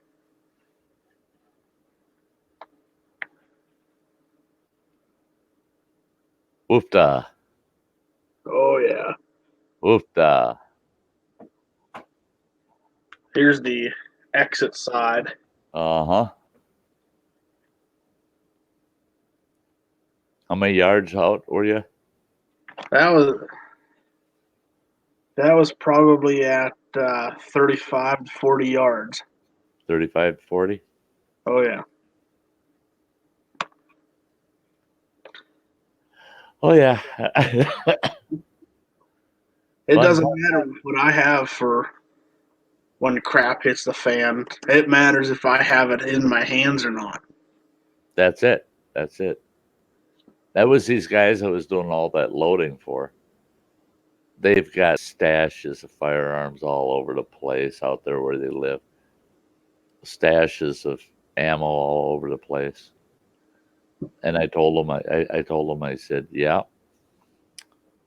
I said, first of all, those stashes, there's enough ammo and firearms in the stashes for 4 guys. So you're always going to have 4 with you? Or is it going to be just you and what you're not carrying? I said, yeah, when something comes down, what matters is what you got right at hand. Oh yeah. Yeah. I said, you think crap's going to hit the fan and you're going to be out there with a spade digging up a cache? Yeah, no, you're nuts. I said, you guys are nuts. Here's something that'll pee them off. Ask them this. What happens if you get canned in the first 60 seconds of it all? What does it matter? Yeah, All that ammo you had buried, all the guns you had stashed. What now? that's it. That's it. And you didn't dare tell anybody about where that stuff was for So it's fear just they're gonna going to go go to out and steal it all. So you're taken down right from the get-go, and nobody knows where your crap's at. Mm-hmm. So what good did it do? Well, these same folks, they had, I couldn't believe it, but they had bought 25 years shelf life survival food. Mm-hmm. They had bought, I can't remember how much it was. It was it was like 2 tons, 4,000 pounds of hard winter wheat and rice. Mm. All of it sealed up in food grade barrels, blah, blah, blah, blah, blah, blah, blah. And I found out about 6 months ago that all of that got hauled out and dumped in a pit. Well, they got all of that stuff when I was out there with them 34 years ago. And it had 25 years shelf life, right? So they pulled some of it and started trying it out just to see how it was. They couldn't eat it. They said it's so damn nasty, but it was good when we got it. I said, yeah. And they said, 25 years does that. yeah, 25 years will do that. Make everything stale and nasty. It's edible, but you ain't gonna be happy eating that Not shit. palatable. Yeah, right. If you can get it down, you'll survive. I told them, think back 34 years. What did I tell you back then? That's great. You got it all in stock. Start eating it today, and every 6 months, replace what you used in that first Oh, 6. And I said, just keep rotating it out. Just use yeah. up 6 months worth, put the other 6 months behind it. Because basically what they did was they stockpiled Mm-hmm. 4 years of food for 3 families of 5. So 15 people for 4 years. And can you imagine all that food that they had to throw out? Oh my God. And all that investment pissed away. And they were the type of people, it's going to happen any day. It's going to happen any day. And I hear it all the time now, that it's coming. It's going to happen any day. It's going to happen any day. I They've been totally saying agree. that for 1,800 years. Yeah, I totally agree. They're absolutely right. It's coming, and it could happen any day this week or a week, 1,000 years from now. But it is going to happen. It's inevitable. It'll happen. But I tell you, I spent over 40 years thinking it's going to happen any minute. It's not going to happen any minute. No. It's and if you're not prepared mentally and emotionally for whatever the hell happens, then you're not prepared at all. I don't care how many warehouses of food and guns you got. I have a rule about stocking food, even if it is survival food. I won't do it. Here's what I will invest in. Oh yeah. Seed. Yep. Seed. I've got some long durable seed myself. All heirloom varieties. Heirloom organic. Yeah. So that you can reproduce. Oh yeah. I know a lot of people that have stored up hybrids, and yeah. Mm-hmm. I find that the hybrids don't give good seed. No. Rarely do they reproduce. Yeah.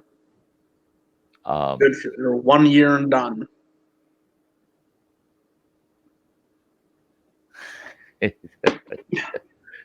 James he used to say he wants to die by a jealous husband. Yeah.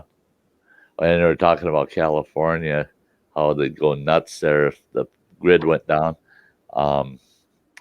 And our Conklin's saying, let them go without power for a month and they'll be eating each other. Oh yeah.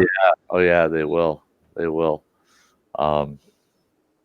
They don't know how to calm down out there. Yeah. Yeah. What I enjoy about us rural people is, heck, we're out in the sticks.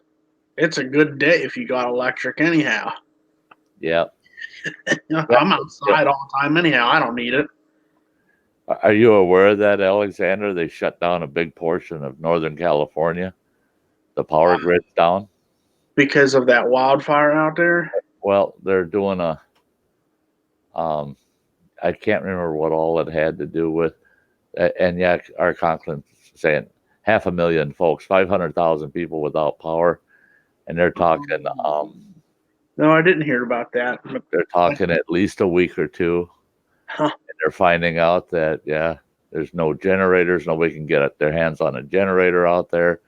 And all the stores are almost cleaned out. And, okay, old man, you have a good night. He had to take off. Right, old man. Hi, Angel. And and that's it, is people don't realize, right away people say, oh yeah, you wait. You shut the whole grid down, watch the grocery stores, they'll be empty in a matter of a few days. Oh yeah. Well, good, because that damn food ain't gonna last anyway. Mm-mm. I love these apocalyptic movies. Oh yeah. And they show people go into these stores and they're grabbing all of these box goods and canned goods and stuff.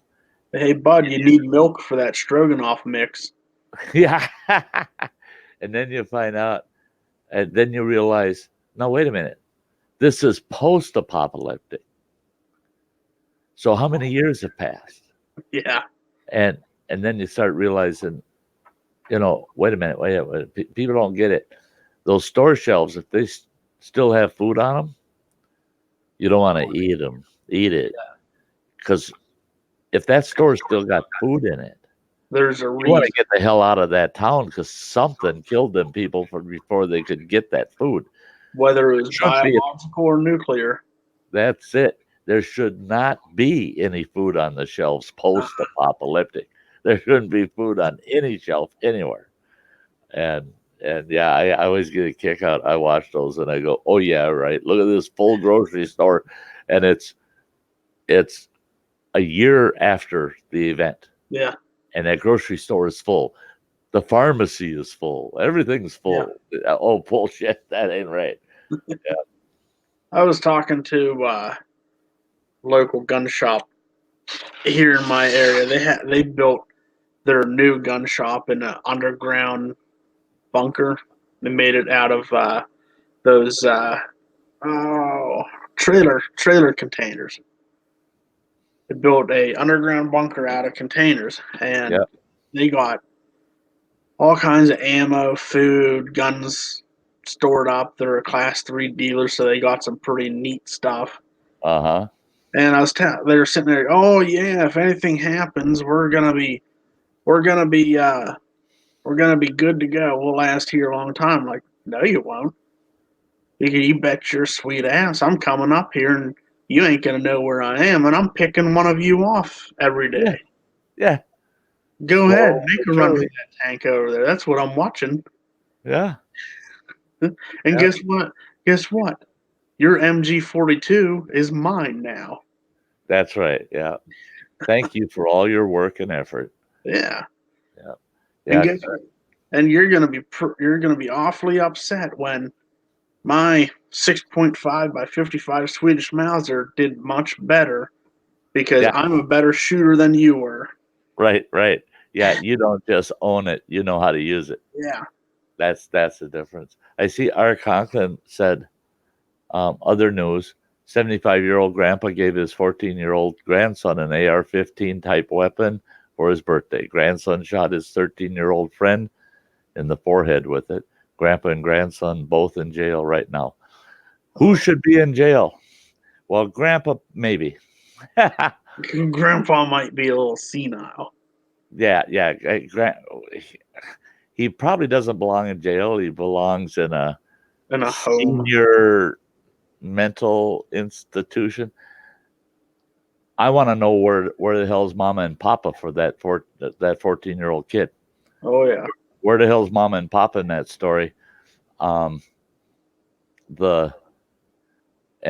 that story is I mean, it's an exact perfect example of irresponsibility. Oh yeah. Has absolutely nothing to do with the gun. That story has nothing to do with the gun. It all has to do with a bunch of irresponsibility. A 14-year-old owning an AR-15. What I say is, if I bought one of my kids an AR-15, guess what? It's mine until they're an adult, and they will be allowed to take it out to the range with me and use it under supervision. But otherwise, they're not getting their hands on it. Yeah, it's so irresponsible, and I hate seeing that happening because that's what the anti-gunners go after right there. Oh yeah. It's basically, here, a person who's never held this before, have fun. It's not good. Not good. Yeah, no. Yeah, Because it's like our Conklin saying, exactly irresponsible. Yep.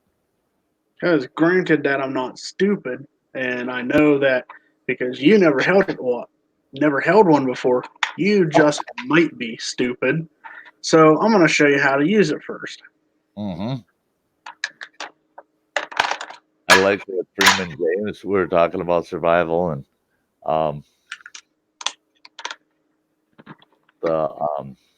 fishing with slip. Hi. Says we dodged a bullet in 2016. Freeman James saying Peru survival food. He after plane crash. Yeah. Alive. Yeah. Yeah. Let's take a what were they, rugby team? Crash airplane up in the Chilean mountains and without anything except the peanuts. They serve you on the airplane. See who's eating who. Yeah. My thing about the gun thing is, say someone breaks in my house. God forbid that ever happens. because that's going to be stressful for the both of us. The first thing I'm most likely going to go for is this. Oh yeah, This is right next to my bed. yeah.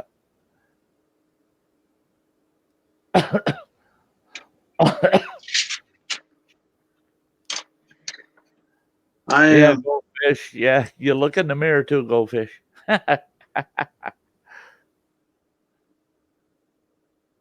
Yeah, guns in the hands of responsible adults. Oh yeah. You know, Yep. I think the way, and my generation may have been the last one that was taught this, but knowledge is power. Yeah, Power in the right hands combined with knowledge gives us a community that's not going to go out and do the things that are being done today. that's right. And See, see, when I lived in northwestern Montana, you know, yeah, I mean, an all-out open carry state. You saw 1 out of 3 people open carrying. Always had a gun on 'em. Everywhere. All the years I lived out there, we didn't have. We only had one local crime, and that was an out-of-stater that came into our area and committed the crime. And it was a local that took care of it. The You just didn't have crime. You just didn't have it. Petty stuff, little stuff. Yeah. Yeah, somebody stole a package off my porch. Somebody stole my bicycle. That kind of petty stuff. We didn't have gun crimes. We didn't have robberies. We didn't. Yeah, no. If there was a fist fight in the bar, yeah, you'd let it go until one guy's just not getting up so good anymore. Then you break it up. oh yeah, But there was no gunplay. There weren't murders. We didn't have murders up the yin yang. And it was because everybody that lived out there carried, and they took the responsibility of carrying with them. They said, yeah, I'm carrying, and if something really bad happens, I'll have to bite the bullet myself and do something. oh yeah. Well, the whole world there, except for outsiders that would come in naive, knew, yeah, you ain't getting away with it. You just don't do it here. We get along. Everybody gets along because we're all equalized, and it was really good. Yeah.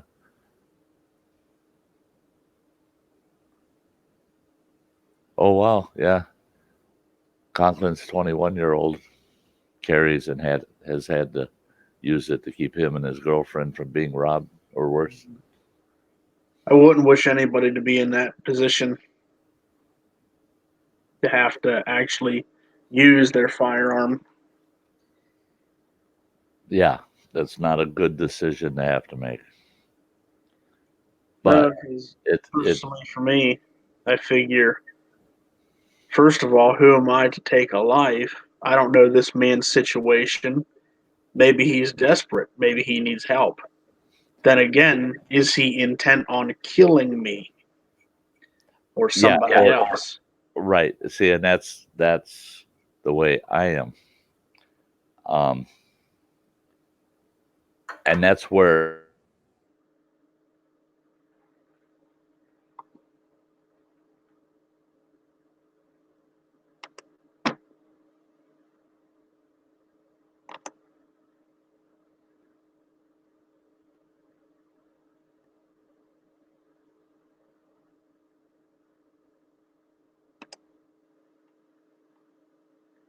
Uh-oh.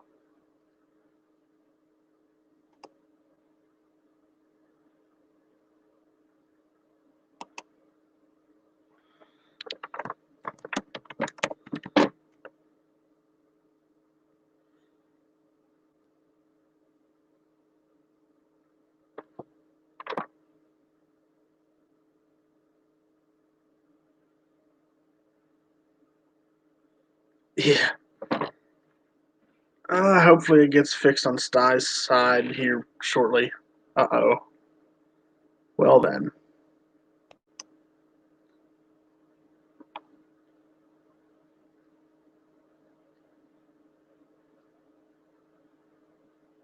I'm not sure I'm ready for this responsibility.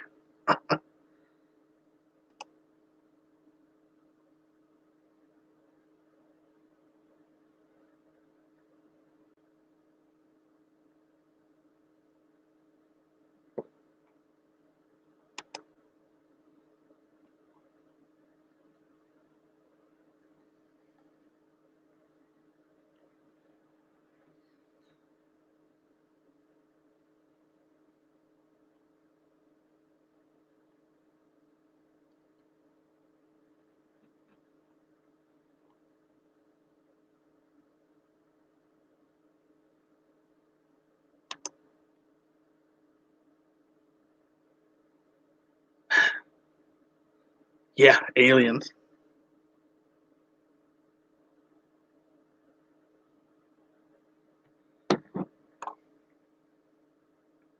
Yes, James.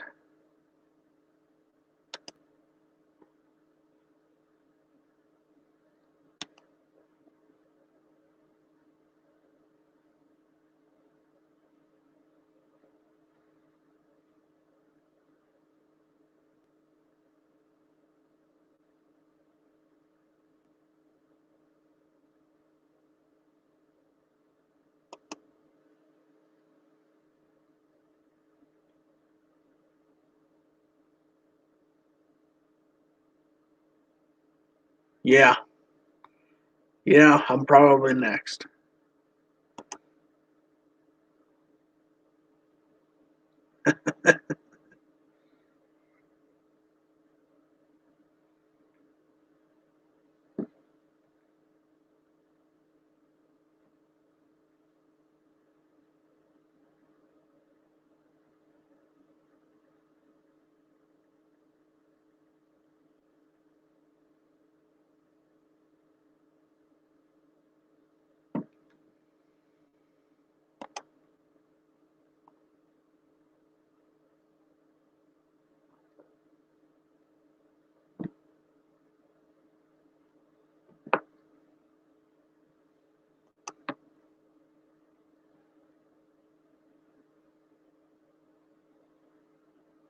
Yeah, he should be coming back.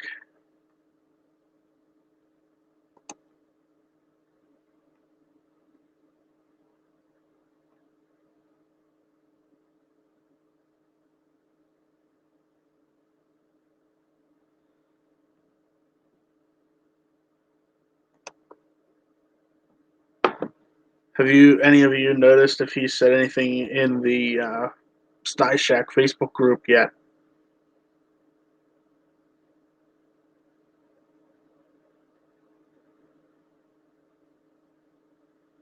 I don't see him on Facebook yet, so he's probably just trying to get back.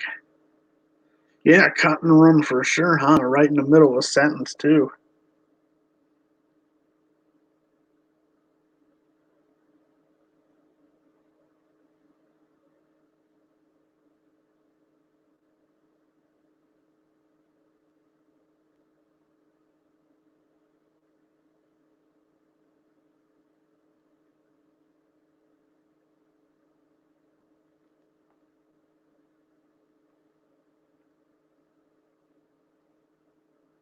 Could be Wi-Fi went down or something like that. Some sort of outage.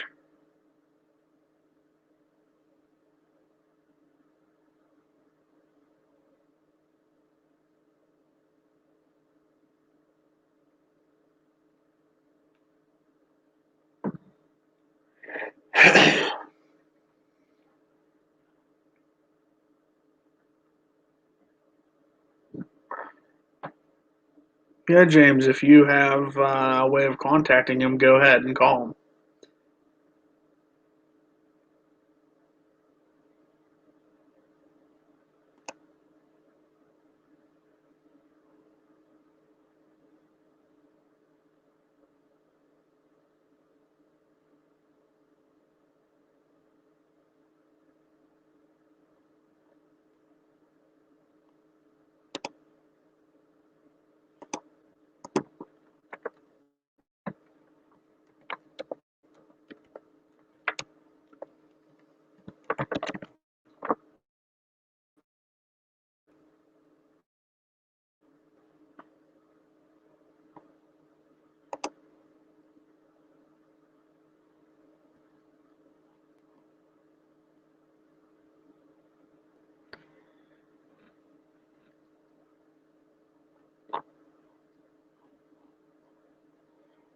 So there's 9 people still here. Who's still all in the house? Sound off, guys.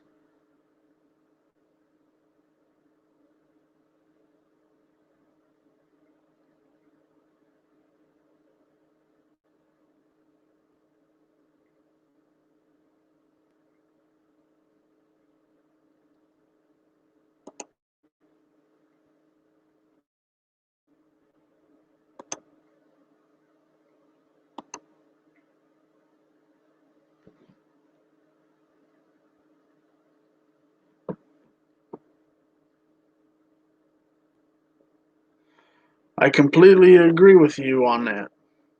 I've dealt with terrible service for quite a long time, and I wish I could withhold payment until they fixed the problem or got better service. There should be something like that. I mean, you pay for a quality service or what you think is quality and then get something different is, to me, completely false advertisement.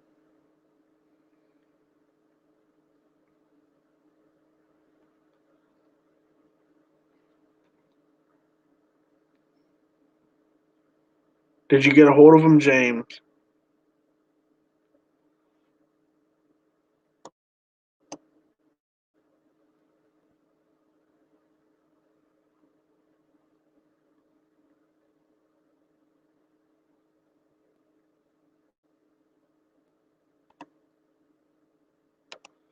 No, there isn't really much choice in fighting back. Not much at all. Not much protection for us consumers.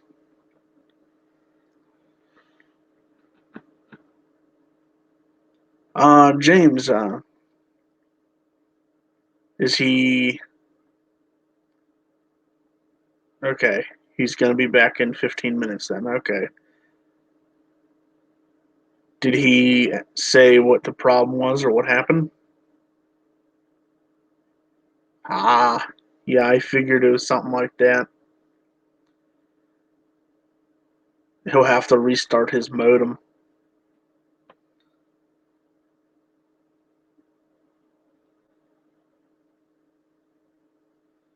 So we went from 9 people here to 11 watching. If you haven't said hi yet, go ahead and say hi to the chat.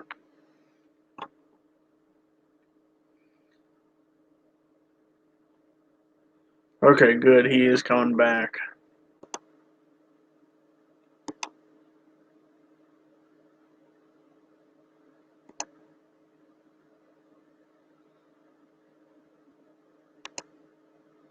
Excellent.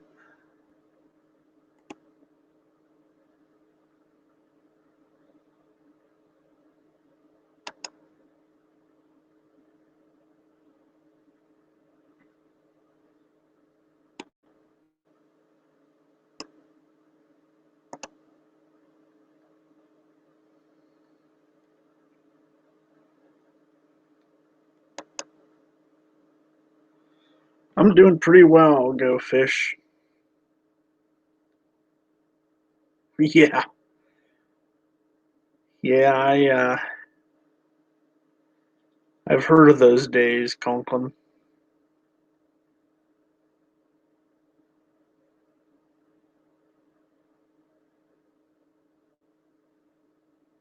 How have you been doing, Go Fish?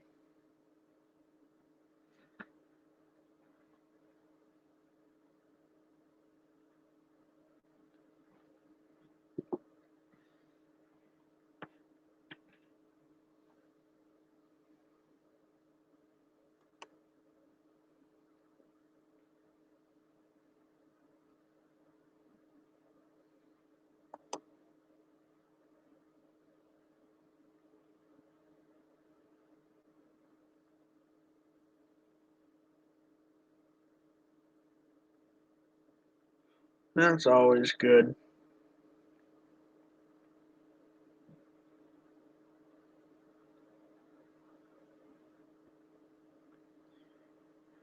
Yeah, for me, I last week was pretty hectic, and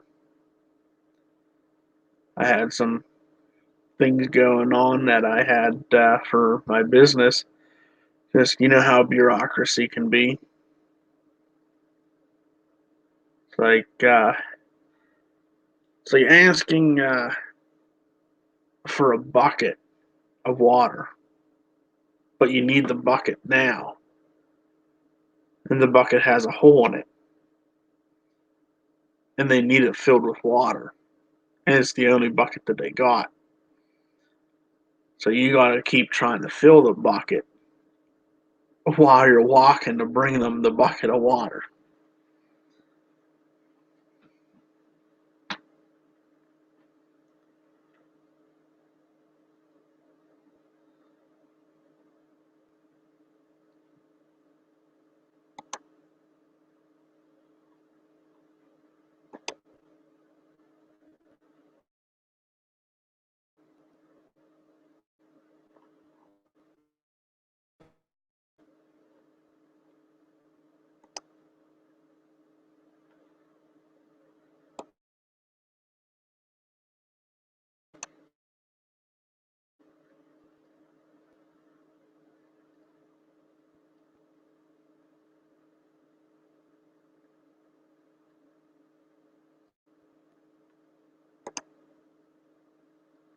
And duct tape for sure.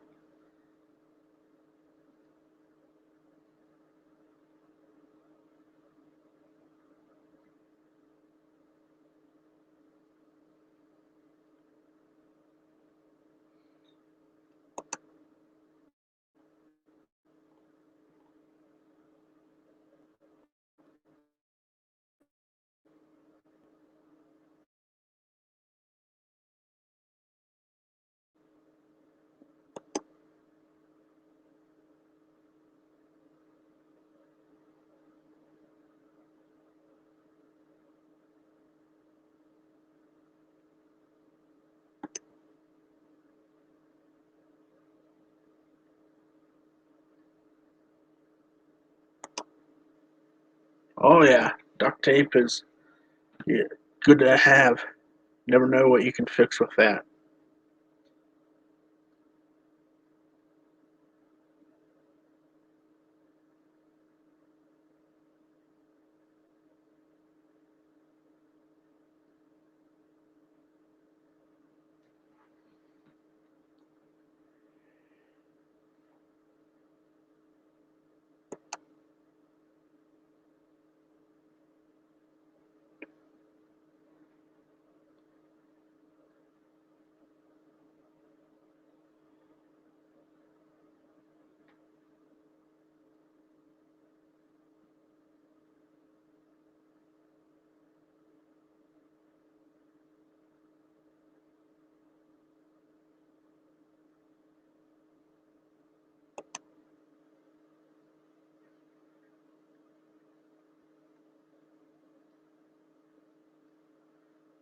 Is there any treatment for that go fish?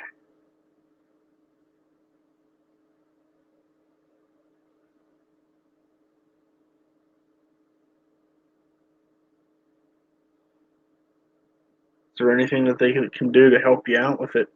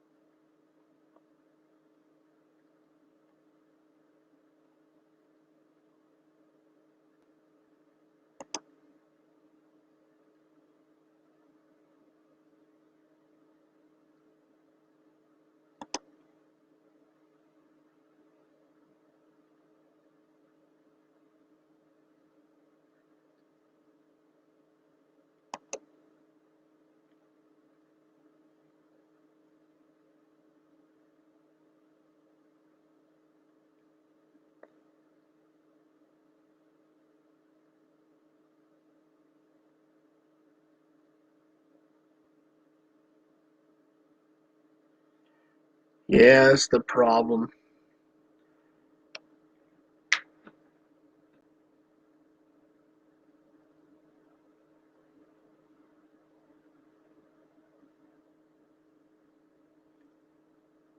Yeah, it's the longest 15 minutes ever.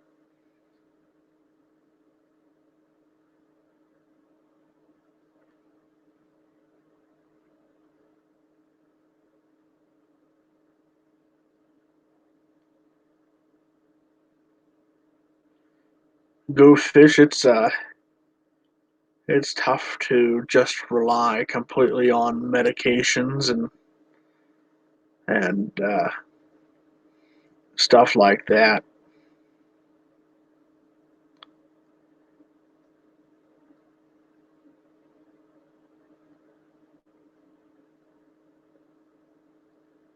Personally, for me, if I can get away with not taking any kind of medication for whatever it is I'm dealing with, I won't take them.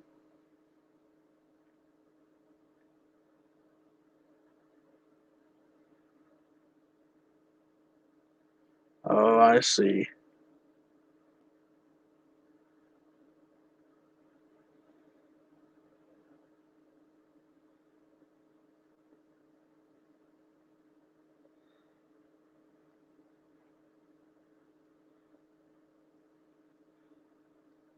Reduce stress and good diet would be hard for me. Yeah, I completely agree with that. Take the natural route.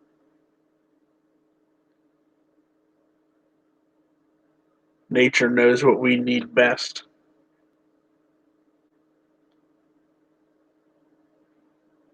Yeah, same for me, Conklin. I do it as well. I when I broke my wrist a couple years ago, they had me taking naproxen and oxycontin, but I didn't take none of them. No, I said no to the meds, and I just dealt with it. Dealt with the pain all the way through my recovery.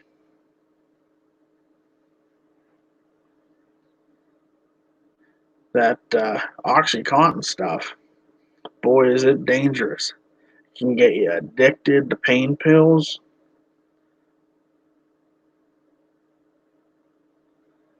Oh no, I don't think they're any better than natural options.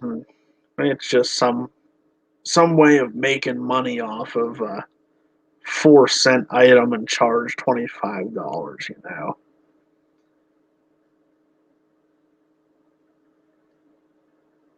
It's what is that effect called? Placebo. They give you a sugar pill and tell you what it does, and it tricks your brain into believing that, so that's what happens. But it's not really happening. It's not making you no better.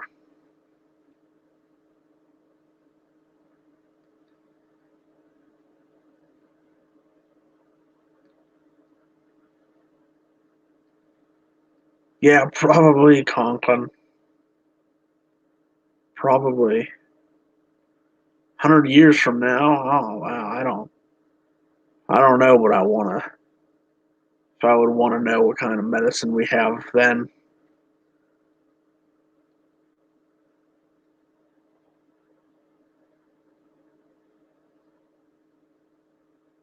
Okay, Yorin, I'll tell Sty when he gets back that you had to jump off. We'll talk to you later. Have a good night, Sty. Yorin.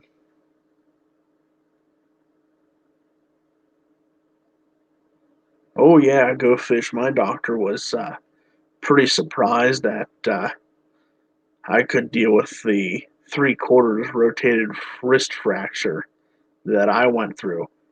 You know, when it happened, I actually thought I just sprained my wrist, and I went home. I slept on it.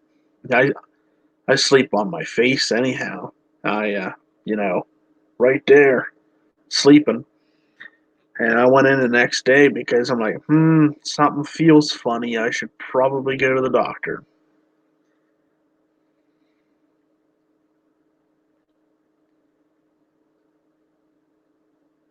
But I tell you what, my doctor was just as surprised as me when I didn't think it was broken. I was like, yeah, it's probably just sprained. Yeah, you take care too, Jorn. We'll see you again.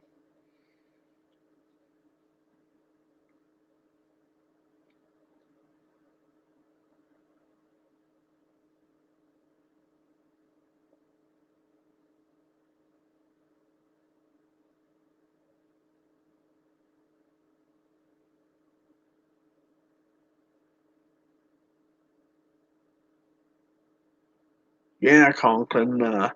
I think the idea of nano-based technology for healthcare solutions and other uh, applications is a pretty interesting topic. The things you can do are just about endless. Then again, too, being natural human beings and we need nature to survive, we pump ourselves full of man made creations.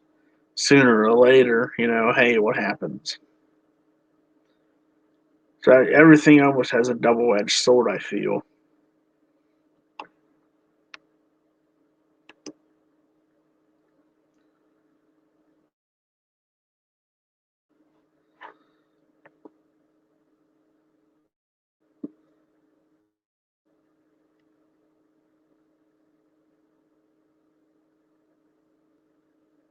Um,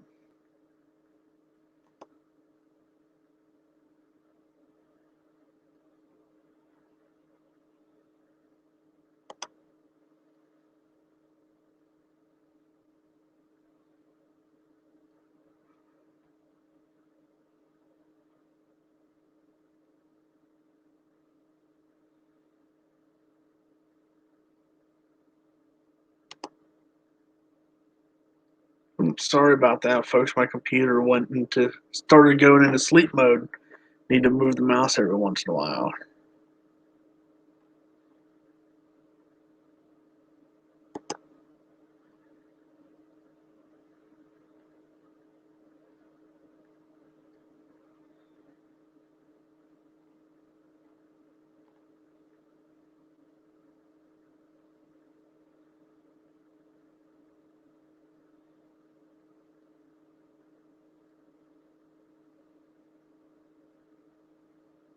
Hey, Sty, there you are in the comments.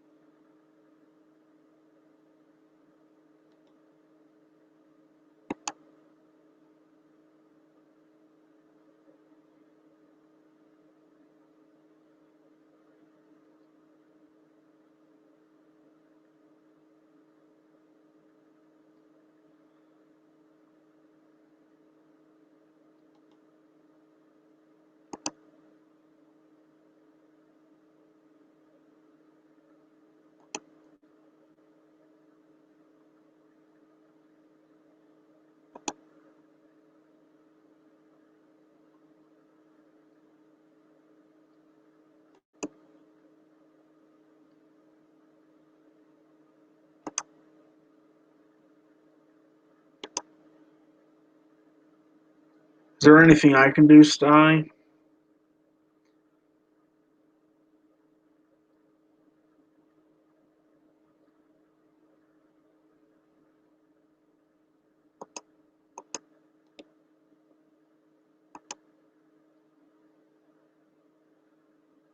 Yeah.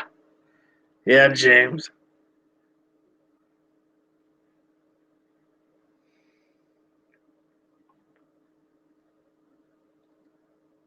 I don't know. Depending on Sty's internet, I might be here for a while.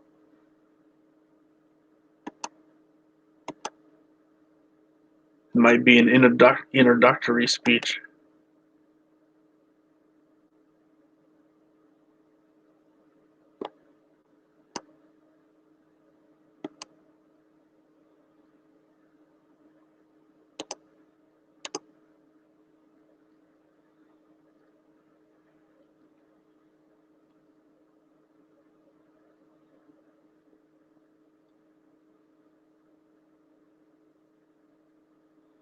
Oh yeah, Conklin. I agree with that. Also, it would be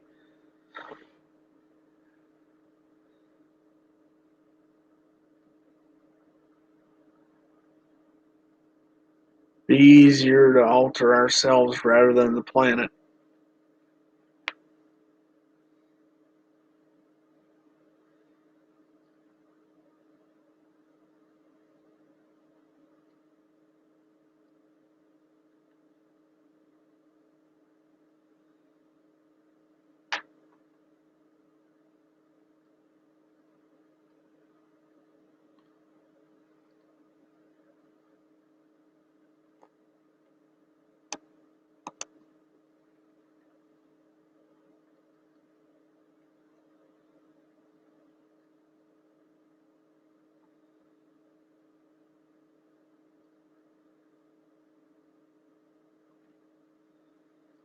Oh wow, Sty. Hmm.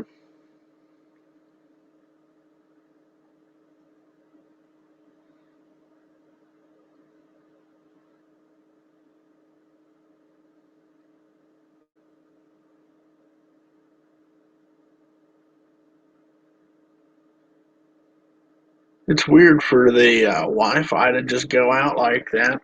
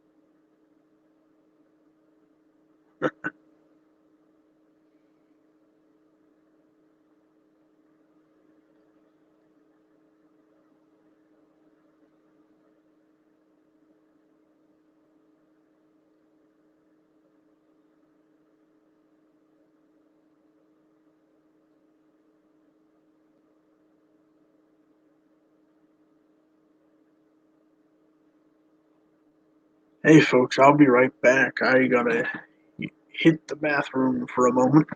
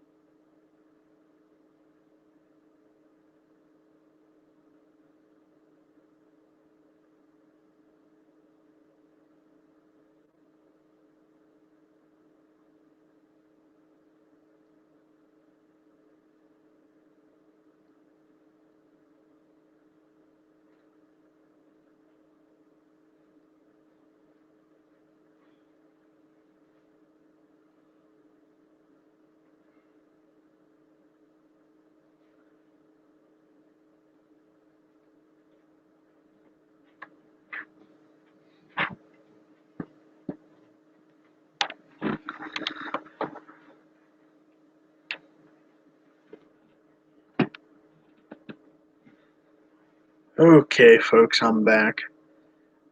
All that apple cider's catching up to me.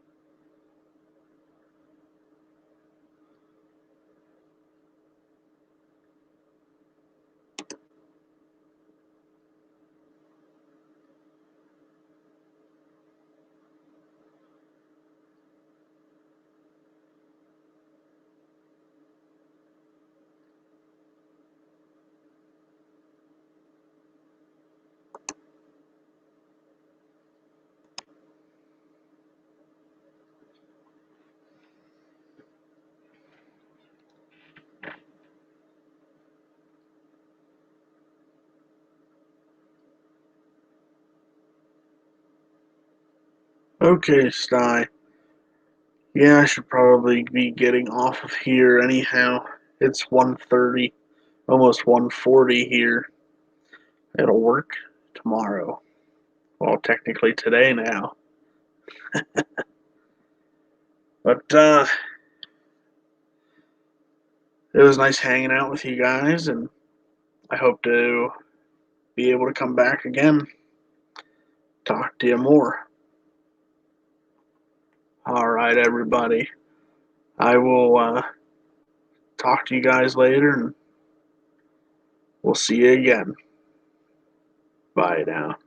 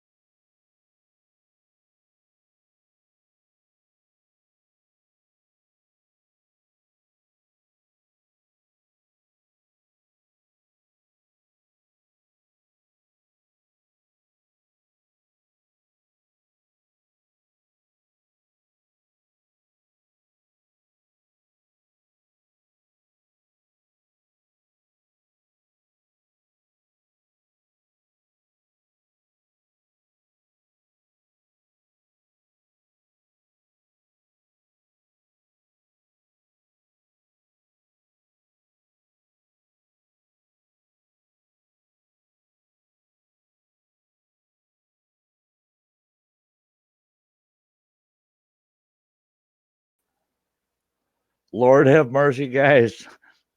Hi. It just came up. I mean, it hasn't been up for more than 10 seconds. Oh, oh. I I was in between texting you or commenting to you guys. I was on the phone in between that. I was on the phone. I called Spectrum up, and it took me a couple minutes to finally get a person on the phone. Oh boy, I was livid. I told them, I don't, I don't mind that. And right away they said, they want to know the account number. Give them the account number, and they go, "Oh, your internet service is temporarily down for a service emergency," and I cut them off. I said, "Hey, I don't mind if you people have to do something as an emergency. I don't mind that. I get it. But if you knew that you were going to be shutting it down to do something, why didn't you message your clients, your customers?" I said, for crying out loud, you're sending me unsolicited garbage every day. The least you could do is send me like a 15-minute notice at least. Email it to me. I'd catch it. I'd get a notification, and then I'd know I can shut my stream down. Well, we can't. I said, you know what? When's it coming up? When's it coming up? Well, we'll have it up by 1 o'clock my time. I said, well, if it isn't up by 1, I tell you what, I'm getting my truck. I'm driving to your nearest office. Somebody's going to get beat up. There we are. Yeah, they got it up about 5 minutes before the deadline. So wasn't that just crazy and odd? Yeah, there you are, Conklin. Yeah, I made it back.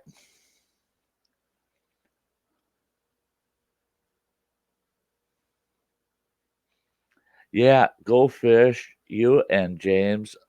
I want to thank both of you. I love you two to death. All of you guys, actually. Uh, for those of you that stuck it right out, I mean, it stuck it right out till I got back.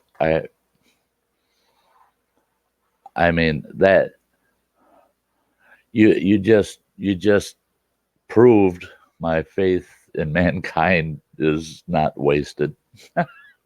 You're wonderful people. You're just absolutely wonderful people. I can't believe when I got back up, there was only 4 folks, and there's 9 people in the house. Isn't that crazy? Isn't that crazy? Um, all of you were sticking it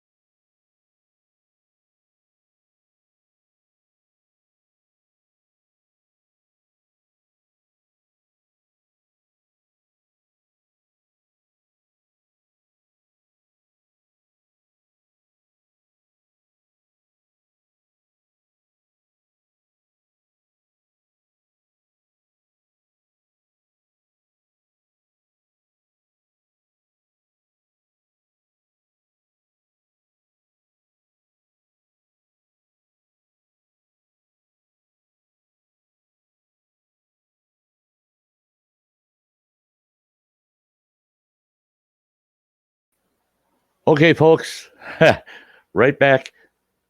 It's going to be hiccuping, I bet you, for a while. So let's shut her down. Love y'all. Thanks for being here. Catch you Sunday night for sure. I might have a stream either tomorrow night or Saturday night. I'm not sure. But otherwise, I'll see you Sunday night for Sty Story Sunday. Again, love you all. You all have a very good night. And I'm going to get this thing shut down before we get all gummed up again. Okay? Night, everybody.